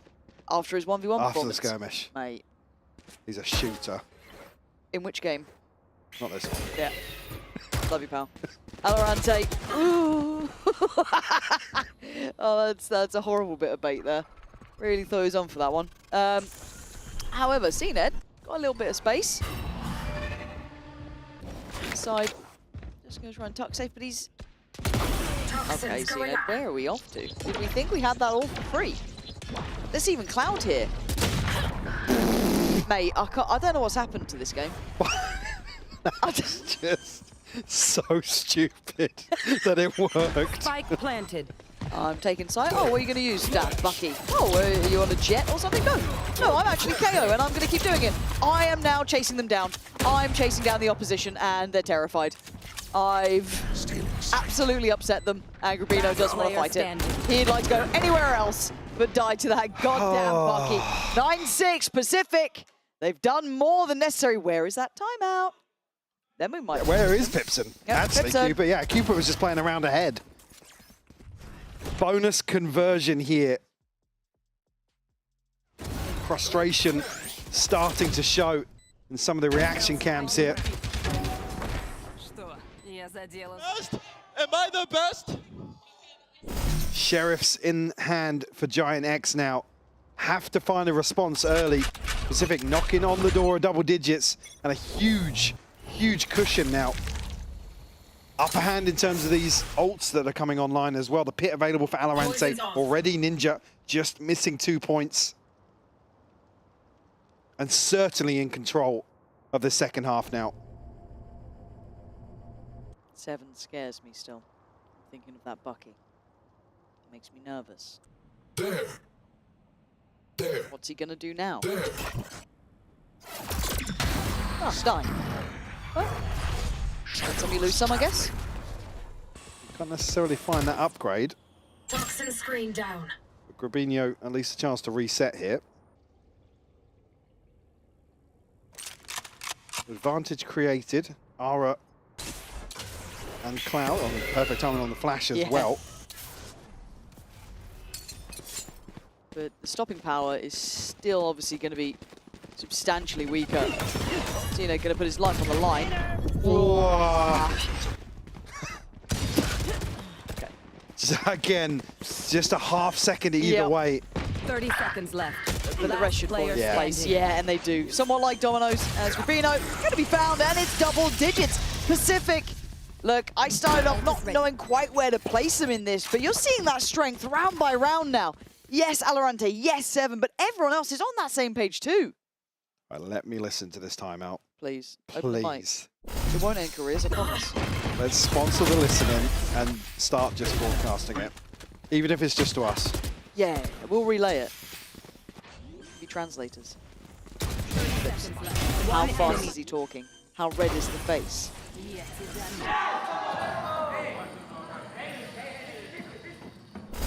Lots to consider here. Very little going right for them in these opening 4 rounds.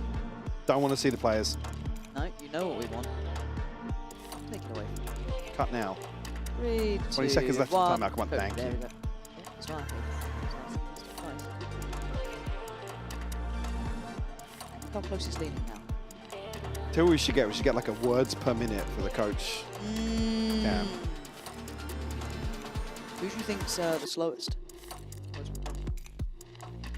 Who's calm and cool? I mean, Milan's, again, especially thinking about the timeouts yesterday, maybe he's like first 20 seconds and the rest of it then just closer. Yeah, true, it could be. Yeah, we could be having like a I think I remember yesterday there was a time where we were looking at Milan and just said nothing for 30 seconds. Like, maybe you should say something. Guys, have you seen But then Boaster was talking, so... Perhaps you should interject. For now... Big round here for Giant X. Operator in hand. Don't necessarily have the benefit of the ultimates, but... feels like a must-win. Oh, yeah, God. It absolutely does. They haven't found many kills for their woes yet. So they're going to get first contact. It doesn't feel... there's no build off this. Spike is still over towards that B side, a little bit close towards middle. You're looking at the ults here. Ninja and Valorant both have theirs. Contact on Valorant, and they are fast to this fight. CNED sends away Cloud, though. Does it look like he wants to come through vents and take an engagement on this? But Flickless doubles down and does get the reward. Down mid. West side there as well. CNED will fall just Ninja and Cooper. 2v4. Have the ultimate, but going to need a couple of kills to even want to entertain that investment. 15 seconds off the reveal as well. There. I think they've been seeing... I think Westside might have seen something there. I'm not too sure. They can give up the spike. Pull back to more of a standardized 2-2 hold. Bring them down. Parallel in. There's nothing in Where vents. are you? Point up towards heaven. This deeper off 30 angle seconds coming left. in from Flickless and Grabinho. Giant X just want to force the error. Now with that util already used, there's very little to try and break in towards the site. It makes it much easier for this hold. Flickless can sit on this angle. You'd imagine he gets the reward he does. Very nice.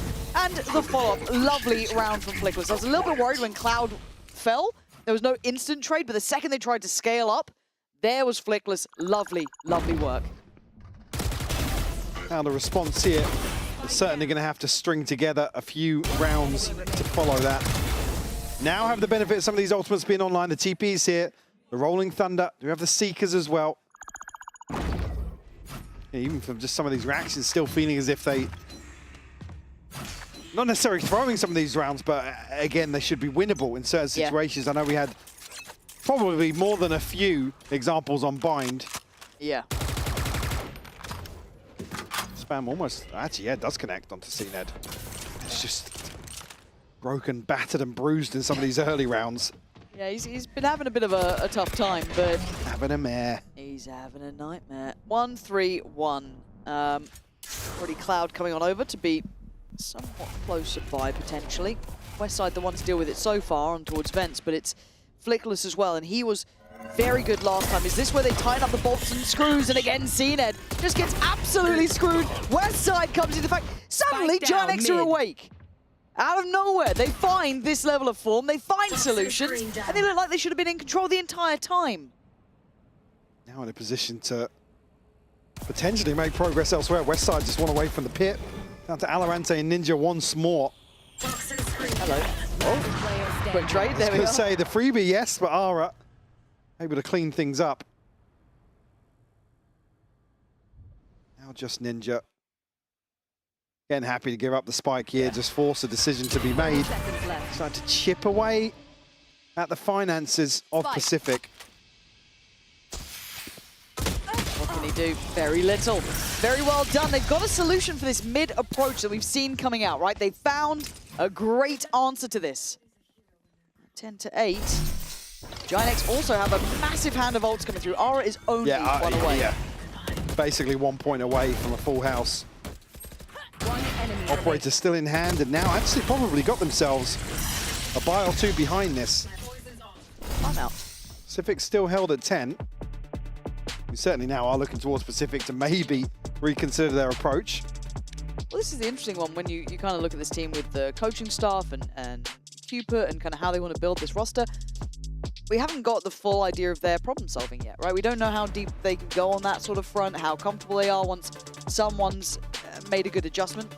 Yeah, I guess the benefit being Cupid's an IGL that's happy to get a little funky and try things out and whatnot, but the big test really is stepping up to this stage, playing against some of these teams and showing resilience and problem solving on the fly, which has been certainly a concern through this series, but they showed early days for the roster for sure.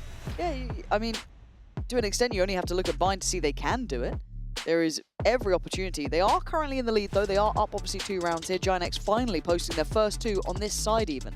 This was a drought of rounds, and it looked quite clean, obviously. It didn't look that hard for Pacific to get to this point. I mean, considering it was a stretch of 7 rounds across the half. Yeah. Certainly took control of that first half to tie things up. Obviously now in a very different situation. Double digits posted already. But a real opportunity here for Giant X. I doubt we'll see Pacific eye up middle again like we just did, though. That feels like that was denied. That feels like it was very in control of Giant X. And option looks like they want to try and challenge Ara. Forced off on the first angle, but that should be operator noted. Should be keen on that, should notice that was in play. So how do they then want to scale across the rest of the map? Do they then target towards middle? Do they go back down? It looks like they're going back down. And still, tools to prevent this from happening. Flash from Cloud will confirm presence still. 7 considering the knife, but maybe a rehearsed set piece here. Seekers. Nice timing. Spanner in the works, yeah, but great timing. Not necessarily a clear indication on the back of that, but forces Pacific to pivot. Late mid piece? Maybe just trying to toy a little bit more towards the extremities early on, draw these players away. It has put a little bit of a different glance here. Cena goes in, going to spot 2 Heaven side. How does this change things? Target them out, it looks like. Smoke up, ult comes in, hindered. Do they then try and burst through main? There's still Cloud unaffected though, Mike. This can still be a problem. Aura has fallen, however. Cloud's got 1. Chipping away as well. West side here to provide some support. They're finding every kill. CNED finally finds a response. And I don't know if they thought that was just the only players that were left on B. Oh my god, CNED couldn't find any more. But still, I don't know if they got the misread. There was 2 on Heaven. That was all that was on site. Maybe didn't know that the rotation from Cloud went back towards kind of back B site. And they hoped that the ult was enough. It's another situation. Again, slipping into this plan of like, right, let's go to a set piece, a rehearsed execute, but they're burning up CNED's dash and the recall just to kind of fish for info to then post both ultimates into Heaven. He's a breathing prowler at that point. Like, I mean, it's very rare we're finding CNED finding entries with his abilities. He's just the probe in some of these situations. It feels like a really weird way to approach it. Time to hunt. Bit down to secure mid here. West side planting the flag.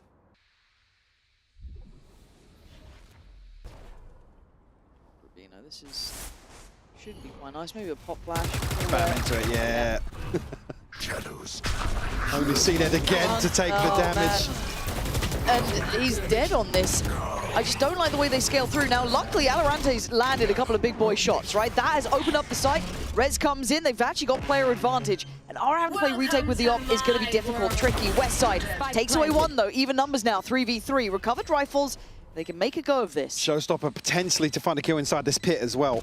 It looks like that's why they're trying to be a bit unorthodox in positioning, but there's only so many corners you can play from. Aura is away. Straight to the back lines, and Westside takes away Ninja. Aura looks for one, gets it, rewards there. But Valorante, the one who started this, could be the one to end it, but time is gone. Nothing to be done.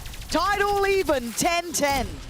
Giant X, unfortunately, with the perfect counters to this post-plant setup from Pacific. A lot of P's in there.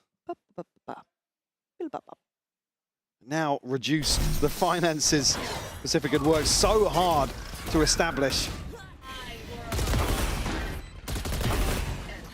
In the trade off of 7, popping the null command as well, but still, even though Pacific finds success, it's just not enough to really stabilize in that situation. Plenty of ults expended here, and Pacific just looking to roll the dice once more. I'm worried that they're going to run out of steam here. They're going to need one of those rounds from 7, one of those rounds from Valorante. They need something, an X factor to come online.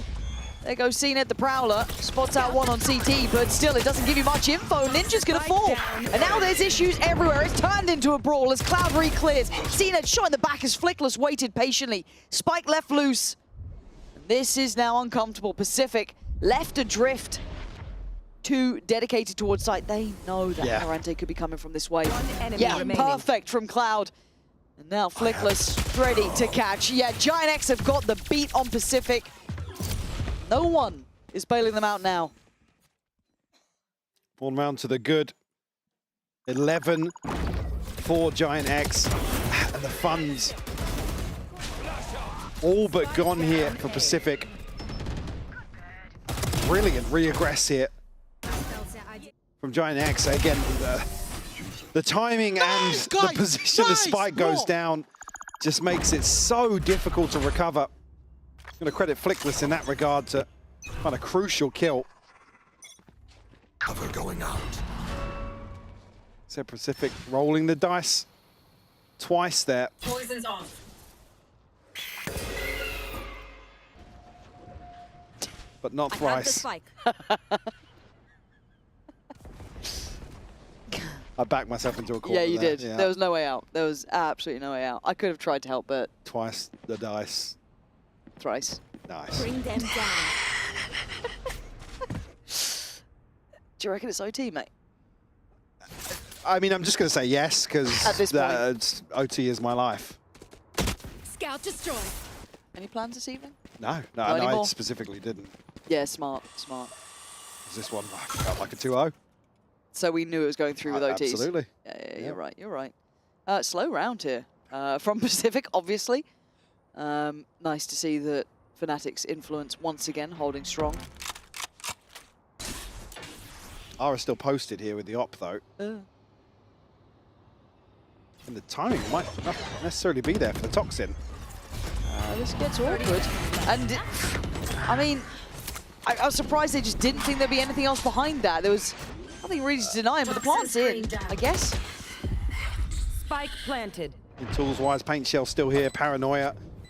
Flickless stacked with Util and still a snake bite. Giant X, can they stick the landing here? That's not going to be how it works. 4 alive. Cupid looking like he's backed into a corner. Valorant trying to play it forward. He was instrumental before, but he can only do so much. And Ninja with a lot to overcome. He can't quite do it. And Giant X make it up to 12. Now, need I remind you of Bind, though? Well, let's just check in with the money after this. Yeah, Moolah. The ultimates-wise, I mean, Cloud one away from the Seekers. Chance to get that online. The flash just doesn't catch. Yeah, I think Seven's been really good at those shallow flashes around corners, but even then, what, did he have a stinger? I think it was. Cloud just, that's directed at Cupid, I can tell you that. What are you doing? Yeah, good try, Cupid. See you next round. Nice try, twice, dice. Thrice. Nice. Watch Nice? No. Not nice. Oh, this game has been streaky. A buy. A buy has been made. Purchases have happened. Oh, it's Stinger for CNED. Guardian for Cupid. Rifles beyond that, though. So, okay. And we are in. It is pacey and it is looking pretty rough. CNED goes down, but the rest start to follow suit as well. 3 remainders, Valorant, Ninja, and Cupid. You gotta go big now. This is your chance to stay alive. Cupid's dug deep enough, but Cloud dives in, and then Ara's here. All on Valorant in a 1v1 to stay alive. Now Ara's gonna know. Yeah, try and reposition here. Gets the confirmation, still has Paint Shell. Still has a satchel as well. Oh, what a shot. 13 to 10. It took a talking to. But Giant X make it across the line. All 3 maps nearly going the distance again here. Giant X don't make it out unscathed. No. Like I said, I think we're in a position now to ask some harder questions of this roster. For me, this is a real positive for Pacific to take this to 3, show some depth, some versatility and compositions. The Giant X, the ones to come out on top. Yeah, spot on. I like what we're seeing, though. Pacific, I'm enjoying it. It just needs to happen more often, right? 7, he has those moments of sheer brilliance. Like, you can't help but enjoy it. Valorant, a talent, keeping up to that reputation he built leading up to his kind of tier 1 place. But you need everything else to happen at the same time. So if that comes through, hey, they're a team to look out for. For now, though, Giant X make it out of the danger. Second positive as well here. Ara maybe just shrugging off that week 1 performance. Certainly worth his weight in gold in some of these maps today. Oh, He's certainly in some of those situations. The credit must go to everybody here on this roster, including Pipson, the shake of the head down on the stage as well. But certainly a stressful one. Guys, yeah, it's a Pipson special. You're going to expect a couple of those if you're a Giant X fan, but slow to start, right? Yeah, this is all part of the plan, guys. Yeah. Look, we worked on getting Ara ready. To be fair, he was great, and I'm glad you brought that up because he was instrumental in some of these rounds. A big performance from him after us keeping an eye towards him. Again, Pipson already starting that chat. He's like, boys, what's going on? Guys, backstage now. We're going to prime. Now. Right, guys. I've got round 7, 11, 14, 15. VOD review. They're queued up now. Yeah, get back here. Now, once it is prepared, we will be, actually, right now, I've just heard, we are going to be hearing from Westside standing by with Lou. Giantex defeats the Pacific Boys after a very interesting match. Congratulations, Westside, of course, who just joined me on stage. It feels great to see you back to winning, you know, at home, first of all. And I wanted to ask you, because you're the only team in EMEA who didn't make any roster change during the off-season. So I wanted to know, you know, what was the reasons behind this? Why were you guys 100% sure that you wanted to stick together for 2026? I mean, I think one of the reasons was like mostly that we believed in each other, that we can keep going with all of us. We didn't need any changes, and I think it can make us stronger in like longer term. You know, we can still learn and improve on the stuff that we don't need to do it over again with new teammates. You know, you don't need to start from scratch with another team, and you find the solutions within yourselves, right? Yeah. Sounds good. Yeah. And you know, I used to see you playing last year on more traditional Sentinels. I was used to your Killjoy, to your Cypher and stuff. Today you showed some Sage, some Chamber without playing up. That was surprising me also. So can you tell me, you know, what changes in your gameplay as a Sentinel with those agents specifically? Definitely hatchet %, you know. I mean, this is the sad part, but this is the part of playing Viper. You know, you have smokes, Phantom, spray, spam the smokes, operator on chamber. I mean, there is some, you know, ult, for example. So I'm not aiming for the headshots, for example. Okay. But yeah, I mean, in some ways, it's fun more because, you know, only Cypher playing all the time, every game, it was like... It was a bit selfie-taking with camera and stuff. No, it makes sense. And you're doing pretty good on those agents too. And we know that today was a bit of a tricky match. You know, Pacific were cooking, they have weird comps. We had the first Veto also in VCT EMEA. You got comebacked on buy-in once again. Then you managed to come back on split. What was the secret for today's resilience coming back? I think we learned on our last game versus Gentlemates. You know, we didn't really want to get comebacked again like this. And I mean, for us, I think the most important step, it was to win this game, so we can like kind of make it snowball a little bit, because it was hard for us to win versus Gentlemates, I would say, because they had this advantage that they won already first game, you know, and this is this momentum, like the hype, you know, they were like this, and I think this is good for us to win this game. You needed that win to recover a little bit, I think that, and I'm glad that you managed to do it. Now it's a bit more of a specific question about yourself. It's really rare for us to see you on camera, you know, like waving or trash talking. We know the Pacific Boys did it a little bit to you, but I was wondering if there's a reason for that. You're more into like celebrating with your teammates rather than being like, hey, you're bad, why is that? I mean, this is just on the feeling, you know, depends on the day how I wake up, you know, like if they're gonna scream me, I'm gonna scream them back sometimes, you know, it just depends on the mood, you know. Sometimes I don't feel like, because I feel bad, for example, for them, if they lose cards, for example, I'm not gonna flame them to like make them even worse, you know. But it was close, so I think it was fair, like, to exchange some words. We can see you doing it a little bit in the future, right? Yeah, I mean, probably, yeah. Okay, fair enough. I'll take that. Last but not least, we're gonna see the two teams, ULF and Team Heretics, take the stage. Are you seeing an upset from ULF coming, or are you going with the Team Heretics boys for your prediction? No, I mean, I would say obviously Team Heretics. Why obviously? No, I mean, boys are so much experience, you know, they are always like so good, you know, they always perform on the stable like level, and ULF, they are like rookies, no? Yeah, true. We'll see if they surprise us. Thank you so much for joining me, Westside, and congratulations again. And we're going to see if you're right about your prediction in just a few minutes with ULF versus Team Heretics match. Stay with us. Bye-bye, bye GX Bundle.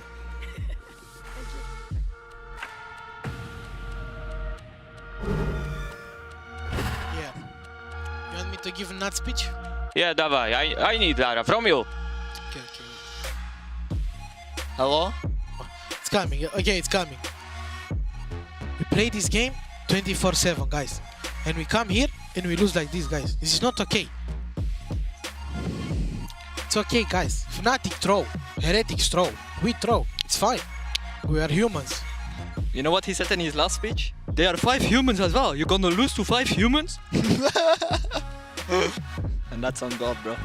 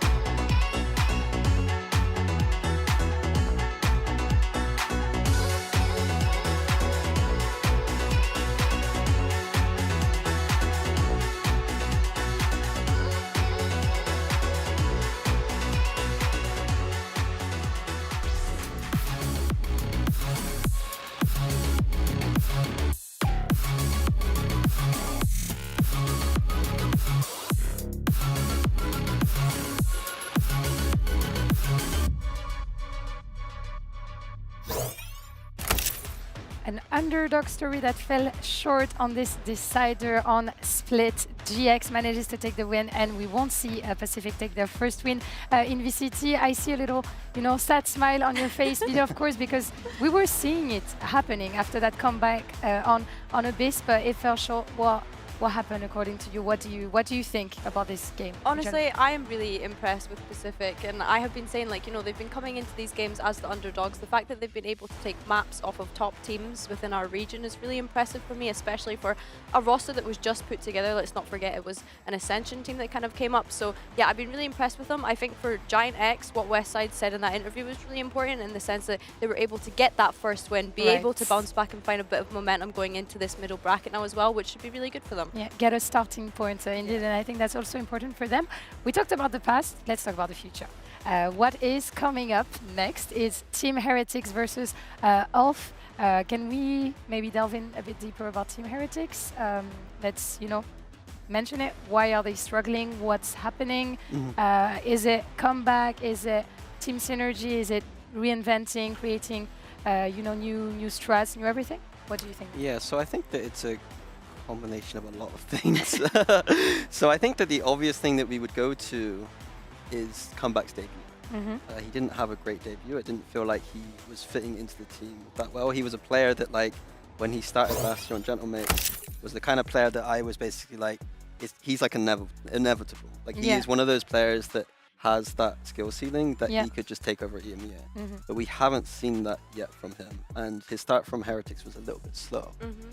But Billy, I think you had some things to say about this. Yeah, I think most importantly, I want us to look at the agents here, because for me, seeing him on the Rays didn't really look right. This isn't really an agent that he played even in Challengers in VCT last year on his time on Mates. We saw more kind of movement-based agents. Not that Raze isn't a movement-based agent, but I'm thinking of the likes of your Jet, Neon. your Neon, your York, things like that. So I was a little bit surprised to see him on this Raze. I don't think it looked great for him. I'm wondering if Team Heretics fully understand how to utilize him best in this composition, because he wasn't really playing much operator either. And when I think about Comeback's time back in Challengers, he was sending it, he was running it down. It was very much comeback, go kill. And Team Heretics haven't really been able to get away with their entries, get away with their executes. So yeah, for me, I feel as though Comeback is not being utilized correctly in the roster at the moment. And I think I have to look at the coaching staff for that. Yeah, as he found, you know, kind of his DNA in this Heretics team, because even when he was playing in Gentleman, it was slightly also different. You know, the way he was playing, I felt like he had maybe a bit more freedom on what he was trying to do. I think that's the key thing. I think on Gentlemates, there were glimpses of his peak, and that was when he was, I think, on Waylay, just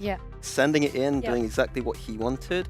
And I'm sure it wasn't like a highly scripted execute. It was probably just his own intuition being allowed to do that, if that makes sense. So maybe there's something there about the freedom, but at the end of the day, it is only one game from him. So I think today is a big game because of our team that they should be, in my opinion, beating very easily.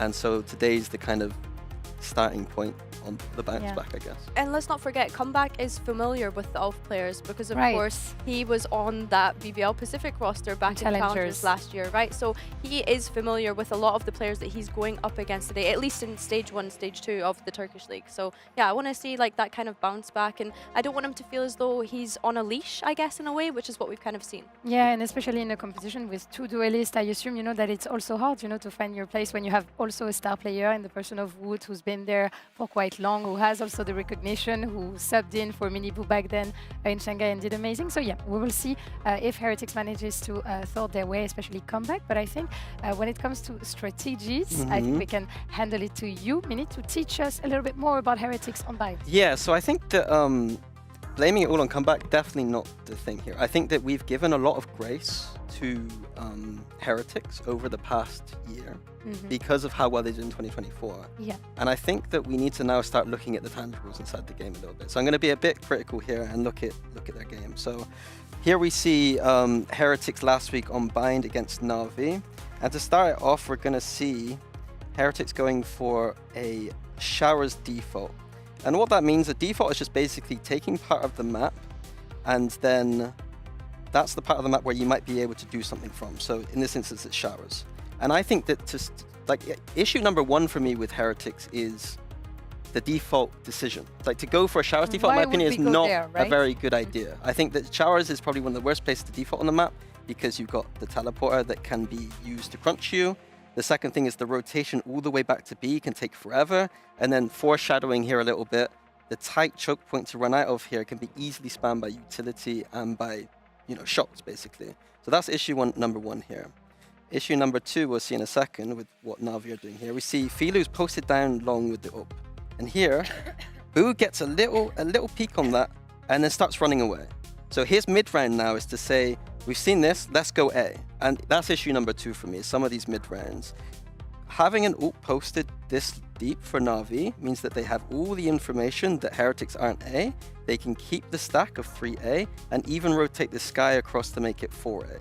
So to me, this is a very readable mid-round decision by Boo. And in my opinion, he needs to clear out this Opa. Otherwise, they're just going to be running into a huge stack. The third thing for me is their entry confidence. So with Woot here, we'll see, you know, Heretics speeding up, taking Showers control, and now looking to execute the A side. So they're going to clear this close shower space now with the Fade utility, with the Boom Bot. And you see this TP here from Woot to entry onto the site, and look what happens here. He fakes it. He doesn't take that timing, and that's a huge moment. Him not taking that means that we're going to see a bunch of util now used on Showers, and look at them stuck in Showers here. So Spit used, now the Teo drone, now we're going to see Teo salvos. Wow. And then the molly. Mollies, like, they're stuck in Showers, and then because of that timing, Showers able to reposition onto bench where they haven't got re-clear. There's 4 players here. It's completely readable at this point. And he tight choke point to entry outside, extremely easy for Na'Vi. Yes. So my takeaway from this clip is that we keep hearing Heretics talking about how they just need to play their game.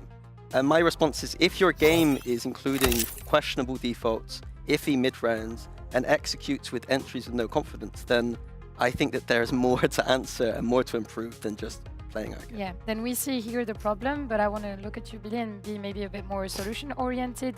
What ideally would you like seeing to change, in the Heretics roster? Like, who do you want to see unleashed? You mentioned Comeback. Is there any other player? I think Comeback is the big one that we have expectations for, just because, he was brought in to this roster and the kind of big name coming in from Challengers into Tier 1. And I think as well, we need to see Boo not running away from an operator. Like, that's insane. I think that's one of the craziest parts of that round for me, is that you see an op, you run to the strong side of the map.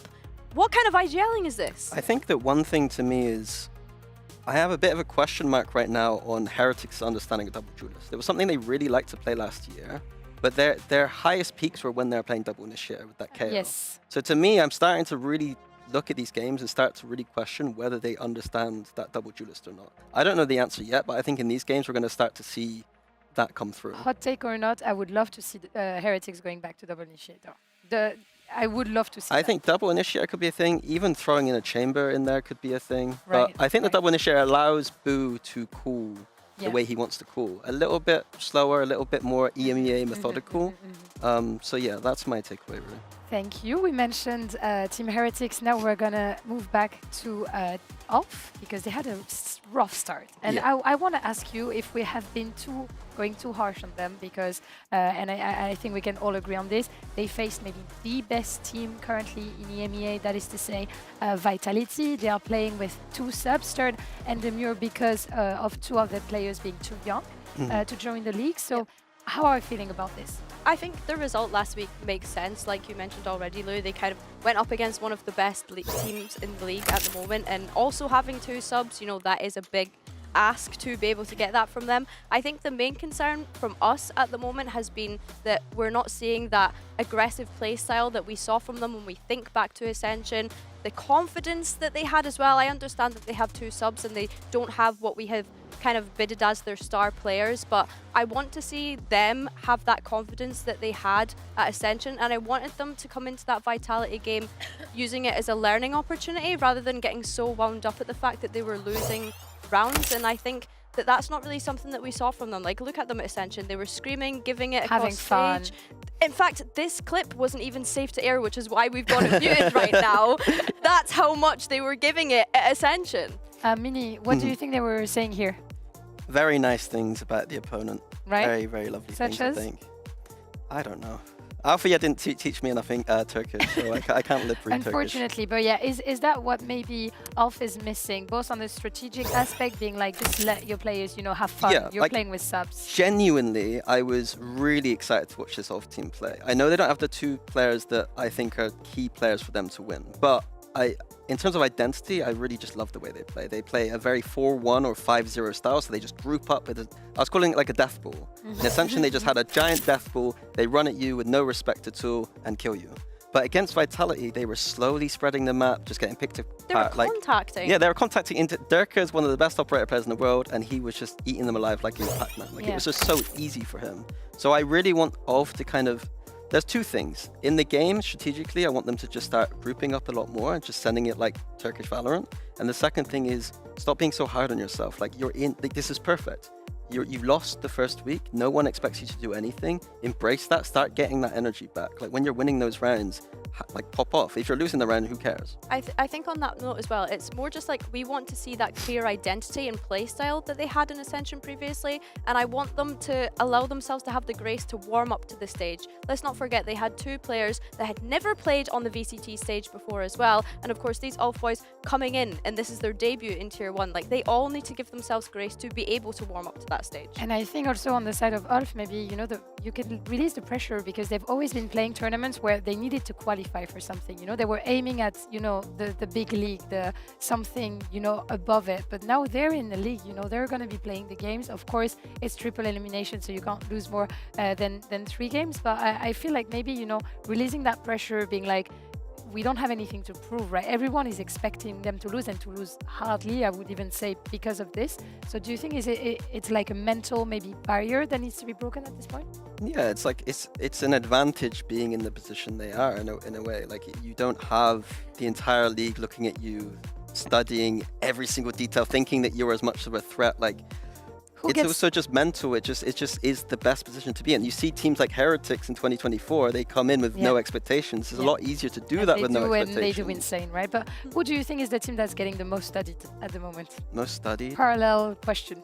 Right now in the EMEA? Yeah. Vitality. Vitality, probably. Right? Vitality, not Fnatic.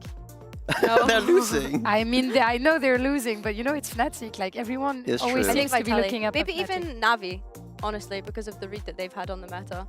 Do you think so? Do you think that people are like actually trying to cook the way Navi cooks? Because it seems to me currently that it's easier to go for like the Viper, Omen, double controller, usual I think that Boaster has this thing where Boaster usually comes up with very good micro things that are able to be stolen no matter the composition you're playing.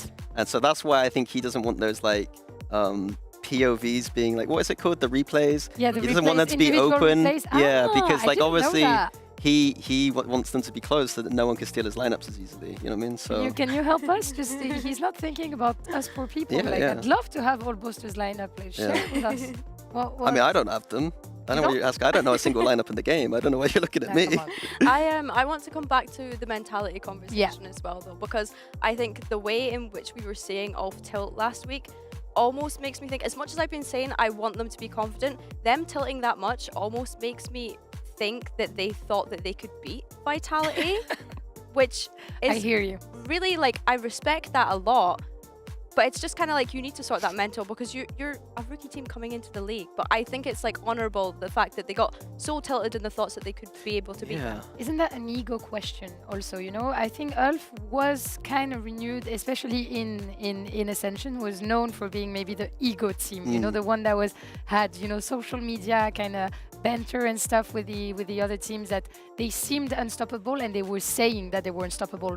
Whereas on the other side, Pacific weren't really saying that. We just knew they were insane and that they were going to qualify, but they didn't have to say it and to phrase it. And maybe that's related. I mean, I like the sore loser. Like a player to coach who's a sore loser, you know that they got that drive and that energy for it. But at the same time, you just got to give yourself some grace sometimes because it's like, there's just no point. Like, if you're playing one of the best teams in the world and you've got 2 subs, you're not expected to win. Like, you're expected to have fun, right? Exactly. You're expected to, if you win 1 round, yell and be like celebrating like you won the World Cup, something like that. Exactly. And I think as well, like, looking... like that? Yes! Beautiful. Oh my god, they're staring us down. It's actually quite frightening, I'm not gonna lie. That is all I'm asking for, actually.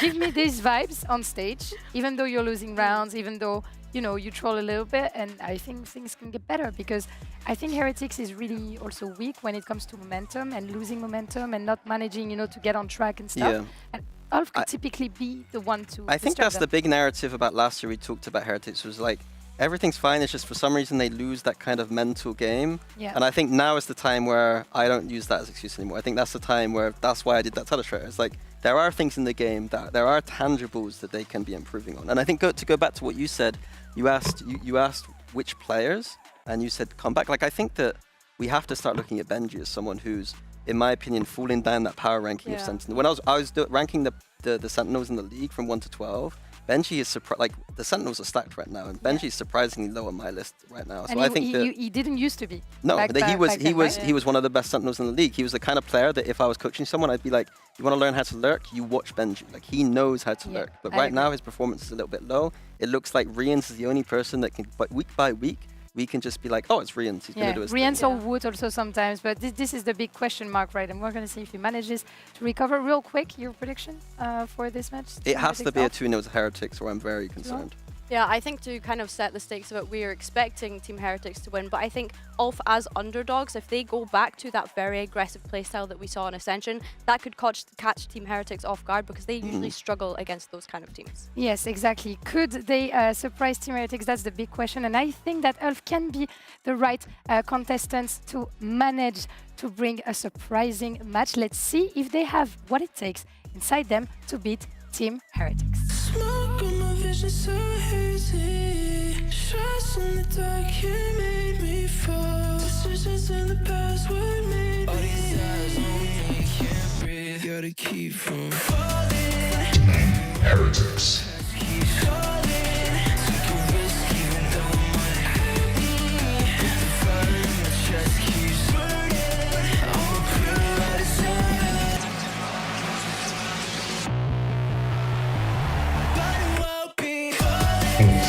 esports.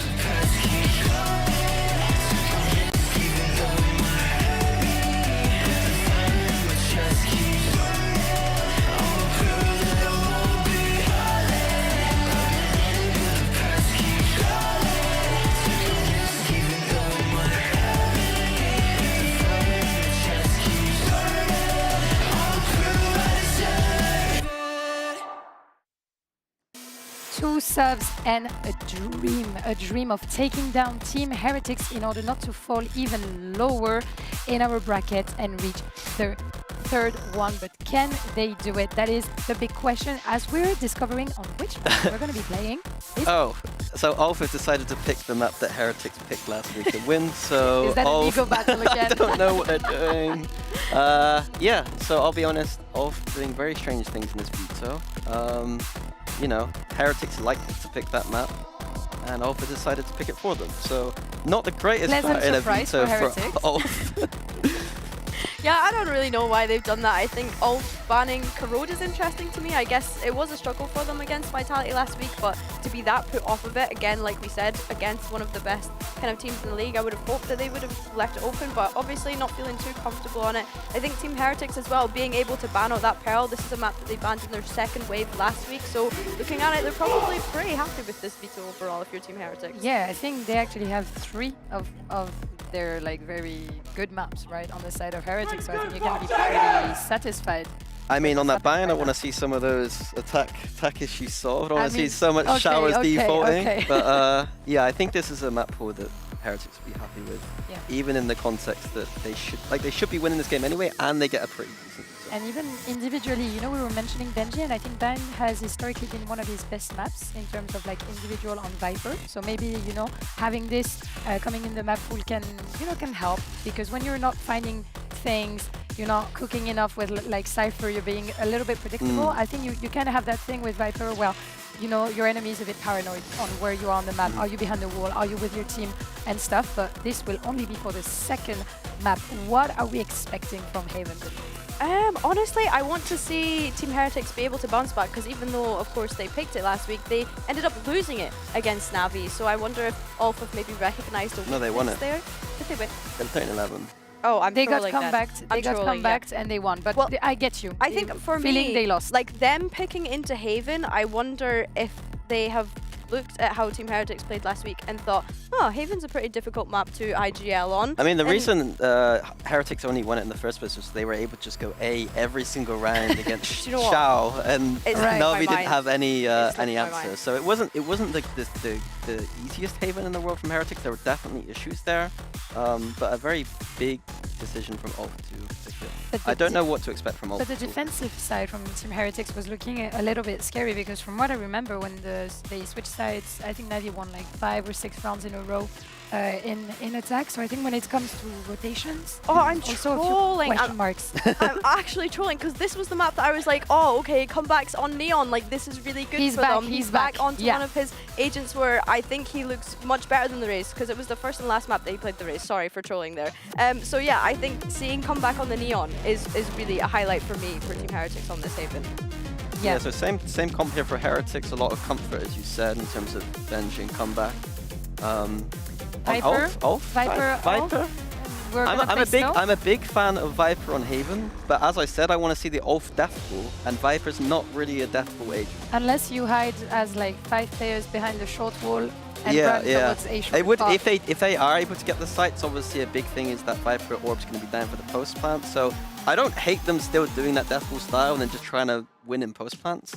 But usually it's a very like tactical kind of agent, you know. So we'll have to see what they do it here. I feel slightly uneasy about ULF's composition, to be fair. I think starting on this defense is going to be great for them with this composition, but when it gets onto that attack, being able to set up Demure, I think is going to be really difficult. I don't really know if Stern or Fabian, which between them would be the kind of lurker in this sense. It's weird to see Fabian jump from a Jet and a Breach to something like a Viper, and how that's going to work out for them as well. So yeah, I'm very intrigued on this composition and why. Yeah, I think defensively it's like it looks like a fairly bunkered up composition defensively, but I want to see them push the limits. I don't want them to see them hiding behind Viper Walls the entire time. Just do some stuff that's gonna get into Heretics' face. Yeah, but you don't have flashes to do stuff, right? But you have a Neon and he's Turkish.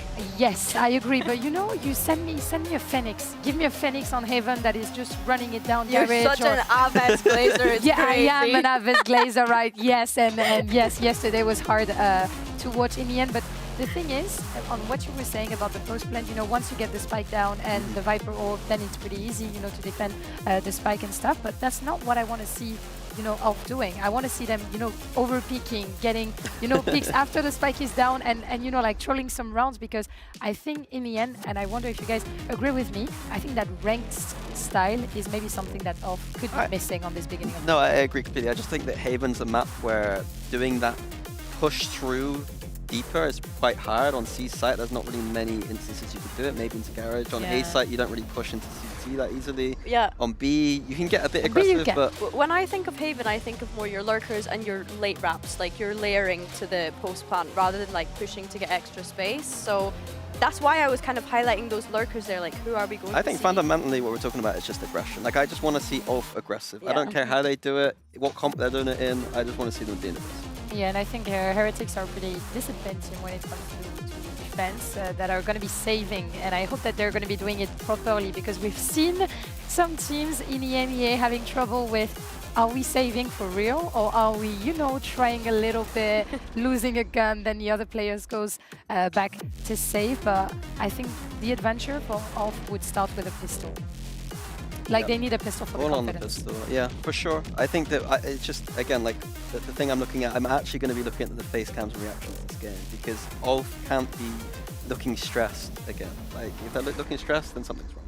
If they're looking stressed, then something wrong. Let's see if Ulf can beat their stress as we get Mitch and Tom. Back to you guys. Thank you, Ulu. Excited to see how this matchup's going to go. Both teams getting off to a bit of a shaky start.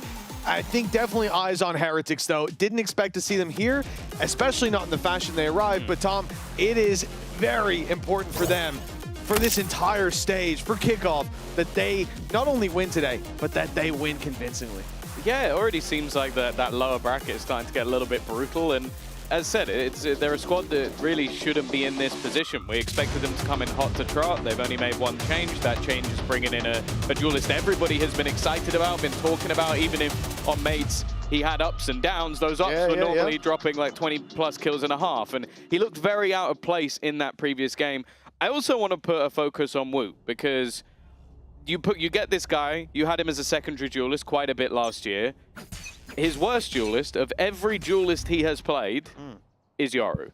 Wow. And by a fairly considerable margin as well. I think his next lowest is like 230 ACS. His Yoru is 200. Like, he's having a rough time. So if that's the decision by the Heretics coaches, management, whatever, to bring in a guy that doesn't really fit what you need, like bringing in that Yoru, I now need to see Woot prove that his Yoru is good enough for him not to just be playing something else. Just put him on an ISO, he'll kill everyone. Exactly. Oh, well, not a bad start for Benji Fishy.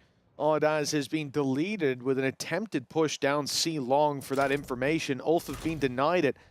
They look instead towards Garage. One player out, a second joining. Quickly fading out. I love that. That's a beautiful bait. Favian has been set up here. They shouldn't expect him to be in the corner, but Benji's checked it anyways. He caught a glimpse of him on the edge of his screen, and well, that trap play very nearly sprung onto Heretics. Instead, they're in a 5 versus 3.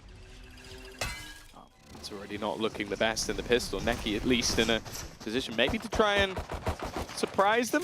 He's going to try. Ooh, it's not pretty. A lot of damage done, a lot of low HP players, but nobody falling over on the Heretic side just yet. Demo. Oh, the swing out from Boo's going to give him one for free, but he now needs every single player on the block. And it will be Benji and Woot to close things out. 1-0 in favor of Heretics. And I also, obviously, I think the desk have sort of set this up as it is with this match. Like, you are talking about a team playing with 2 stand-ins who came in as an Ascension roster. The 2 players they have missing are their 2 best players. I would say especially like Sop. I think he's been someone that's been lighting up Ascension all the way through. Expectations are almost 0. For Heretics, the polar opposite. Like, realistically, we were talking before, what is our line in the sand?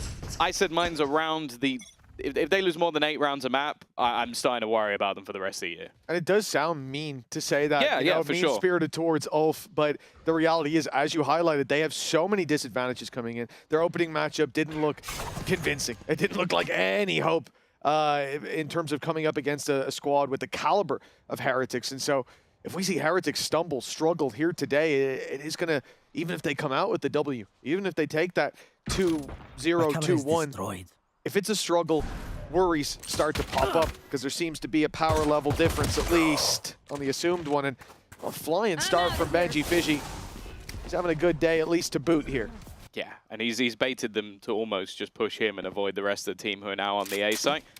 I think that the only interesting thing really for ULF is the 2 stand-in players, like Stern and Dema. This is sort of like the worst possible interview you could go into ever. It's like Alan Sugar's sat on the other side of the table, and you're trying to basically prove that it's worthwhile. No, he's not. Well done, Dema. Well done. Ace denied. But yeah, this is you trying to almost make a name for yourself. Obviously, a lot of the Turkish league is stacked, so a lot of the quote-unquote best talent are locked into teams. I look at a team like Eternal Fire. Their players were not going to sub in for 2 months knowing that they're not going to get to play in the league the second that's over.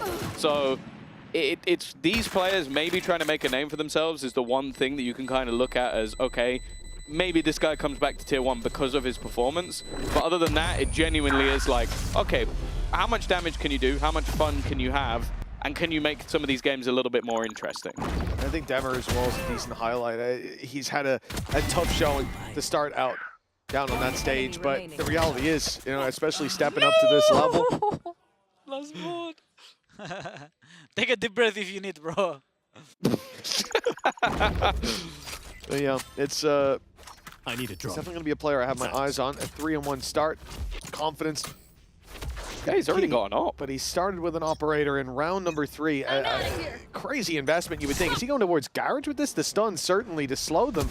But yeah, he's looking for the fight. Comebacks running it down with the squad at his back. And it looks like there's going to be a crunch from ULF. They've sent a lot of players into this position, but Stern, was he a little ahead of the pack, or was that a shot through a wall? Whatever it is, it's not gone well, especially with some of the weaker weapons. Watto's now looking to potentially get aggressive on the other side, might be able to catch out. Ooh, and there you go. That's at least one. Where is everyone? Reveal is going to get Benji. Now it's the rifle and the peek through from Neki. Knew he was on the other side, tried to catch him off guard and failed. Some individual plays that have been feeding Benji additional kills, and they know exactly where their opponents are. Orders with a nice singular shot, but that's a post plant once again. Weapons already upgraded, and what is looking like a 3-0 start, because Mitch, as you mentioned, that operator, it's not great now. Yeah, it's not going to be fantastic on the retake, is it? A 9-1, man. Benji's on it again. It was a 3K, a 4K. Come in with 2 to start this one, but Demer's still drawing breath, and Benji is going to be the one sent out to try to catch him early. Already heading his way towards that C site to cut him off. There's nowhere to go. Demer, 26 HP. They just need to land that singular shot on him. And he will be going down. And it's Benji looking for his 10th in round number 3 to do it, man. And Op dropped out of play as well. Huge impact from this man. In the first 3 rounds, he's on double digits. Madness. Yeah, he had a bit of a rough start. Obviously, a slightly different opposition here today than what we saw in their opening match when they faced off against Na'Vi. I don't know, bro. Thanks for the input. We appreciate it, Benji.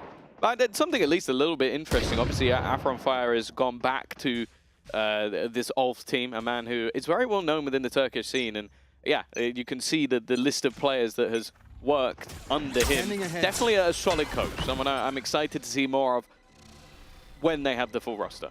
I think for now, it's can he pull some pieces together, maybe throw in a surprise here and there. I think also for the other 3 players, this is just a chance to get used to EMEA. Like, it's a different beast. You're going to come up against tougher opposition week in, week out. You're going to play on the stage regularly.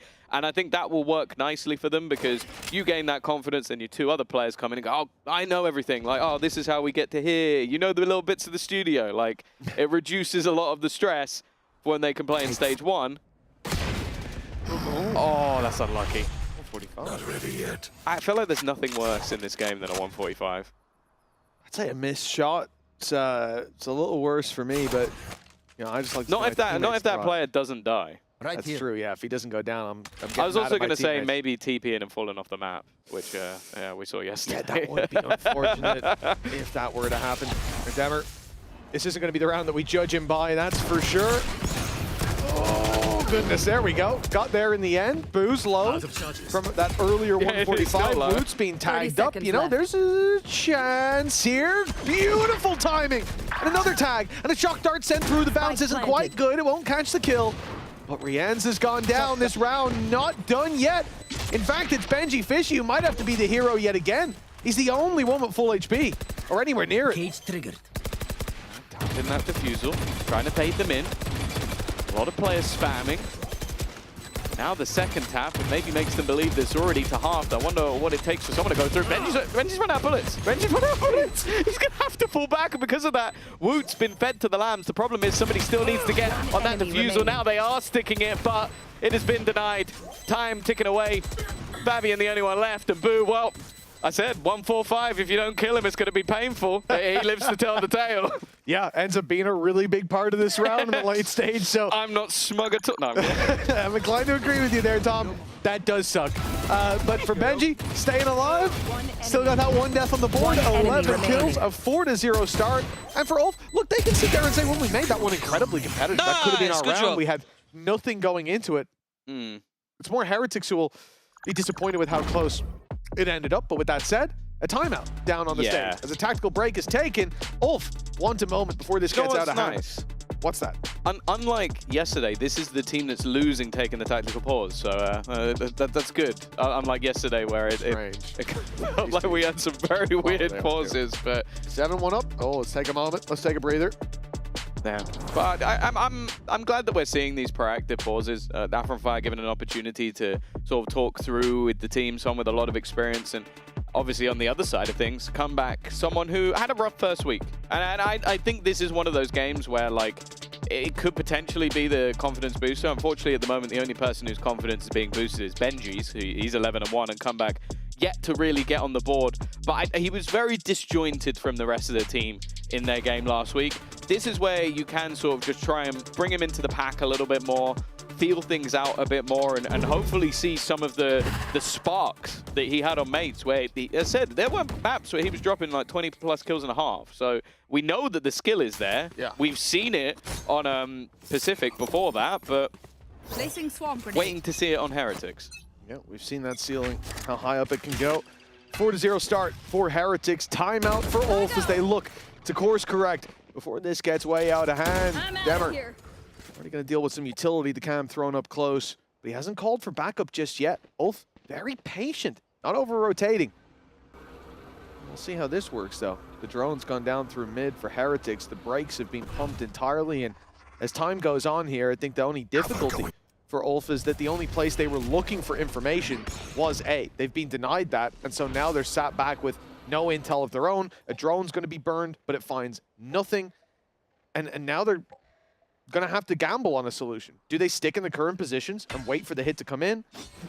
Or do they go for some aggression somewhere? And you can certainly see a lot of movement around mid and the double doors.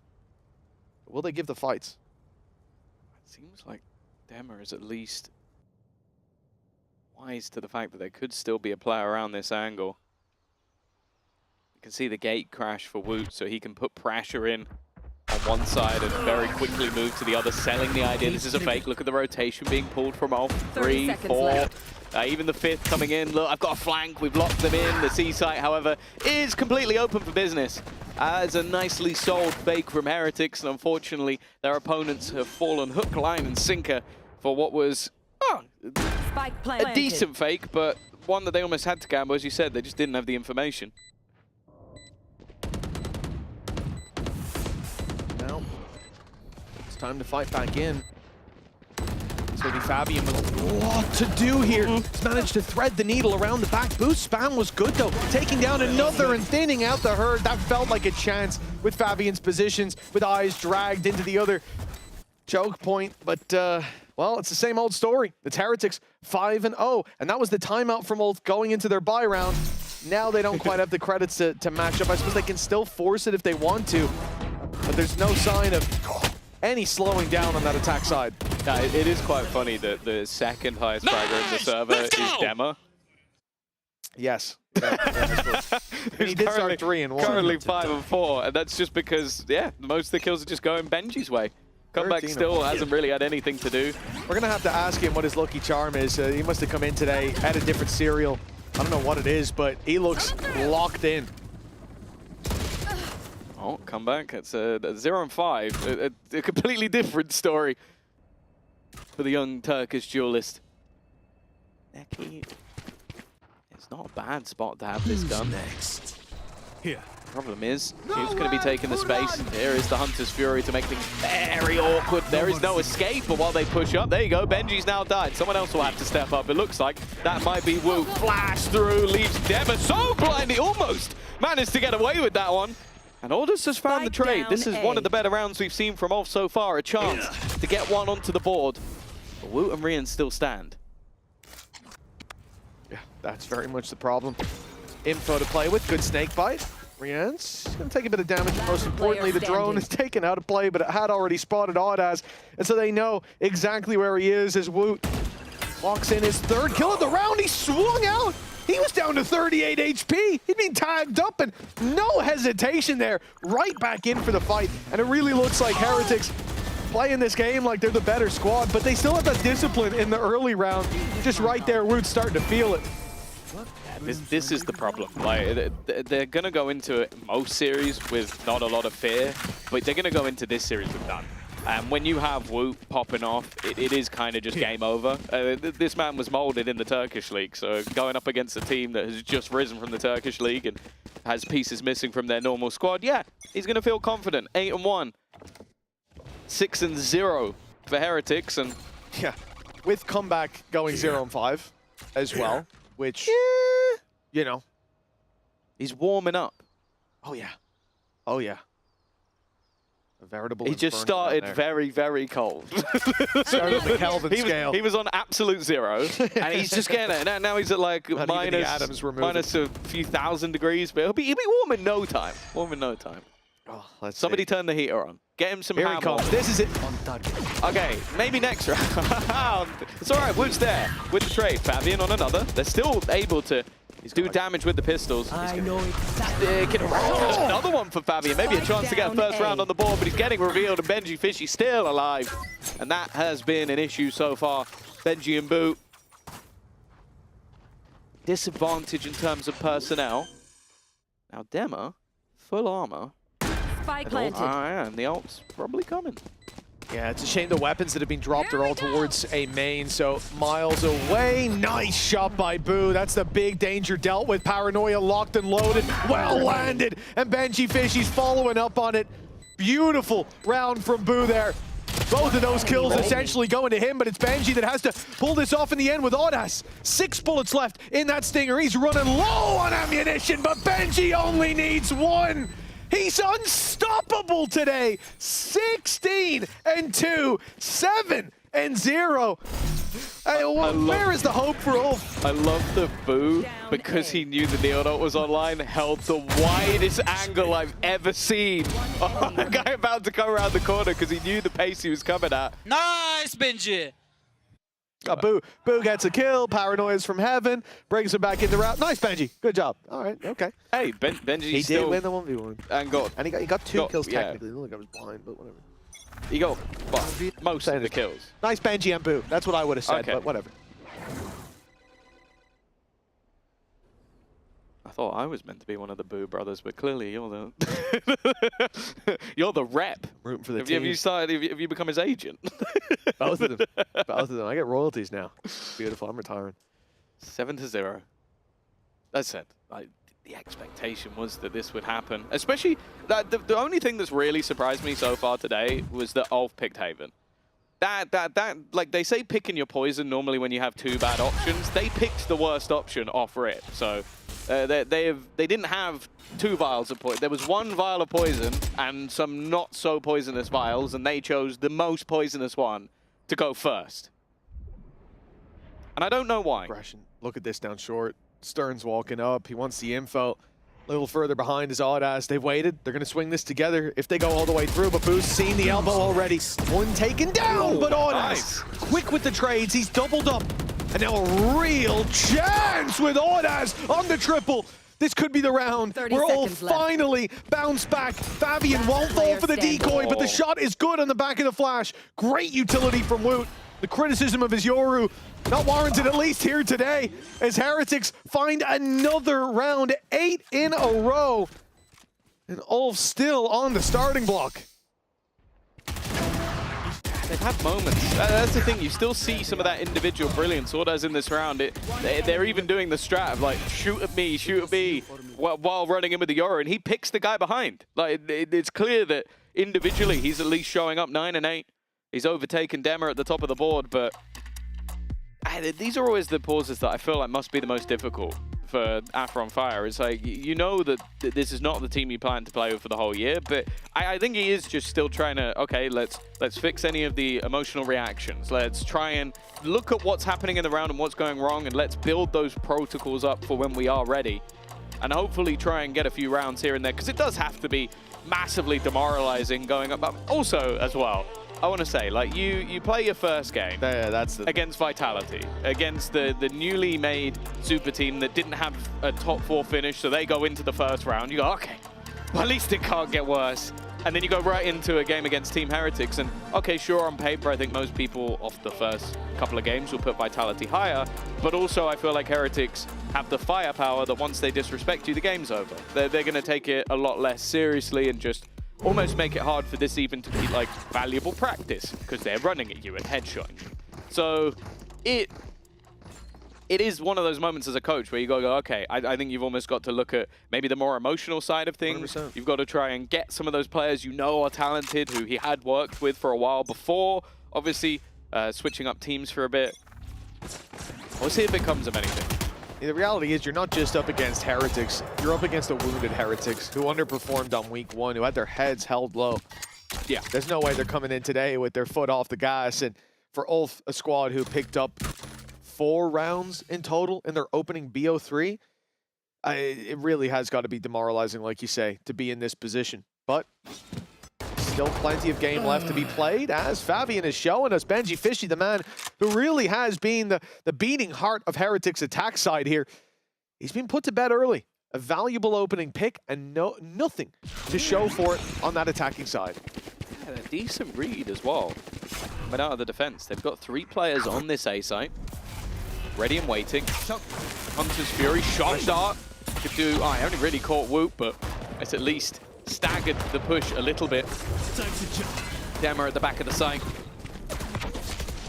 Some serious pressure they're about to come under. Quick kills coming up for Heretics once again. And they are being picked apart one by one. Audace, the only man actually on this site, his teammate very, very far away. And what was looking like a round with some potential, fortunately looks like it's going to end the same way. Yeah, I think this is the problem, though. Like, you just have Heretics grouping up in these disadvantages and then muscling a part of the site where they're finding those individual duels. The jump in, attempted. Stern finds no one in the corner, and a whole bunch of players on the other side. Woo! Comeback's on the board, yeah. Congratulations to him. Unfortunately, ULF aren't. Felt a bit unnecessary, but, you know. Yeah, you know. I think they know that. But, yeah.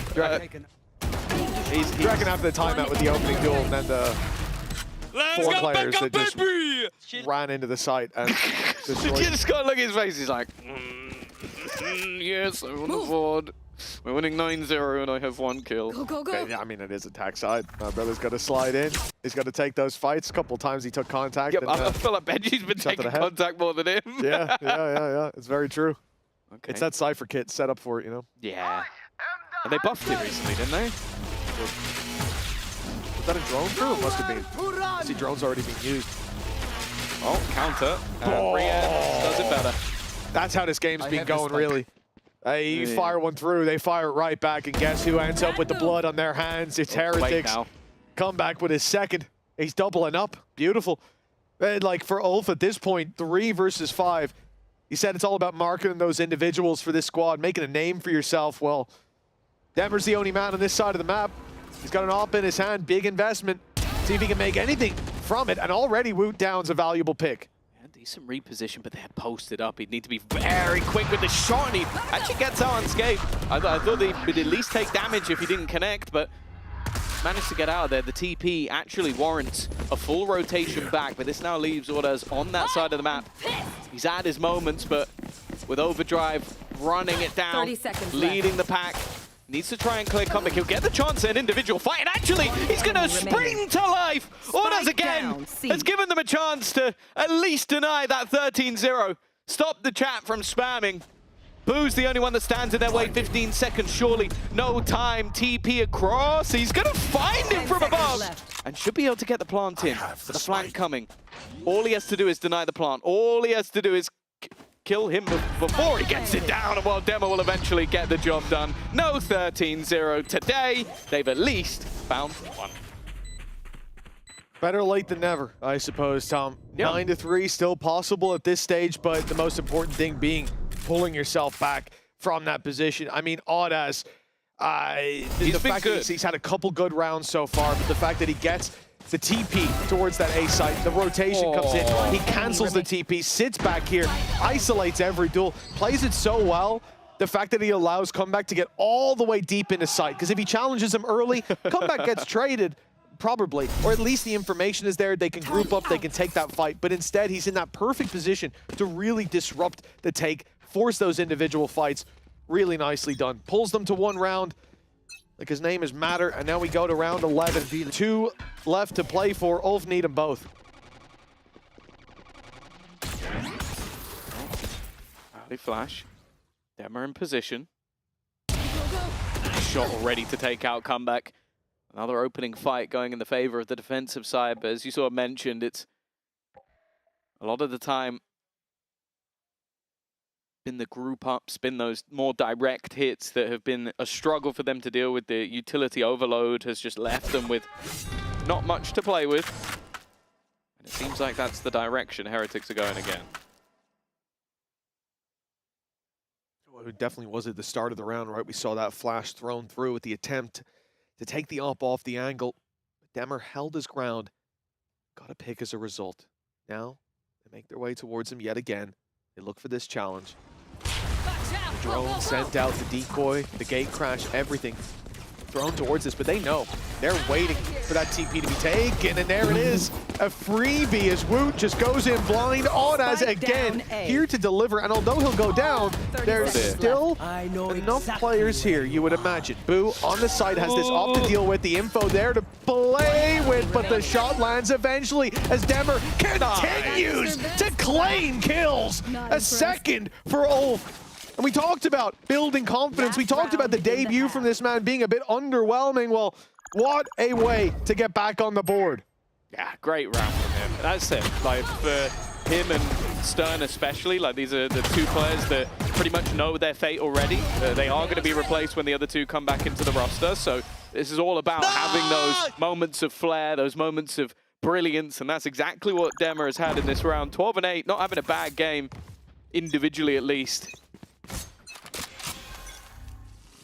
See how much more they can get out of it.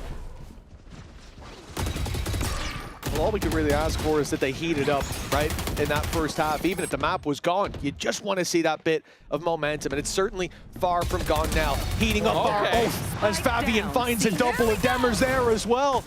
We said they needed all of the remaining rounds, and now it looks like they may well have done it. That spike miles away, but Boo, he can steal it back for the 2 versus 4. Seems like they're already going to try and re-aggress across the map, though. A push up from Neki. The same from Fabian. And, well, realistically, the Heretics, they're going to want to get into a position to steal the spike and be on a site. My butter broke. I mean, that's what they'll do for the most part. For now, actually, it just seems like Woot is going on a walkabout. He's seeing what he can find, maybe trying to get a kill or two. There's some space on the B site, but the second he goes in that direction, the turret will give the game away.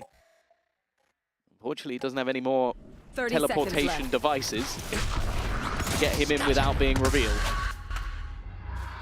Well, the spike has been stolen, but they have space everywhere else. So Ulf instantly know where it is, and Fabian, he's on their tail.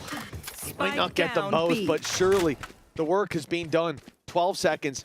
Spike plant possible on backside here. Position's going to be so important for Woot. With no control, he's a little wide. He's way too wide. In fact, a shutdown from Neki, and now Ulf finding 3 rounds.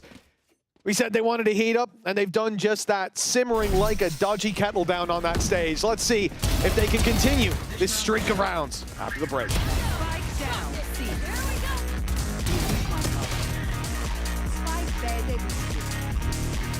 Alberto was looking for you, by the way. Really? Yeah, you better get there Okay, quick. I'll go check.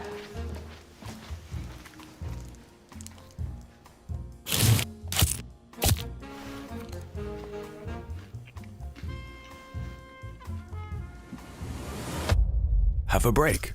Have a Kit Kat. Tom Biz.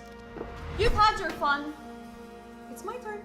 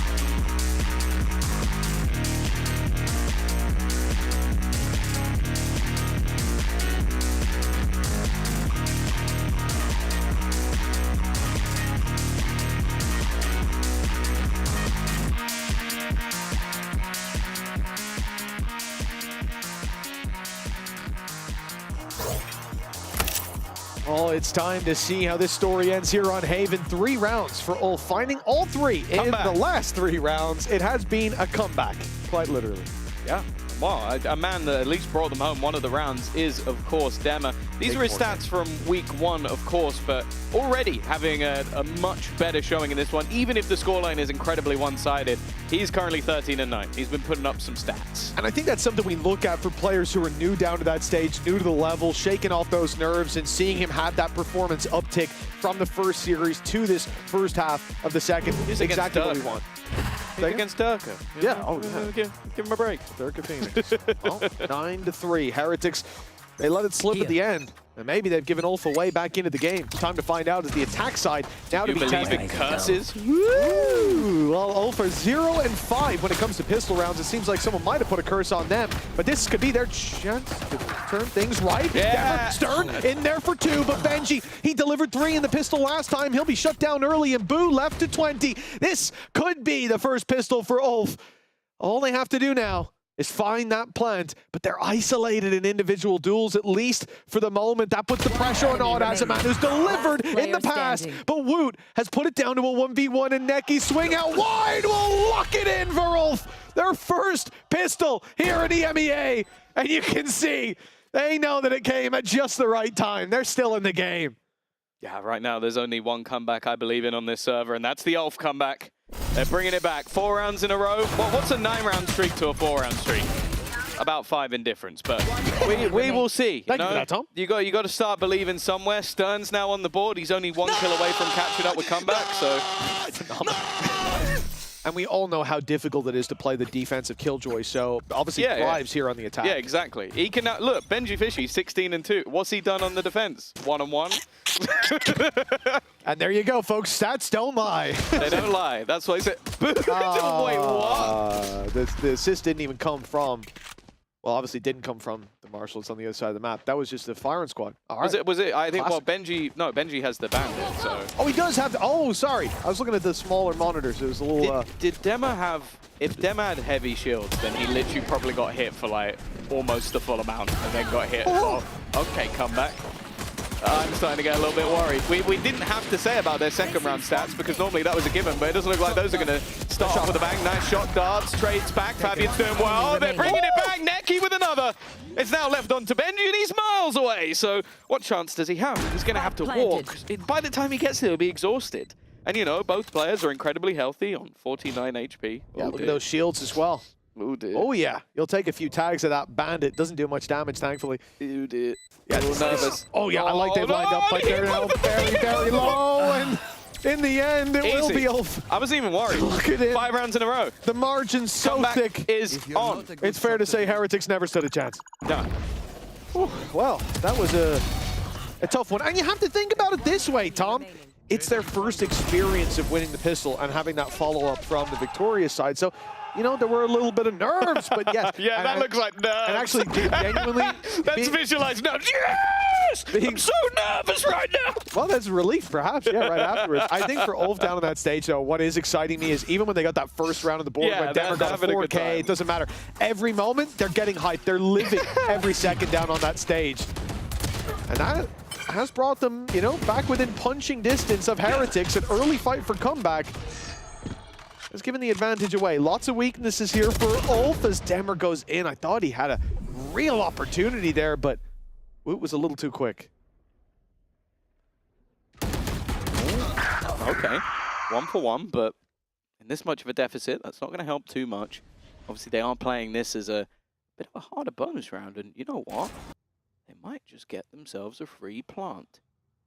There is nobody here. There's a trip currently on short, so we'll at least give them information if anybody goes in that direction. Spike planted. There's an opportunity here. We've not seen much from Stern. I'd love to see a Stern round. 2-11 right now, but getting into that post plant, obviously this is where the swarm of Heretics will look to take over. The flood will wash away ULF on this A site. Unless there's a big performance from down below. Stern is going to be isolated, you would imagine, because Audaz was stunned, but he still got the kill up top. Stern! One enemy remaining. A triple from the man who struggled in that first half. The attack side killjoy, Tom. We talked about it. That's what it's all about. With a Bulldog, too. What a sensational round from Stern. That's going to get your confidence right back into play. When does this stop being a bit of a me? Because, like, at 9-0, then winning a few rounds is like, okay, cool. We're starting to see. We said at the beginning, if they get more than 8, then I'm nervous for Heretics going forward in the year. They're only 2 away from 8 now, and the Heretics are on an eco. We might have to start looking at ULF, and if they come back from 9-0, like obviously we saw an 11-round streak from Mates the other week, so probably wouldn't be the... Well, no, I think it would be the craziest thing. I think it would. If a team with 2 stand-ins comes back from 9-0 down to beat Heretics, I think that's the craziest thing we've seen. Pretty crazy. It is pretty crazy, especially with the debut ULF had, especially with the start of it being 8-0.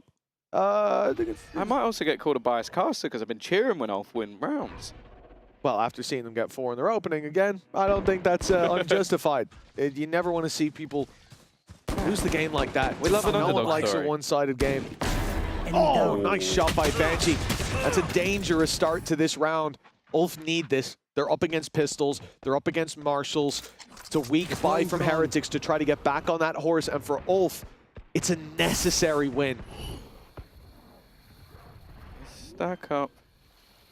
Dissipated. The spike has gone down over on the B side. So that at least gets the clock ticking. And up against those marshals, okay, you can use them as more of a no-scoping device. That might help you out a bit, but still not favoured. No ultimates at least. Neki won away, but he's also in the heart of the site. If he used the Hunter's Fury when he got it, he'd have to be mad. Nice shot, the trade back immediately. Neki, he's even found another. Bringing it back into a 3v3 scenario, and this is where it really does get tough, because those snipers are still in hand. They're doing a little bit of tickle damage, but that's all the tickle they'll get. It's 7 now for ULF. His climb back continues. They are now just 2 rounds behind. Mitch, what's going on? Well, start to think about if Heretics don't have as dominant, I said 8-0, obviously 9-0 with the streak that we had. If they're not as dominant as that, if ULF come in and win the pistol to start, this is a completely different game that we're looking at here. The reality is right now, you know, when we started out this comeback from ULF, the energy that they were giving in every single moment, it made me excited, it made me happy. It's good to see, but now you're starting to really see the reward for that. These guys, They are close to pushing Heretics to the limit. This is their pick as well, somewhere that they're going to have a lot up their sleeve, and we're seeing it here. The attack side, night and day in terms of comfort. The scoreboard's looking a lot healthier now. And even Stern down the bottom single-handedly got them one of the big rounds on the board to allow this streak to continue. Heretics, they're being suffocated out of a game that not only they had full control of, like this was indisputably theirs. That's the thing. There's been a couple of icons in my life. One of them told me belief is everything, and another one told me don't stop believing. Two very similarly iconic people said those phrases, and I'll be honest, ULF never looked like they stopped believing, and now smiles across the board. They've just got to check in with their coach again, because they used both pauses in the first, 8 rounds?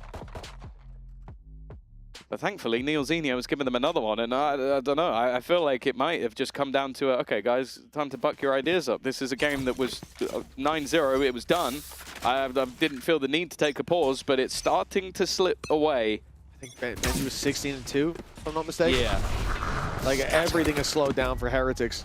Well, yeah, I think Woot was, what, 9-1? Yep. Here we are. ULF with a big resurgence, and Heretics seemingly looking to get right back into play. Hunter's Fury, though, thrown through. Disruptive and tags are being found. Woot, caught in the open, will be dropped. The numbers stay in favor of Heretics. His comeback fires himself into that backside. Good damage already. Turns to help his buddy with a fight, and he's picking everything up. Comeback with the 4K, the 4K. And it's a sliver of health on Benji and himself that carries Heretics to double digits. Do you reckon they were saving him for when they needed him? That was all the pause was Neil took the pause and he goes, now. I don't think so. I don't think comeback No, I think you're right onto it there. But he's now, yeah, he has, I hate it. He's had a little bit of a resurgence, because I don't want to use the other word. Nice, 9-14. 10-7, the streak of 7 rounds in a row for ULF has been broken. And unfortunately, with how close some of these rounds were, the economy is on the brink for ULF. Now they win this round, and Heretics are in the same sort of trouble. And Dem has actually invested into that attack side operator, so clearly feeling like there's a man or somebody pushing that needs to be countered.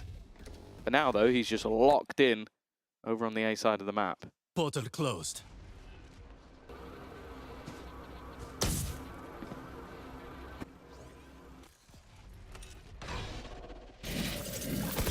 Very slow round from ULF. There will be a burst of aggression in a moment, if not from them, from Woot. He sent the decoy through, a flash as well, and all that utility's not got it all too much. You should run. The lockdown comes into play. Benji in that deep, long position gets a lot of value now. Hunter's Fury going to be sent through. This is their moment to strike. Boo is waiting. Will be caught off in the end, although the lockdown's destroyed. They have no control left on this defensive side over B. The plant is as easy as can be. And they really love this B site. They were almost caught. Comeback now posted on the angle. Baz managed to connect the shot. He's getting swung on. His stuns have helped. The lurk of Stern finds nothing. Gives the defenders back an advantage as they look to circle in on the remaining attack players. Although saying that, Neki has managed to find himself some space. Demo whiffs as well. These operator shots are just firing blanks, it seems, and Fabian turns around at the wrong moment. It's another Benji fishy multi-frag. Only Neki left in the corner, and he can do nothing versus Benji. It looks like he took a moment or two to cool off, but he's right back to winning ways. Oh, 11 on the board. They certainly let ULF catch up. Now, this is a moment where if you're on that attack side, you're begging for another timeout, for that moment to steady the ship. But alas, they've already used both. That 8-0 start from Heretics drained them of all opportunity. So they've got to keep this going as the pistols come out and Heretics move towards 12. Is there an idea here on the attack side? How do you get the best out of this round? Well, take a look at what they've got to work with. A lot of weak weapons, but some shields, and most importantly, that Viper's Pit on Fabian. He has the chance to get that down. Maybe these weaker weapons can stand a better chance, but losing to Mur right away, not going to help. At least the op is pushed back, but now it's set up for another strike. Okay. Well, not the ideal range. Still going to be able to trade at least one back. Fabian is the main point of contact here, with him having the... Yeah, I was about to say, don't forget the spike, lads. Him having the Viper's pit. Oh, no! He was just trying to find the gun, I believe, and that's about as cursed as it gets. They will now retrieve a spike, but at a cost that really is second to none. Come back. Already spotting out that little bit of extra information. Timmy the turret being sacrificed. I like that from Comeback. He steps in, lets the turret activate, see there's no one there. It comes back through, hoping that they will have already stepped up, but they were very patient. They knew what he was up to. He's inside the smoke now. I'm going to assume there's a shorty in play. Nope, he's walked through the smoke with his op scoped in. Of course he has. So 12-7 we go for Team Heretics. 5 chances to close this out. And well, ULF, they came in with a shockingly poor start. But the resurgence they've had... I believed for a moment. It really got me. It really got me. They had me in the second half, not going to lie, but... well, Heretics have come through with the final out. They had me in the first half of the second half. Yes. And kind of, I suppose, the last quarter of the first half. Yeah. Other than that, though, it's all right. We'll get back to Mini for the numbers in just a moment. Come back. Oh, hello. Now they've seen him. Oh! Those are the shots we're used to seeing. Unfortunately, it seems like they've woken him up, and, well, that didn't go quite as well. Whoa, also taking a hell of a lot of damage. They managed to maybe do more than they would probably realize. Oh, I'd like to rotate. It looks like they're still potentially going to go back in the same direction, just switching things up to maybe claim some mid-control. They've loved a B site hit as well, so I wouldn't be overly surprised if they go there eventually. Or even put the pit up there just as a distraction, whether you want to take it or not, especially because Fabian's 41 HP. There is a trip that he needs to break first. Yeah, that's an easy break.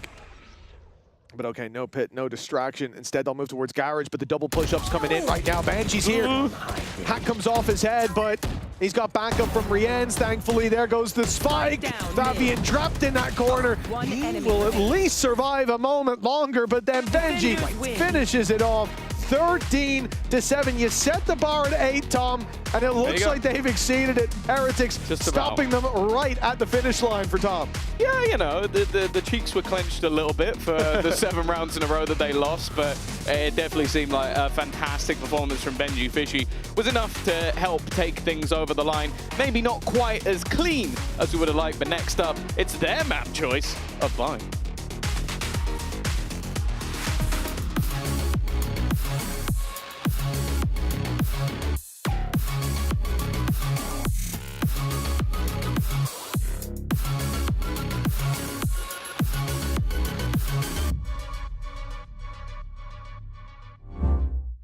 Your body knows. A sense of victory. Seized when mind, movement, and gear ignite as one. Now, step into your zone. Designed to win.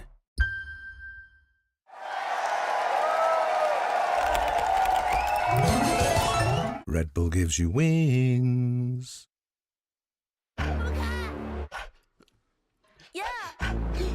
Yeah. Let me get a punch. Let me get a punch. Let you feel the punch. Let me get a punch.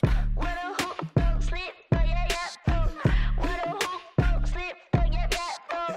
What a hoop, don't sleep, oh yeah, yeah. What a hoop, don't sleep, don't punch me. Don't keep getting me pissed before I make you plead. Pray for your rest in peace. It's the only piece that you need, even a punch. This is the purge. Everybody please your perk. Your perk, I'ma kick these people with my kitty pound. Play with the wrong gal pound. Put when they put get my pop on out. Pop on now, yeah, I'm a kite to my pound, pound, pound, pound. Pack it out, back it out. Cause I'm a pop love, yo, how about now, bruh? Your body, me the raw to who for chat, mung juk now, ow, ow. Need a pepper, pick a pack of peppers. People like me pick a pack of bricks for a week per day per minute. Rapper like me, I'm pulling panic. But go back for ying me, put the proof. Me put the price, cause I'm loose. Array me roof from poor key, pan, my pie, kaput, bake a right point, cause toys a chew, the quo, a poor. What a hoop, don't sleep, oh yeah, yeah, oh. What a hoop, don't sleep, oh yeah, yeah, oh. What a hoop, don't sleep, oh yeah, yeah, oh. What a hoop, don't sleep, don't punch me.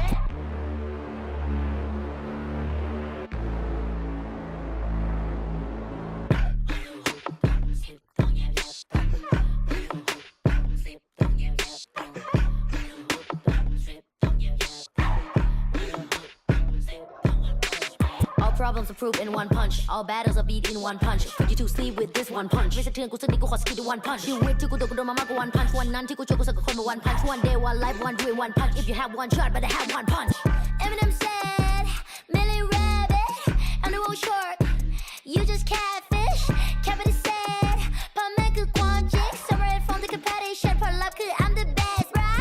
What a hook, don't sleep, don't yeah, yeah, oh. What a hook, don't sleep, don't yeah, yeah, oh. What a hook, don't sleep, don't yeah, yeah, oh. What a hook, don't sleep, don't you punch me.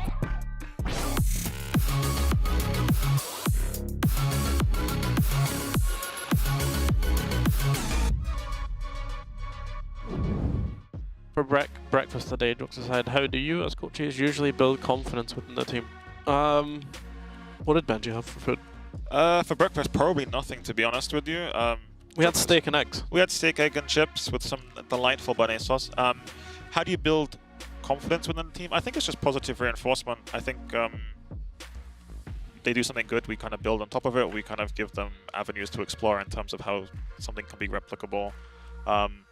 Because usually if they're not confident in something, it means they don't know. So just kind of give them like what they need to know from it, and then to add further, I suppose. Like, because not one situation is the same moving forward. So it's also something that builds up throughout the season. I don't think it's you know, like hopefully we can win this game today, and I think the guys will get a big confidence boost from it. So Benj has already had a lot of confidence, and hopefully they take it into the next game.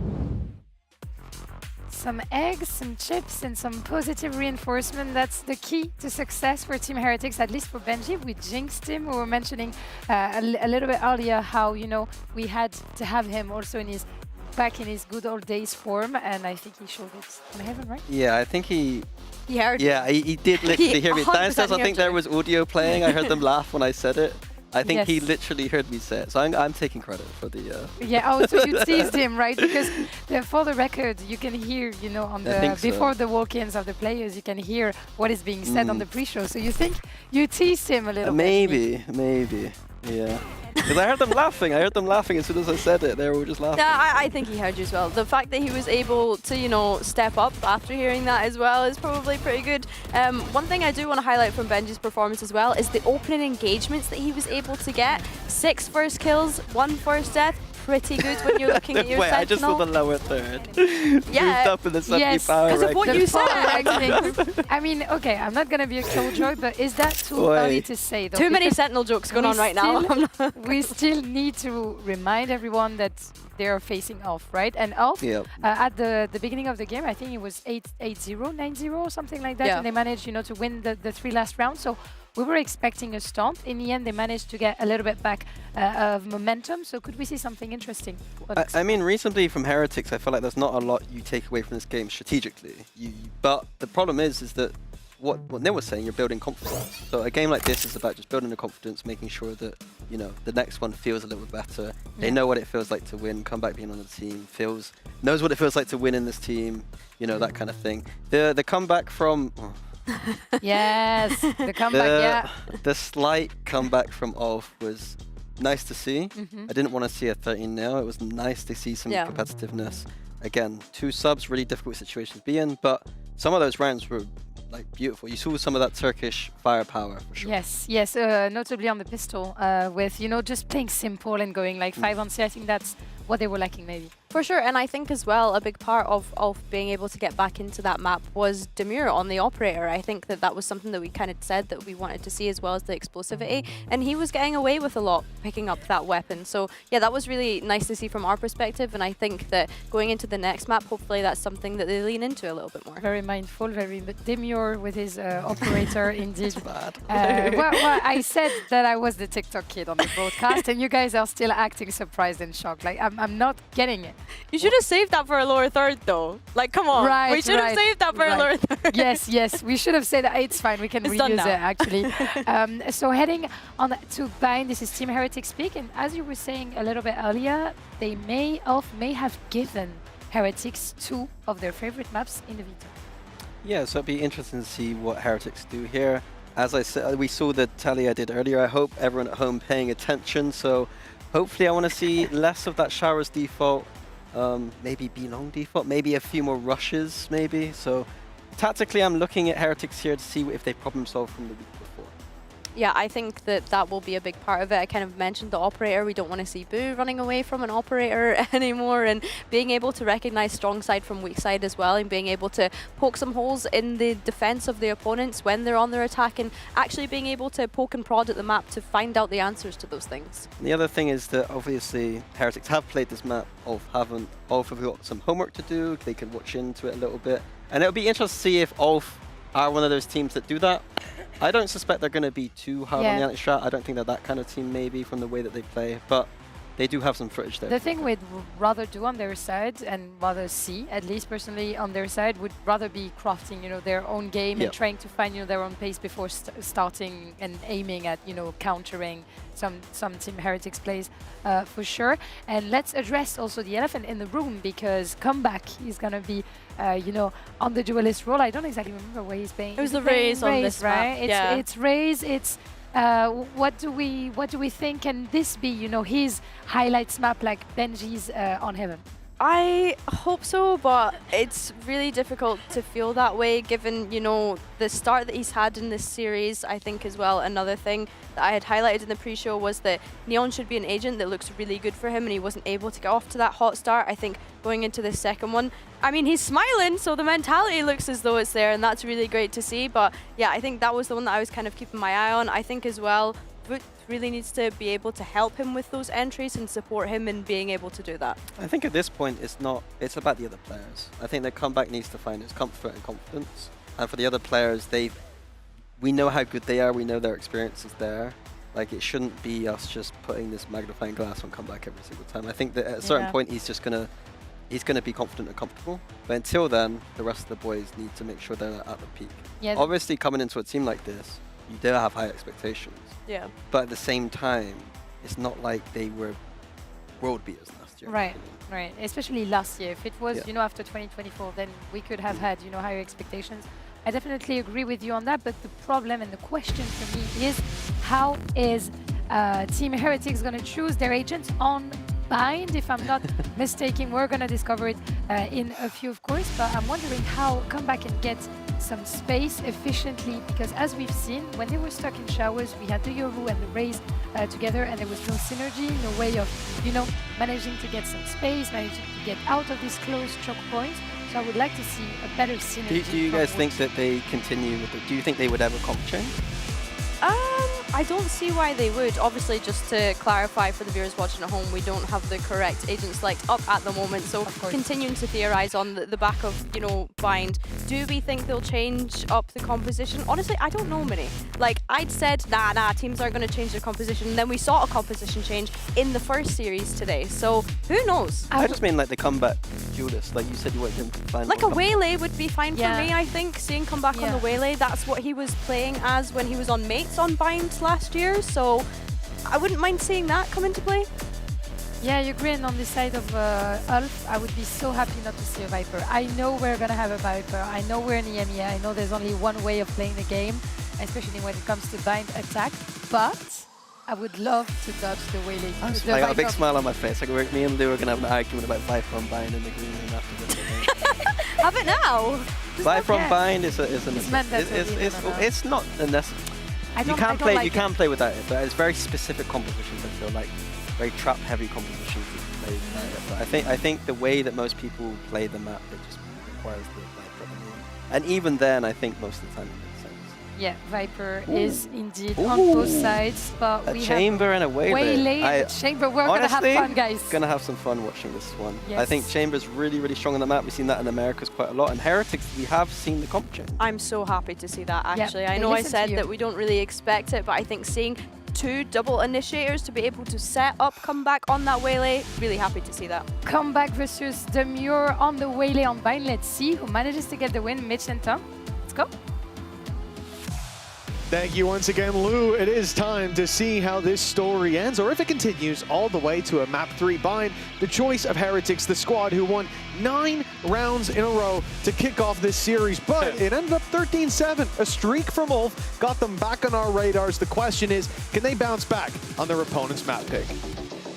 I'd say unlikely, but I'm glad that they're going for something a little bit more aggressive. I think especially Fabian had some nice moments on the previous map on that Viper, but now being allowed to be that little bit more aggressive, use some of that individual skill we've already seen out from him. So I think that's a good change. Just try and almost out-frag your opponents. And on the other side of things, I mentioned that so far, we've only seen him play Yoru. Is now back on a Fade, back on an initiator that he's comfortable on, re-ends onto the Gecko, and it is more of a setup-heavy around comeback, especially on this attack side. I think that's a nice change. Oh, we've seen this before. A lot of players sitting, waiting in the spawn, playing off that initial contact, which will come towards Stern. His Prowler's already sent through, back up on the way, but not quick enough. Comeback's already on him. Now up close, though. He's going to face a big challenge with the early retake. 3 players rushing it through. It's catching Heretics off guard at least to start, but now they know that the cavalry is coming. Great stun. At least going to catch one up close. The trades, good to decent, as Neki pulls this back into a doable reality for all. Okay, beautiful spray with the wide swing, and a 1v1 set up as a result. Fabian's chamber about to be put to the test. Still a snake bite available. Benji's lineup will go in immediately, and even though that's been tapped, it should be denied at least for the moment. He doesn't need to re-pick. Just wanted to make sure he wasn't sticking it the entirety of the way, but it doesn't matter. Fabian will hit the shot eventually, and should have himself enough time to get this over the line as well. It is an all-important pistol round coming in for ULF, and a very good start, but mostly from the leader. God, this is what we like to see. Again, we came into this series, we came into even the second half of last map, and we hadn't seen ULF pick up a pistol. They very nearly whiffed the second round, but that really continued that momentum on from the first half when they found it. 4 in a row. If they can get that kind of start here, gold dust. And this is what I love to see, man. Fabian, last map, he reminded me of Yedeje, the way he was screaming. I mean, he had some pipes on him, and now he shushed him after a pistol. Hell yeah. Well, a 3-in-1 start. He's feeling confident. Or Neki's feeling confident. Sorry, Fabian only got the one. Yeah, a little bold to shush. Well, yeah, he got the last one. He got the last kill. He clutched. He won the clutch, so he told him to shush. And the pistol. It's funny. Let's hope he doesn't come to regret that. You got to go with it. You got to go with it. You got to play the confident game. Obviously, for this round at least, not much invested into. Okay, but one of the things they did have was a Sheriff on Benji. Don't miss me too much. Fabian already dead. I think he might have shushed him back there. With a 1v1 wall. He was actually just predicting that he was going to be quiet in the next round. I'm going to have a quiet performance. I'm going to hush. Yeah, well, Benji's revenge has already been had, but... Revengey fishy. Yeah, sure, why not? But for him, that 1v1 didn't result in a round win. That's the difference. Okay, so they're eco. Let's go. Not going to push through that. Confidence. He's too close. Confidence. He's going. He's already in. He gets 1. He gets 2. It's on us for 3. That is a wonderful resurgence from ULF, who I was worried would have a similar second round to what we saw before, where they were pushed to the brink, but Audaz has bailed them out of that situation. Okay, doesn't seem like we're getting the same reaction, but this was nice. It was risky as hell, but this is exactly the style I want to see from this team. Are they going to beat them on synergy or team play or having perfect utility setups? No. Are you going to beat them by playing mad? Probably still no, but at least you will get rounds like that, and it's giving you the best opportunity. As you can see, second best map. Not this group of players. Before the 2 of the best players left. Yep. Fabian. Now, he only has himself the headhunter this time. He's already shot 2 bullets at the Gecko flash. He doesn't have a whole lot to play with here. And obviously on the other side, this is where they now come in with the full buy. Be right back. Fabian, oh my goodness. 2 was all he needed. He didn't even want the kill necessarily. 1 to spare. It would have been enough for him to be spotted and TP back to set up Demur to catch them as they come up through long. Mitch, instead, I think you need to opening pick for Fabian. Early rotation as well towards the safe side, but it does look like they'll be forced into a retake. Oh, Util might be able to deny them a little bit. Unfortunately, Wingman has already done the job. No weapon found for Fabian, so I think he genuinely has 1 bullet on the chamber. Scout destroyed. Been given over. Forward on Fabian. Oh, okay. He's managed to survive that. I thought he was dead to rights, and eventually he is. Benji and Boo. Rian's still in the corner. His util now dissipated. But he's just meant for the surprise factor, and a surprise factor he most certainly is. Flash back online, completely blinded his Stern, and more importantly, the time is gone. There is no way they are taking home this round. They might take a few casualties. Neki still going strong. And in fact, I thought he might go through the TP with that rifle. He didn't. A bold choice, but he just wanted to make it even more costly. Unluckily, nobody was sticking around. Heretics, one on the board. Costly one, though. But yeah, it ends up taking quite a few blows in just because of that last fight. This attempt to swing through, guaranteed that there was no defuse underway. Perhaps close the round out with a TP, but they missed out on the last step. Yeah, I think Stern at least did manage to keep a rifle, so they have boosted their economy a little bit. That allows for the operator to even come in as well. So it's ended up quite nicely for Ulf, and a chance to get back into this a little bit early. Straight away, though, it has to be the escape, and actually punishing this kill is going to be quite difficult, but they are rushing it down to try and find him. In fact, it is the punish. Come back in, come back out. That's a wonderful opening. The TP's taken, though. That's a double push coming through on Bath. Rienz has got his work cut out for him, but Fabian's alone on that swing. Now they know there's another. The spam doesn't stop the spike plant in Heretics, despite what looked like a few bumps in the road.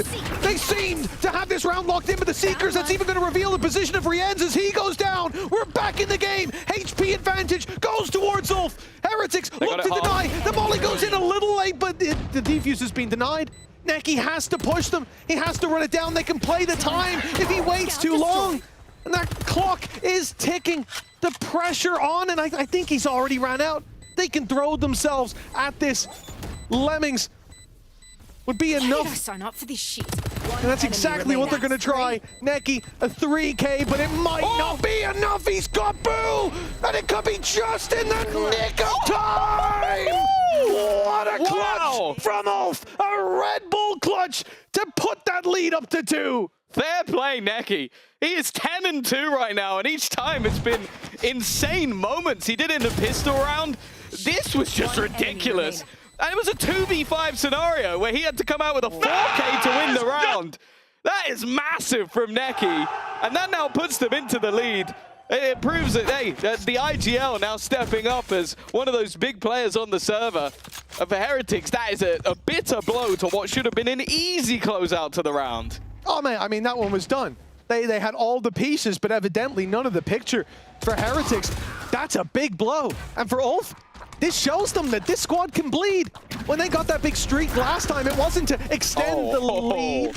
It was that was fast. It was to come back. Now, well, they extend their lead to 3-1, but an early blow dealt, a rifle onto Boo, a Viper's Pit late, one away from Orbital Strike. Yeah, there we go. Yeah. We need to be very cautious on this defensive side, because look at what this kill has given. A player rotating from the A side, dead over here, sure. A rifle recovered, but mainly, it's this. It's the fact that Stern is now completely isolated. And sure, they're making up for that with a bit of info on B, but they can't play a retake if Stern is there. Where's he retaking from? Unless he manages to slip through bathroom, which I imagine there'll be someone there late, this man is going to have to fight his way out of this corner. Yeah, he does have... Or out of bathroom. The trap in play, so that might help him out a little bit, at least to know that he's not being flanked as of right now. Although, Wu can't feel the same. Yeah, the flank on the flank. 30 seconds left. Already, though. Util used to counter Neki once again, but it's only going to be a couple. I say only because there's still plenty that needs to be done. Come back with another, and now could just look to dash into the TP. Nobody on the other side. They're going to have to try and sprint all the way back. They were wary just in case he'd managed to put his TP down and could have gone right back to them. Orbital Strike used to deny. Molotov gives them time, but Fabian's already passed it. In fact, they're both already past it. Ultimate use, convergence path to try and stun them up. But again, already close. I think that's been spotted, but it doesn't matter. Comeback goes swinging in and they'll win it anyway. A close round. A round that maybe should have even gone the way of Heretics, but good reactions from Ulf. They are extending their lead. Oh, this is a remarkable play. I mean, obviously for Ulf, they started on the defense by their own choice, but I think we can look far past that. This is a team that came in 9-0. Heretics honestly looked like they were playing ranked on Smurf accounts to start this out. They were not breaking a sweat. That's just their normal accounts. But now, 4-1 in the lead. Big individual plays. We've seen Audaz obviously looking good last map down here, but Neki, I don't know what has happened to this man. I don't know what they said to him on the way out, but 12-3, they pissed him off. Stop trying to IGO and just kill everyone. Like that seems to be the genuine call. It's just, I guess, have a little bit more faith in your own individual brilliance. And this composition does look like a little bit more of an aggro comp. It's like, okay, we tried the let's play properly in passive way. Now let's play the we're Turkish and we can aim way. And that seems to be working out way better. Like, Neki's just disrespecting them. Like, he's swinging angles from pistol. He was just swinging angles. He's now doing it, running in behind them, like getting into positions that he really shouldn't be able to get into. And I think this, if anything, this pause might just be a momentum break, just to go like, look, lads, it should be a comfortable victory for us. But maybe be aware that these guys are just running and pushing at us at this point. Well, yeah, I think, if anything, that last round, alarm bells start to ring when you have Neki just shift walk up B, come behind you when you've made no contact in 45 seconds. You got to think they're going to push. They're going to do something. They're going to look for info. And the fact that he gets 2 players looking the other way, that can't happen again. And I think that realization's been made on Heretics, that there are gaps right now. Those gaps are being exploited. Let's patch them up. Okay, that's the second time Deva's run through a TP and been domed immediately. It definitely seems like, just look how passive this time the positions are. But it doesn't matter when there's a tour de force on the other side. The spike. Could be an easy pick for Fabian. In Dildefels. Very nice. I like the fact that Demer's the one going into the TP. Again, the idea there just being, let's check if they're there. I can TP back if they're not. And then at least we can rotate. Look how far Fabian to has the B side if needed. He's already pushed all the way up, so they know that it's here. 2 players already almost look like they're attacking the site. They've held all the extremities. Woot trying to swing into the angle. He's now spotted his opponents. Nice shot from Neki, but it's only the one this time. And you can see they're still trying to take these aggro fights, almost disrespectful fights from the Heretics players. And because of that, they're now a man down. A whiff shot from Boo. And he's boxed in. He's completely surrounded. Yeah, tour de force waiting for him down on long.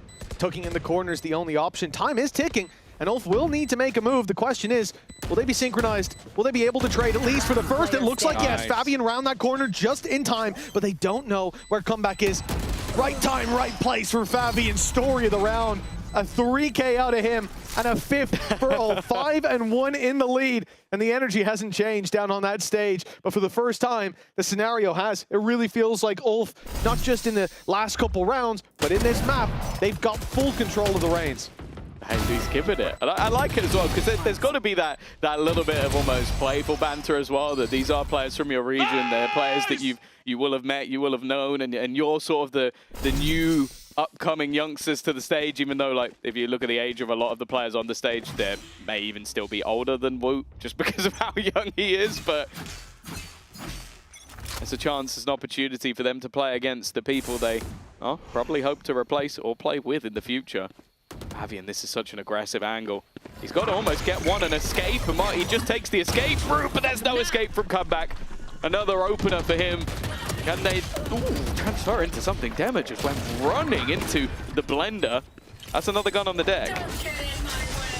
Sure, and the Viper's Pit put into it. Now that really changes things. The judge, not one you're going to look to challenge, even if you do, there's a man in front of him. Or man beside him, sorry, in the form of Benji.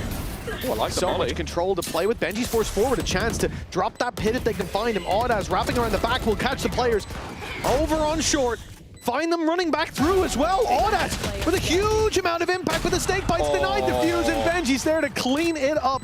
Big round from him. The pit made all the difference, and Heretics have a round on the board. Another at last. Yeah, they were a little bit unlucky. Benji goes down to 14 HP, and the second that pit drops, it would have been panic stations, but this judge was definitely the defining piece, the opener that was found a very risky play. It's weird though, because like obviously this is what we're calling for. We want to see this team taking crazy risks, but I think Dema has now been just completely obliterated, like maybe 4 rounds in a row. So I don't know. Maybe there's a slightly better way to do it. Well, is it going to be the one and done for Heretics? Can Ulf bounce right back? It could come down to this early fight from Fabian. A few shots not landed in the TP. Well, it's fair to say it's not quite safe. Unlucky. And now, the Heretics set their sights on the A side. Caught one already. That's a huge detain, but there's going to be backup. Stern's coming in to try to save the day. Oh, he can't quite get there in time. Trades at least, well, a trade for Ulf, and then an immediate shutdown from Heretics. 5-3. Yeah. Finally putting rounds back to back. It was a low buy. That's the only thing. It was, a singular Guardian, so like they were saving for this round. And it didn't really have a chance to do much, did it? No. It was, the immediate dash in. I think that's where we are seeing like the success, at least a bit, of what you wanted to see from this composition. It's like setting up comeback to get those openers. Yeah. We've seen him also using his own like slow very effectively, like stunning players up, leaving them in awkward positions. So I definitely like what I'm seeing from his Waylay.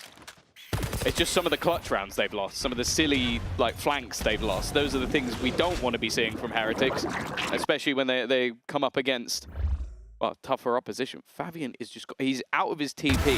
He doesn't care. Comeback is waiting for him to peek a different angle. And they've left Stern in the corner. They're going to hear Fabian moving back. But actually, after not seeing anything, he almost goes like, screw it. I want another bite of the cherry. And even though he fails, do they check? They do check. Fair play to Wu for checking that. Dead. Hello? He's down. He's got to be dead. He's got to have. Oh! Fair play. That was a shot and a half. I thought he was dead to rights with nothing. But he's managed to take a 2-for-1 combo meal. Screen down. And you could just look at the way the bench is having to play. He's just having to check every angle under the sun to make sure he's not being flanked. And he's not, but he doesn't know that. Poison orb emitting. Poison's off. There's going to be re-aggression with that flash. And just been caught. Blinded. Nothing. 30 seconds left on the clock. No clear direction from this attacking squad until they shift towards this B site. That's where the plan's going to come through. Orbital strike. The thing is, orbital strike online, 20 seconds on the clock. It really depends how quick they are to get to the site, or boots may hit the ground. Launching smoke. At this point, it's all down to that orbital strike position. 10 seconds left. This could be denied. The plan starts here. Great orbital strike. It's going to be stuck. He's going to give his life for it and just about get it. It sets Benji into a 1 versus 3, but he won't even get the first. Yeah, I like that. Clear plan set out from Ulf. And as I said, like, we've had expectation of them being super aggressive, doing some of the silly rounds, but that was just smart. By having 2 players on one side and the other just playing passively with the utility, knowing that they would be able to delay that extra bit of time, and I think something that Heretics clearly didn't clock quick enough. That's going to be another round onto the board. I believe they're just buying a little bit of extra time to go get themselves the operator as well, which has been a big part of this defensive side, like having Fabian in these aggressive positions and just causing so many issues. 6-3, half at minimum is going to be level. And I'll be honest, with how they've been playing so far, I wouldn't be surprised if they're in the lead. Yeah, it almost feels like the question is, how much will they lead by at the half? Because Ulf not getting one of these next 3 seems very unlikely. The play has been solid. Neki looks unbelievable, even here in the end, using the orbital strike for that late play. They've been very disciplined. Their defense has looked solid. I imagine the attack will still be there. We'll still see a good face to it, but I think it's going to be tougher with this comp. Yeah, I think a lot of the value from like your chamber, for example, in those early fights is going to be mostly here. Great duel down on long. A double push and an opening. For 4v5 now, Heretics having to play without the Viper Wall. I like how it's the 3 like permanent members of the squad all pushing together, like having that little bit of extra synergy, and then the other 2 is like, you guys hold A. You got Viper's Pit, you just delay them as much as possible. Don't worry, we'll be there in a moment. And they are now ready and stacked up on that side of the map. They've got the trap deep within B Hooker as well, so that they can still just have the jiggle peek from Neki, and while Stern's only going to get the 1, but he's at least delayed them a little bit. Dema in the corner. An operator in an unorthodox position, but it's worked out for Fabian. Comeback trying to be sneaky though. He's managed to make his way through. Time is being bought. You can see the patience now using that convergence path. And in combo, it's only going to be 1 player that gets killed, but they've caught Dema. He was also stunned up. Beautiful combination of ultimates from Heretics. And what was looking like another damning position, they brought back to an advantage. It's Neki in the 1 versus 2. He has been heating up like an overused laptop, and he's already found the first. A chance! Oh, that spray was so close, but Boo swings in. Oh, man, that felt like ULF in the lead. Neki continuing his streak, but Heretics won't let them run away with this. A 2-round gap now. The lead. This combo is lovely. The lead's being kept honest for now, at least. Ah, nice try from Neki, though. 6-4. Lead is still theirs, but the economy definitely in the bin a little bit. They're going to give the Guardian over to Fabian just to try and see if he can get something on these aggressive plays, but it looks like a more standard sort of group up, maybe trying to deny any form of orb control, especially with Fabian only being a couple away. You can understand you don't want that tour de force coming into this round. Yeah, I mean, the approach here from ULF going out for the long fight on B, it's just unfortunate for them that they've come to a jousting competition and there were more knights on the other side, hit by a few more lances. I mean, the fact that they have had some success with re-clearing some map control, bursting that utility, this time they go dry, it doesn't work out, and Heretics end up in a position of a 5v4 with the A side being their choice, and it is much less heavily defended than any other part of the map.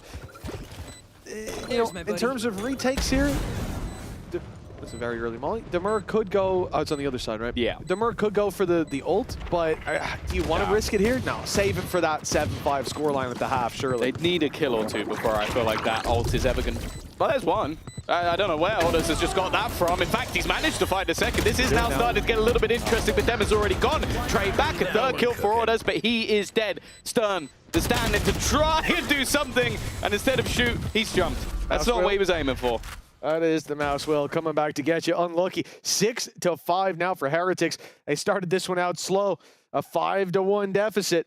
They're almost even at the half. Remember, ULF again, they decided, because Heretics picked them up, they chose to start here on the defense. They want this last round. They want that lead. And on round 12, it's a rare one, coming into the final round of the half, we have a timeout from ULF. Yeah, I think maybe it's more, again, I think a lot of what we've seen from Afron Fire is like when things are getting a little bit out of control, he's trying to level the ship a bit. I think going in, even just mentally, going in with a victory at the half, it's going to be a good sign for the team. Like, keep people positive, and I think like it has started to slip out of control a little bit. Last round, obviously, you can forgive. It was, again, another low purchase, but it had some heat to it. Like, you are seeing glimpses of what this squad can do. With Ordaz just hitting crazy shots, and well, unfortunately, Demma's definitely having a bit of a rougher map than he did on the previous. But we'll see. They're definitely not out of this map just yet, and I think that's the look that Afron Fire is going for. Like, hey, if we can go in with a victory at the half, take a pistol, there's a genuinely good opportunity for them to steal a map here, which, as I said, coming into today, I said if Heretics lose more than 8 rounds on a singular map, I'd be worried for them. On this map, I really wouldn't be surprised with how it's going so far. Teleport's ready. One last hurrah before we go to our halftime break. The timer ticking down. An operator in the hands of Comeback early will be sent towards B long. The triple stack. Will Audaz look for that fight? The smoke's already down. Orbs here could play a big role. Audaz 2 away from the orbital strike. A tour de force, 1 for Fabian. On the attack side, none that will be very easy to get online with 3 orbs required, but could have that late round play. The final one of the half, and you can see that Heretics, they're not giving any ground to ULF here without a contest. A default played for the first 40 seconds, but it does look like we're getting close to them running into this totem pole. 3 players stacked up in a firing squad. Quite the challenge for whoever rounds that corner. Well, no, maybe not. Comeback manages to just don't want an escape, but it's the Benji maybe trying to help out that has ended up losing his life instead. Woot, though, will give them the advantage once again, and Comeback just looking to try and find a gap within the smoke, maybe catch the player who's constantly been trying to deny them. It's another for Woot, adding another to the death pile, looking like a 6-6 half is likely. 2 players flanking. Not going to get caught by Wingman, but he knows exactly where to look and leaves just Ordaz alone. He's had his moments, Mitch, but this would have to be the best of them. It was a stellar start from ULF, but for victory in the half, a 3K needed. First, we'll give him his ultimate if he found it. And as we can see, that's a big if. 6-6 at the halftime. A resurgence from Heretics as they get back to 6-6, get back to level. We're going off to our halftime break, but we're going to hear a little bit from Benji Fishy on how Heretics are getting on and getting their confidence back after last year. I mean, yeah, it definitely wasn't the greatest year for us. I mean, I think what was important for us is that we, even when we did do badly, that we didn't like give up. I think everybody had really high expectations of us after 2024. For us, we knew it was going to be a really hard year.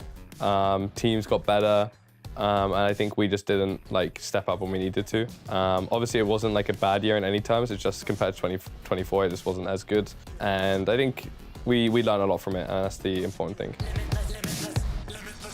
I mean, I think the fact 2025 didn't go as we planned, I had assumed there would be some changes.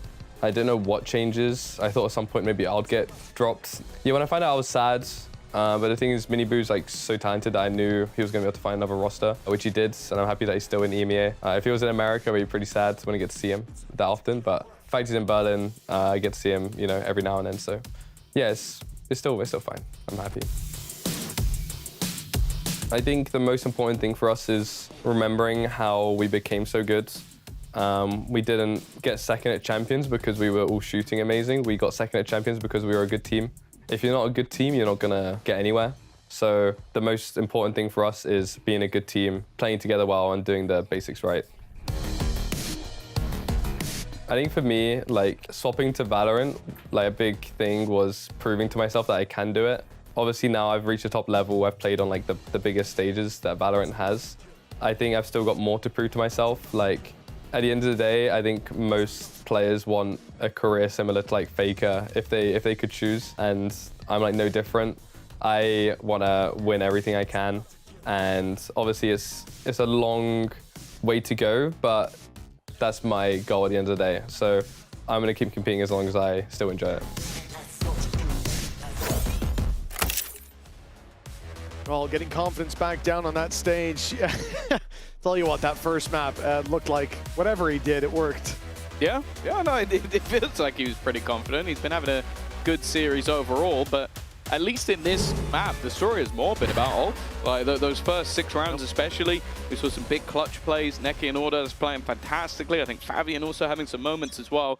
It's not looking like a done deal, but the second half, well, I felt like this pistol could tell a different story. A victory for Heretics, and you do worry a little bit that this game might slip away. For ULF, they're the squad that need to be locked in all the way through. At any moment, even at 12, it feels like it could slip away. With Heretics having that extra gear, they've proven it at the highest level consistently. And now, a wounded animal after that first week. Can only think they'll be even more deadly as they're backed into a corner. The pistol, with a minute left, sees ULF spread across the map, the spike left behind. They're looking for fights, they're looking for battles, and they'll find it at least to start. But, oh, okay, the results actually are what they want out of that. Very nicely done. Viper's still online for the wall to go back, but they're going to bring that spike to the A site. And with Brienne's down, there's not much that can be done. Danger of but no, that's watches for that as well. They are catching every player as they go, and well, a man looking for confidence, a 1v4 would be one way to boost it, but I'm just looking at the aggressive position of Stern. Yeah, they're going to fall back. It doesn't make sense to over-aggress in this sort of position. They're going to try and just get themselves into a tradable spot and not give anything over to Benjamin Fish, because he has been taking heads all day long, trying to bait someone into the peak. Now, bear in mind that they might start to worry just a little bit because of the snake bite, and even running through it is Ordaz, but he's the only one taking a fight. He's the only one whose position was known. I like this. Everybody else is still a myth to Benji Fishy. He's trying to find the story, he's trying to find the Loch Ness Monster, but unfortunately, they are all hiding in the lake. It is an easy win out in the end for ULF, and they reclaim their lead. Yeah, those pistol stats looking much better for this squad after this series and doing it against Heretics. The second you said it, they've won all of them. Yeah, genuinely. From that moment forward, it's been flawless. and a lot of them leaving Benji in the clutch. The man who was picking up so much damage starting off this series. An injection of rounds much needed with both. Keeping in mind with the pistol. Yes, get that Yediche channel. But with the fact that ULF won the pistol and the follow-up and still ended up neck and neck, I think you can see how valuable that pistol could be now that they're on the side that they didn't choose to start on. Also, I will say, Demers had the unluckiest game ever. Like, I'm not going to say all 11 of his deaths. I'm going to say at least 4 of them have been complete BS. The rest, you know, unlucky. Some of them was him just running through That's your fault. smokes You're not hitting your shots. Yeah, I mean, that's your fault. But there are 4 I'll give him a lot of excuses, especially when there were 3 players stacked up here. He got 1 tap. So he's 1 and 7 is what you're saying? Yes. Not so criticize him for being 1 and 7, not 1 and 11. That's my take on this situation. You've saved him. There you go. No one will be mean to him now. No, it's fine. It's fine, honestly. But not much back. Who trained you? Yeah. Cool. That wasn't Demer. Cool. Yeah, that's fine. Just jump up with a classic and. Spike planted. Is this an ad? Is that why I'm watching right now? Let's see if he can, if he gets 4 more, we're in an advertisement. Molly fading. Fabian's thinking about going in. It looked like don't do it. That would be perhaps an insane play, but not in a good way. Instead, he sits here. Challenge coming his way, but Stun's gonna catch him. He's still good for the first and the second shot. Fabian, that is dirty game, but Lay. So is it from Boo. Almost taking himself a double. Gonna be the 3rd in the round. 8 on the board for ULF, but I gotta be honest, a little more costly than it looked like it would be. When it was, what, 5 classics, you don't really expect 3 people to go down. I'll say for Fabian, proof again that obviously stuns are just cosmetic if you believe in them. And if you have aim as good as his, which we don't. But nonetheless, a little bit more damage than they would have liked, but they managed to get the conversion once again. I don't know what that was about. I'm pretty sure it's like, I can't hit anyone. That's what that looked like. I was like, I don't know what's going on. They've still given him the rifle. Still have the belief, still giving him the confidence. Early spam from them, but nothing to be found. This is where Heretics have the buys. And as you said, like towards the, and even in the middle of the last half, they lost some silly clutches. That was kind of what gave the springboard. But they definitely look better towards the end of it. It's whether or not they can get going a little bit quicker, otherwise ULF just might be there to close it out. Fabian got a little bit further than expected, but I think the barrel might have been spotted. That's enough for Ians to get the kill through the wall. An opener that they're definitely going to value. Yeah, I think either they saw the barrel or there's a mirror behind him on the stage and they can see his screen. That's about the only 2 scenarios. And I'm going to go in with down there. He saw the barrel because otherwise you're calling him out for cheating. Yeah. Technically, unless he put the mirror there, it wouldn't be his fault, but, you know, there is no more. It's okay. ULF, 4 players left alive, but boots on the ground. B sign has been taken. Problem is Heretics are ready on both sides to pounce back in. Look at the other side of the map for Wood. He's about to have a nasty surprise as Stern catches him in the head. Puts it back to a 4v4. He needs to rotate quickly, but he's a thorn in their side. Because he doesn't take the TP, they're going to have to worry about him coming behind, which means it's time to go. Oh, unfortunately for Neki, comeback goes right into his corner. Yeah, and the problem is that's the guy who is kind of marking the spike. Look at the position of it. The other players have to try and swing back around, and they're just not going to be able to do it. Comeback, I think only just realizing that, yep, everybody is dead, wanting his teammate to now get the defusal. But also, again, I think Comeback's use of the slow has been fantastic. Yeah. Like the amount of times I've seen him hit someone diving, get an opener. And in that round, that was the crucial kill. Everybody else was locking down an angle, coming in on the flank. There was only 1 player on site. Comeback cleared him, round is done. Yeah, I think he really is. He even got the next one as well. Fair play. He got the next one, and then he was setting up for the 3rd. He's like, pre-fired the 3rd guy. Wow, cool. Yeah, if they close, that's when you're so locked in. You're so locked in that you don't even realize you've already won. Yeah, it's like 1 enemy remaining. Here. Didn't hear that, mate. Didn't hear. All I heard was the shots of my gun ringing out. The thing is for ULF, 8-7, rifles come out here. Heretics winning this round will propel them back into the game. The hindrance fades, but not in time as Stern is able to punish Boo, and presence on this A side undeniable. The spike, though, has been left behind. There's the option to go back towards the B side if they want to, or a late lurk from Fabian. Either way, That's going to be a problem for Team Heretics to deal with.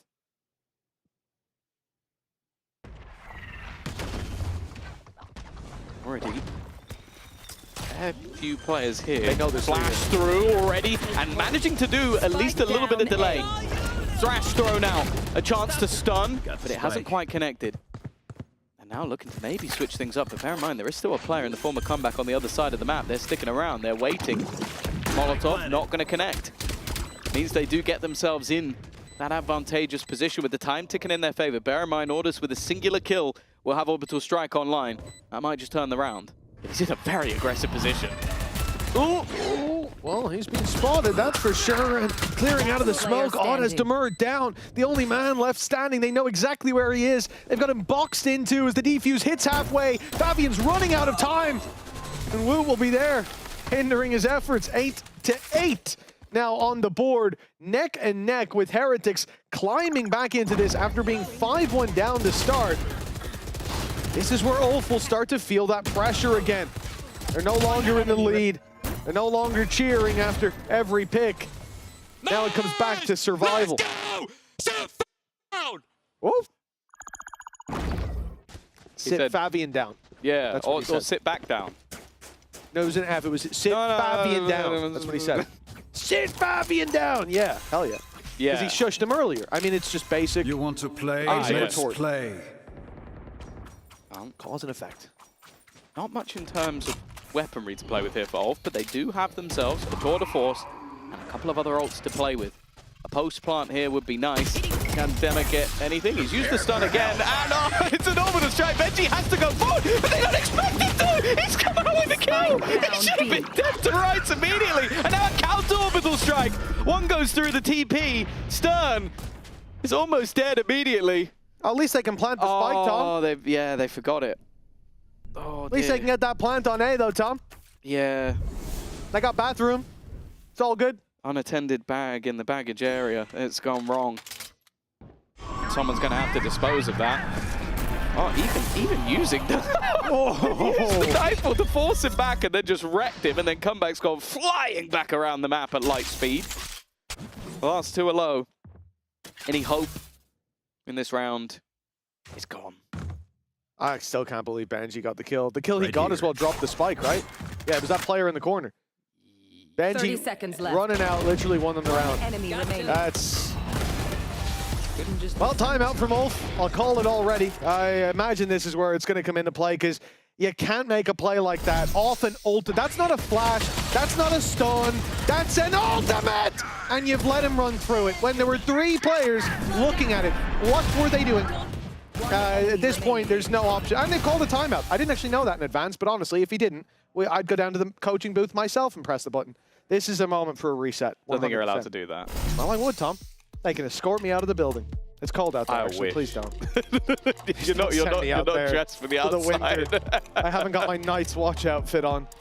Bloody hell. Yeah, but the timeout from ULF, I mean, predictable to say the least. A lot of words to be had here, and I think it is, this more than ever, is going to be to settle the emotions of the boys. Like, it has been a streak from Heretics. They're getting back in here with 6 out of 8 rounds that we've played. I do love the difference between Afron Fire and Geist. Like, it's like, Afron Fire looks so chill. He's sort of like, it's like, almost like the gentle parenting. Like, he's just like, oh, we could do this better, But it's good cop, bad cop. And then you see Geist, like, looking like he's about to fight the monitor. Like, it's like, there's a stressed man. He looks at... Sometimes he's so stressed, he looks like he's going to lose. The funny thing is, as well, is like, it's not getting any less stressful, it seems, for guys with the game that they had yesterday. But, wow. For Neil and Weber, maybe the stress has reduced a little bit with the last few rounds, 3 in a row. They have lost both pistols and still find themselves in the lead. This is where the economy comes back. A good time to take a pause anyway, just because you now have those rifles in play that, as you sort of mentioned, a couple of seemingly wasted ults for not a lot in return. My ult's ready. It's a real kicker for ULF to go down like that. 3 rounds in a row for Heretics, though. In the context of the half, I mean, it's 3-2. It's not the end of the world, far from it. But this round here could decide the fate of the attackers. They're playing into a Viper's pit, and it looks like they're going to play through it already, sending in the Seekers. In goes the dash. Demur looking for a fight up close, and they'll get comeback, but that's not the pit dropped. Benji keeps control over that, and another player steps in to cover that. It's Wood. He's got a freebie onto Fabian. Decayed in the corner and dealt with easily, but he can't stick around for long. They have to worry about that bathroom push, and while the wrap comes in from Rienz, the B site is now much more vulnerable. A pick from Stern could get the pit down on B as well as a plant. Does he expect him to be in this corner though? This is a much deeper angle. Something that needs to be checked, and he's seen the barrel of the gun. That's enough. Rienz also catches out Neki from afar, and because nothing has pulled anybody to the other side of the map, it makes it very difficult for these remaining players. They haven't cleared the pit. They haven't cleared heaven. It's not really anywhere for them to go. A plant at least, the heaven spot completely open, but they put themselves in a spot where it's possible, and if Dema gets another kill, maybe his ult can help. Oh, Rienz trigonometry lessons didn't go according to plan. The wingman hasn't quite cleared out a lot of space, but it doesn't seem to matter. Root has slipped past Demur, who's caught by Benji, and Audaz is left alone. A 1v3, but the defuse forces him forward, and double swung to close. Double digits on the board for Heretics, and that was a big investment from the attacking side. Nothing found as a result, and Heretics, well, they're getting very close to the home stretch. Close to the spot we kind of expected them to be. I think especially the sort of three long-term members of ULF have put on a bit of a show on this map, but unfortunately it doesn't look like it's going to be enough. They need a little bit more, need to dig a little deeper. Dema's got the judge. Now we've already seen how that can be utilized with these aggro dashes towards that Lamp's position. An opportunity, especially alongside the Saturate, to maybe steal a kill on Taboo, but I feel like he should be aware of it. In fact, they're even going to use the ult. They really want him to get this kill, but he's escaped. They missed. They gave him too much time to run back around. The man's got legs even without a booster. Boo's out of there, 14 HP. He will hold on to life, and they trade out comeback. Okay, early fight's decent with a Viper's Pit to fall back on. This is a great start for ULF. In goes the Mosh, and that won't deny the plant, but it will do damage to Neki, and then Stern falls, leaving Fabian in the open. That timing could not have been worse. At least they got a plant out of it. A small sliver of hope. A silver lining on a very gray cloud as Heretics close in the distance now. From all sides, the walls are closing in. Neki's being crushed, and where can Demur go? 3 and 15. He's boxed in, they know where he is. And no one is giving him a chance. A snake bite, and okay, he'll get one more, maybe even another. But in the end, he will fall. And ULF fall further behind, 8 to 11 now. And the economy's on the rocks. A little bit of stun landing in the end, but I think he knew he was done. Wasn't any way out. He could at least remove a couple of weapons, but it looks like... You did try to hit him with a snake bite and jumping shorty him, Benji, so you can't feel that bad about being judged there. 11 to 8. Weaponry of sorts. Still a few weaknesses for the attack side, but they've just got to keep trying to run it back at this point. Comeback's had a much, much better display, and it kind of makes sense. Like, this composition looks like there's been a lot more sort of setup for him, but also I've just enjoyed watching him on the waylay. I think he looks like the kit fits him a lot better than what we had seen in the last map.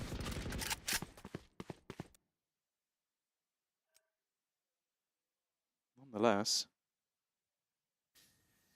still a little bit of a way to go. Those hero plays have started to dissipate though for ULF, and I think they're going to need a few more. Nice shot. A comeback that starts this off, and a few missed on the other side. Demur steps in through the smoke, and well, the others, they have been inconsequential picks, but these, anything but. Demur, he's given them a chance. He has resuscitated the still heart of ULF.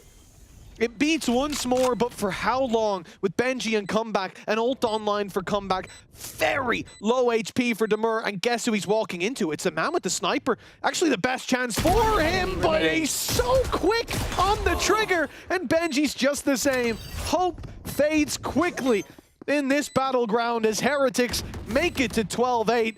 The streak seemingly showing no end, and for ULF, a 2-0 just over the horizon. He is just, you can't see this, he is currently just stood on Deva's body, come back, just spamming bullets into it. Like, for the entirety of the end of that round. 90 bullets he's spraying into that body. He picked up a rifle to spam the bullets. Yeah. So there you go. Clearly, I think we saw it earlier, he's played against these guys a few times and wanted to really show his dominance. He kind of already is, 20 and 13. As I said, a much, much better display than what we saw on the Neon on the last map, and even from what we saw last time they played this map in general. Very different opponent, but it's better signs at least. Emma is just running it down, and it's kind of what we wanted to see. Nice shot from Neki. That's at least going to be Woot gone. Yeah, a solid start for ULF, an opening pick. Poison's off. Will at least bridge the gap of the weak weapons they've brought to play. And Neki as well, tagged down to 51. Of course, the only player he can't heal up is himself. Doesn't feel like giving Demur the 5 HP back. Did deal with it. No point. It's expensive, you know? Doesn't really make that much of a difference. So. You'd have to rebuy it. Oh, ultimate used. Looking to try and put the pressure on, but Rians is just looking to defend his teammate now. Benji throws out the snake bite. One comes the other way, but he's managed to dodge it. Order's still in the corner, though. Not being cleared. But they do now have 3 players here ready and waiting. The trade so quick from Heretics. Comeback. He's got himself a double, and Riens is there with 3. Team Heretics, 13-7, 13-8. There were definitely some blows landed by ULF throughout this series, but I guess the prophesized victor takes the W in the end. Yeah, I'm definitely not surprised by the result, but I am a little bit surprised as how we got there, especially in that first half. I think there were a lot of rounds where ULF really showed that they had some of that individual brilliance. I think that Neki, Ordaz especially, had some fantastic moments, and I think there is a lot to be excited for when they have their full roster ready and raring to go. I also think that, like, hey, if they could catch a team off guard going into that lower bracket. I don't think it's a set in stone result next time that they play, and the more confidence that they gain, the more Afro Fire can sort of spirit the troops. I think that there's opportunities. For Heretics, it's a job sort of well done in the end, but still a little bit shakier than I would have liked. And I think the next team that they play, they're going to have to really step it up if they're going to be able to like make a proper run and make it to the events. That's what they're here for. Yeah, at the end of the day, their bar has been set very high. Today, at least, they've managed to make it. Your 8 rounds, Tom. ULF got to it, but Heretics, they didn't let much more slip. We've seen some errors, but they got there in the end, and I think looking very good individually at times. Come back down on that stage, looked incredibly comfortable here in the Waylay. Some fantastic utility used from him throughout that game as well. A lot of praise for Heretics and a step in the right direction, as we said. You know, this really will be somewhere that we sit to watch them fight someone who's towards the top of that power rankings. Right now, this was an opponent that they should beat. There were still a couple of struggles there, a couple of signs of danger. But in the end, they get out of there with a decent margin. Well, that's the thing. You look at it from the Vitality game, it was only 4 rounds collected over 2 maps from ULF. So you kind of do have that expectation, maybe not to match it, but at least look like dominant, and they didn't at times. The 7-round streak definitely had me worried on the last map, and in this map, it looked like they were going to lose that first half, and maybe even it go a little bit further. So, yeah, definitely a little bit worrying. It was 5-1 down, and ULF looked very good, but ran out of steam in the end. It was Team Heretics to take the dub in the end and close out our day, but not our show. A little bit more action coming your way as we toss over to the post plant, where we'll have Neil, Zinho, and Boo joining you soon. An interesting game, but Heretics had it all under control. What a pleasure to welcome you here with us on the couch, Neil and Boo. Congratulations, first of all, for the win. I wanted to ask you, because it's a question that Mini brought up in the pre-show, that we often hear you saying that you can beat any team, right, if you manage to play your game. But I wanted to know as of 2026, what is your game? If you can tell us, you know, like, obviously not in details, but what are like the main things that you want to show this year, basically? I think, honestly, we're still trying to figure it out. We didn't have much of an off-season, which I don't think people realise. Reigns was in military, so we only had a couple of weeks to scrim when we got into Berlin. So we have an idea, but right now we're just trying to make Beko comfortable, to be honest, and figure out how we can play around his up, and yeah, just make him a bit more comfortable. We can't play the same way that we did last year, so honestly, it's just going to take time. And I think we learned a lot from the loss the other day, so we just need to keep grinding. And you got the first step here, right? So Yeah. it's starting from here. I wanted to ask you about the kind of mood last week and how it was coming into this week. Something that we'd heard from Benji in an interview as well was about how the coaches have been boosting the confidence of your players. What have you been doing as a coach? And then, Boo, how do you feel that this has been having an impact on your team overall? I mean, do you want to go first? I mean, what coaches are doing is trying to fix stuff. You know, we have games and then we understand some conclusions and then we try to create solutions and then we try to implement them. And yeah, they're like the people who execute it all.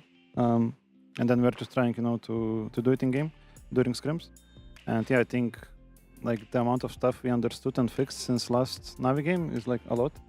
It's like new stuff for me. I think new stuff for us all. Like we even questioned ourselves, like maybe we need to think about things in a new way, not like before.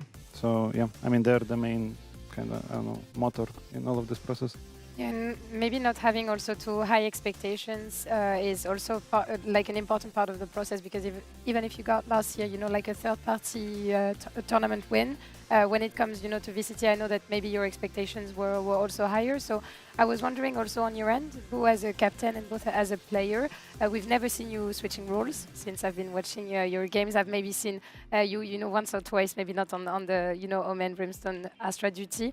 I was wondering, you know, how do you keep being, you know, like confident, staying in the same org, staying with the same core of player, and still, you know, like trusting yourself in like, I am the best IGL, I can make it, I trust myself, my calls are good, this kind of stuff. And maybe if you can give tips to the ones that are doubting themselves, because there are some. I mean, honestly, the main like confidence and motivation comes from others. Like, yes, it's me for so long in same role in same team, but it's also Neil and Weber, and like we're always constantly like trying to improve, trying to, I don't know, give each other ideas, criticize each other and stuff. So like it's just people around that make you always fresh.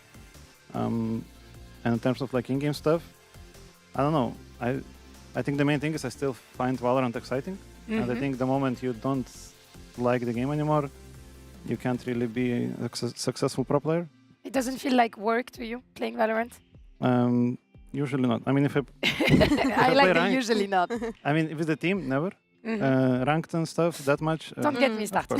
To be fair, with the team, never. Played a lot. You played like Cypher, Killjoy, KO. Yeah, that was like, interesting. When we made year. the 24 team, we were like, we'll just keep Boo on like a normal. Who knows? You know, we're in an interesting meta, so who knows? But I would love to see you on something else also. Speaking of agent changes and stuff as well, I want to pull up the bind composition that you came up with today. What was the reason for the change? And also on that note, how is Comeback actually settling into this Team Heretics? Because for me, seeing this change today, I was very happy about it. I wanted to see Comeback onto that Whaley. We got to see him play on bind last year, and having Riens and Voot on that double initiator, I think as well, was helping support him in a way. Was that part of the reason for this compositional change? Yeah, for sure. I mean, in scrims, like I said, we didn't have much to go by. He played the Raze. He was incredible on it. And then it wasn't really Comeback's issue. It was more like we were unable to support him in a proper way. So yeah. Riens loves Woot. Riens loves Gecko. I also like Gecko, and I like, as a coach, having double initiator more so than double duelist. But last year at the end, our identity was more double duelist, I guess, so we kind of stuck with it. But yeah, it was mostly comfort for the players, but also it gives a lot more tools for me and Boo and Weber to work with. Does this mean in the future that we could potentially see you leaning back into that double initiator, since double duelist didn't necessarily work out in the way that you wanted it to last week? Potentially. I think like the thing that I like about our team is we're very flexible. So if we need to play double duelist, we can. But I like double initiator, so does Boo. But I mean, yeah. Double initiator is info, and I think we are in the best of our performance when we have info. and we can make like educated guesses, educated calls.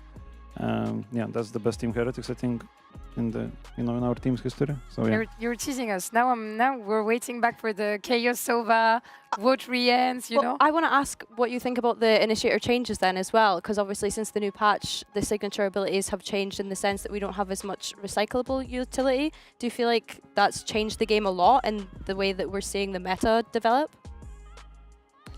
I think it did change the game, but I like it. I don't know, it still feels comfortable to play, and you value your reveal or K knife or whatever like more, which makes you think, which makes, I don't know, I think it brings up the skill level. At the same time, yes, it does make more infights in the game. Yeah. But I don't know, like if you take smart gunfights, then it's also part of being smart and calculating and everything. So I don't know, I like it. It's fair enough. Before we free you of the interview duty, I want to ask each of you a quick question. You don't have to justify yourselves, but you need to give me an answer, okay?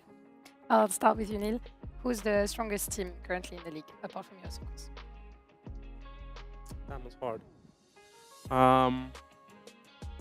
If you want to justify Honestly, yourself, please. Like right now, from what I've seen, I want to say, and from scrims, I guess, Navi, I would say. I think they play really well. I think Billy likes that answer. Yeah, I only like that answer because I said earlier I think teams are probably watching to see what Navi do because they have a really good read on the meta, in my opinion. So it's refreshing to hear a coach also agrees with that. Yes, you both agree on this side of the couch. And for you, who's an IGL you really want to diff? In calls or frags? What? Diff him in calls or in kills? If it's two different answers, give me the two answers. No, I mean, I think Boaster is the GOAT IGL, and I think outcalling him is the best you can be. So Boaster. Thank you very much for this very smart answer, and probably the one that's true. It's yes. not PR answer, it's true. What about for fragging though? Like surely after today it must be Cloud, because Cloud was insane today in the fragging department. I don't care about fragging. I have other people in my team doing that. Nice, nice. We get the team player answer. Of course, we can take a look at tomorrow's schedule and what's going to be happening. We're going to have upper bracket fights with Navi versus Gentlemates and BBL versus Team Vitality. That sounds crispy, really. I'm excited. I'm very excited, especially for that Vitality BBL game. There's a lot of history between the players going up against their former organization and the coaching staff. So yeah, I'm really looking forward to that one. It should be some banger games tomorrow. Probably, yes. Thank you also for giving us a banger game tonight. Thank you, Neil. Thank you, Boo, for joining us, and congratulations again. Wishing you luck for your next matches. Thank you all for watching us. As we say goodbye, enjoy the Razer end of day highlights, and see you tomorrow.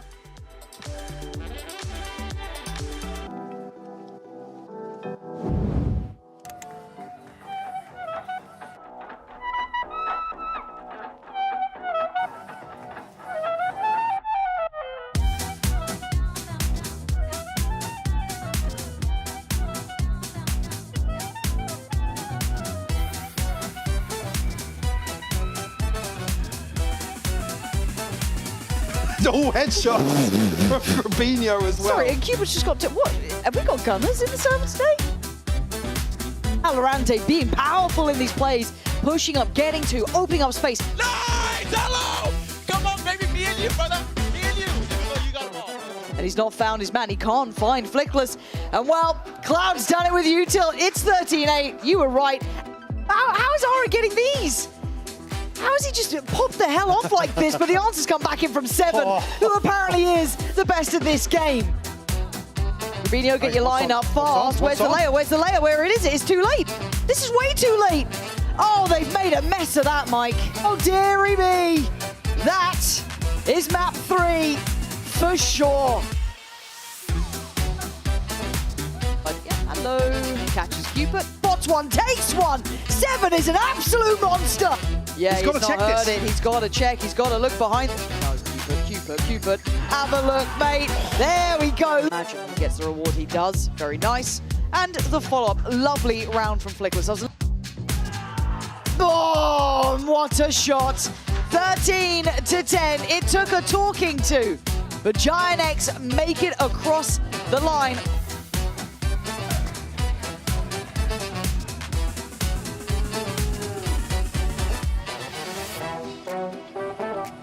We're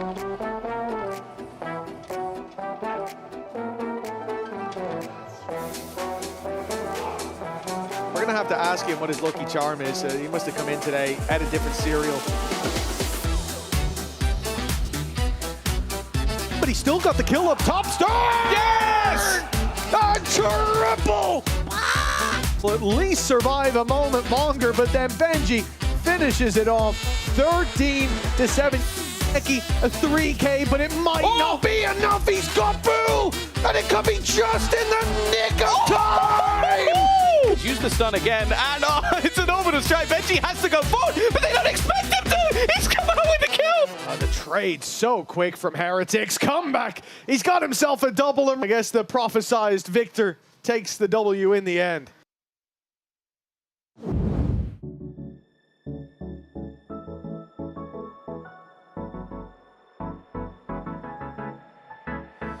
Let's do something crazy, get a bit wild today, cause we don't do this every day and we deserve it. Life is so amazing, nothing is in our way.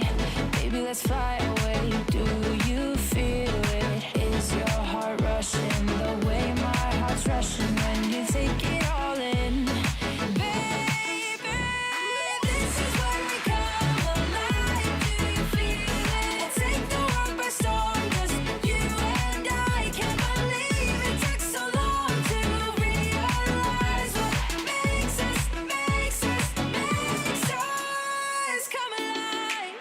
Oh, what makes us come alive? Ooh, let's break some rules. No, we don't always have to be good. Don't always have to do things that we should. We're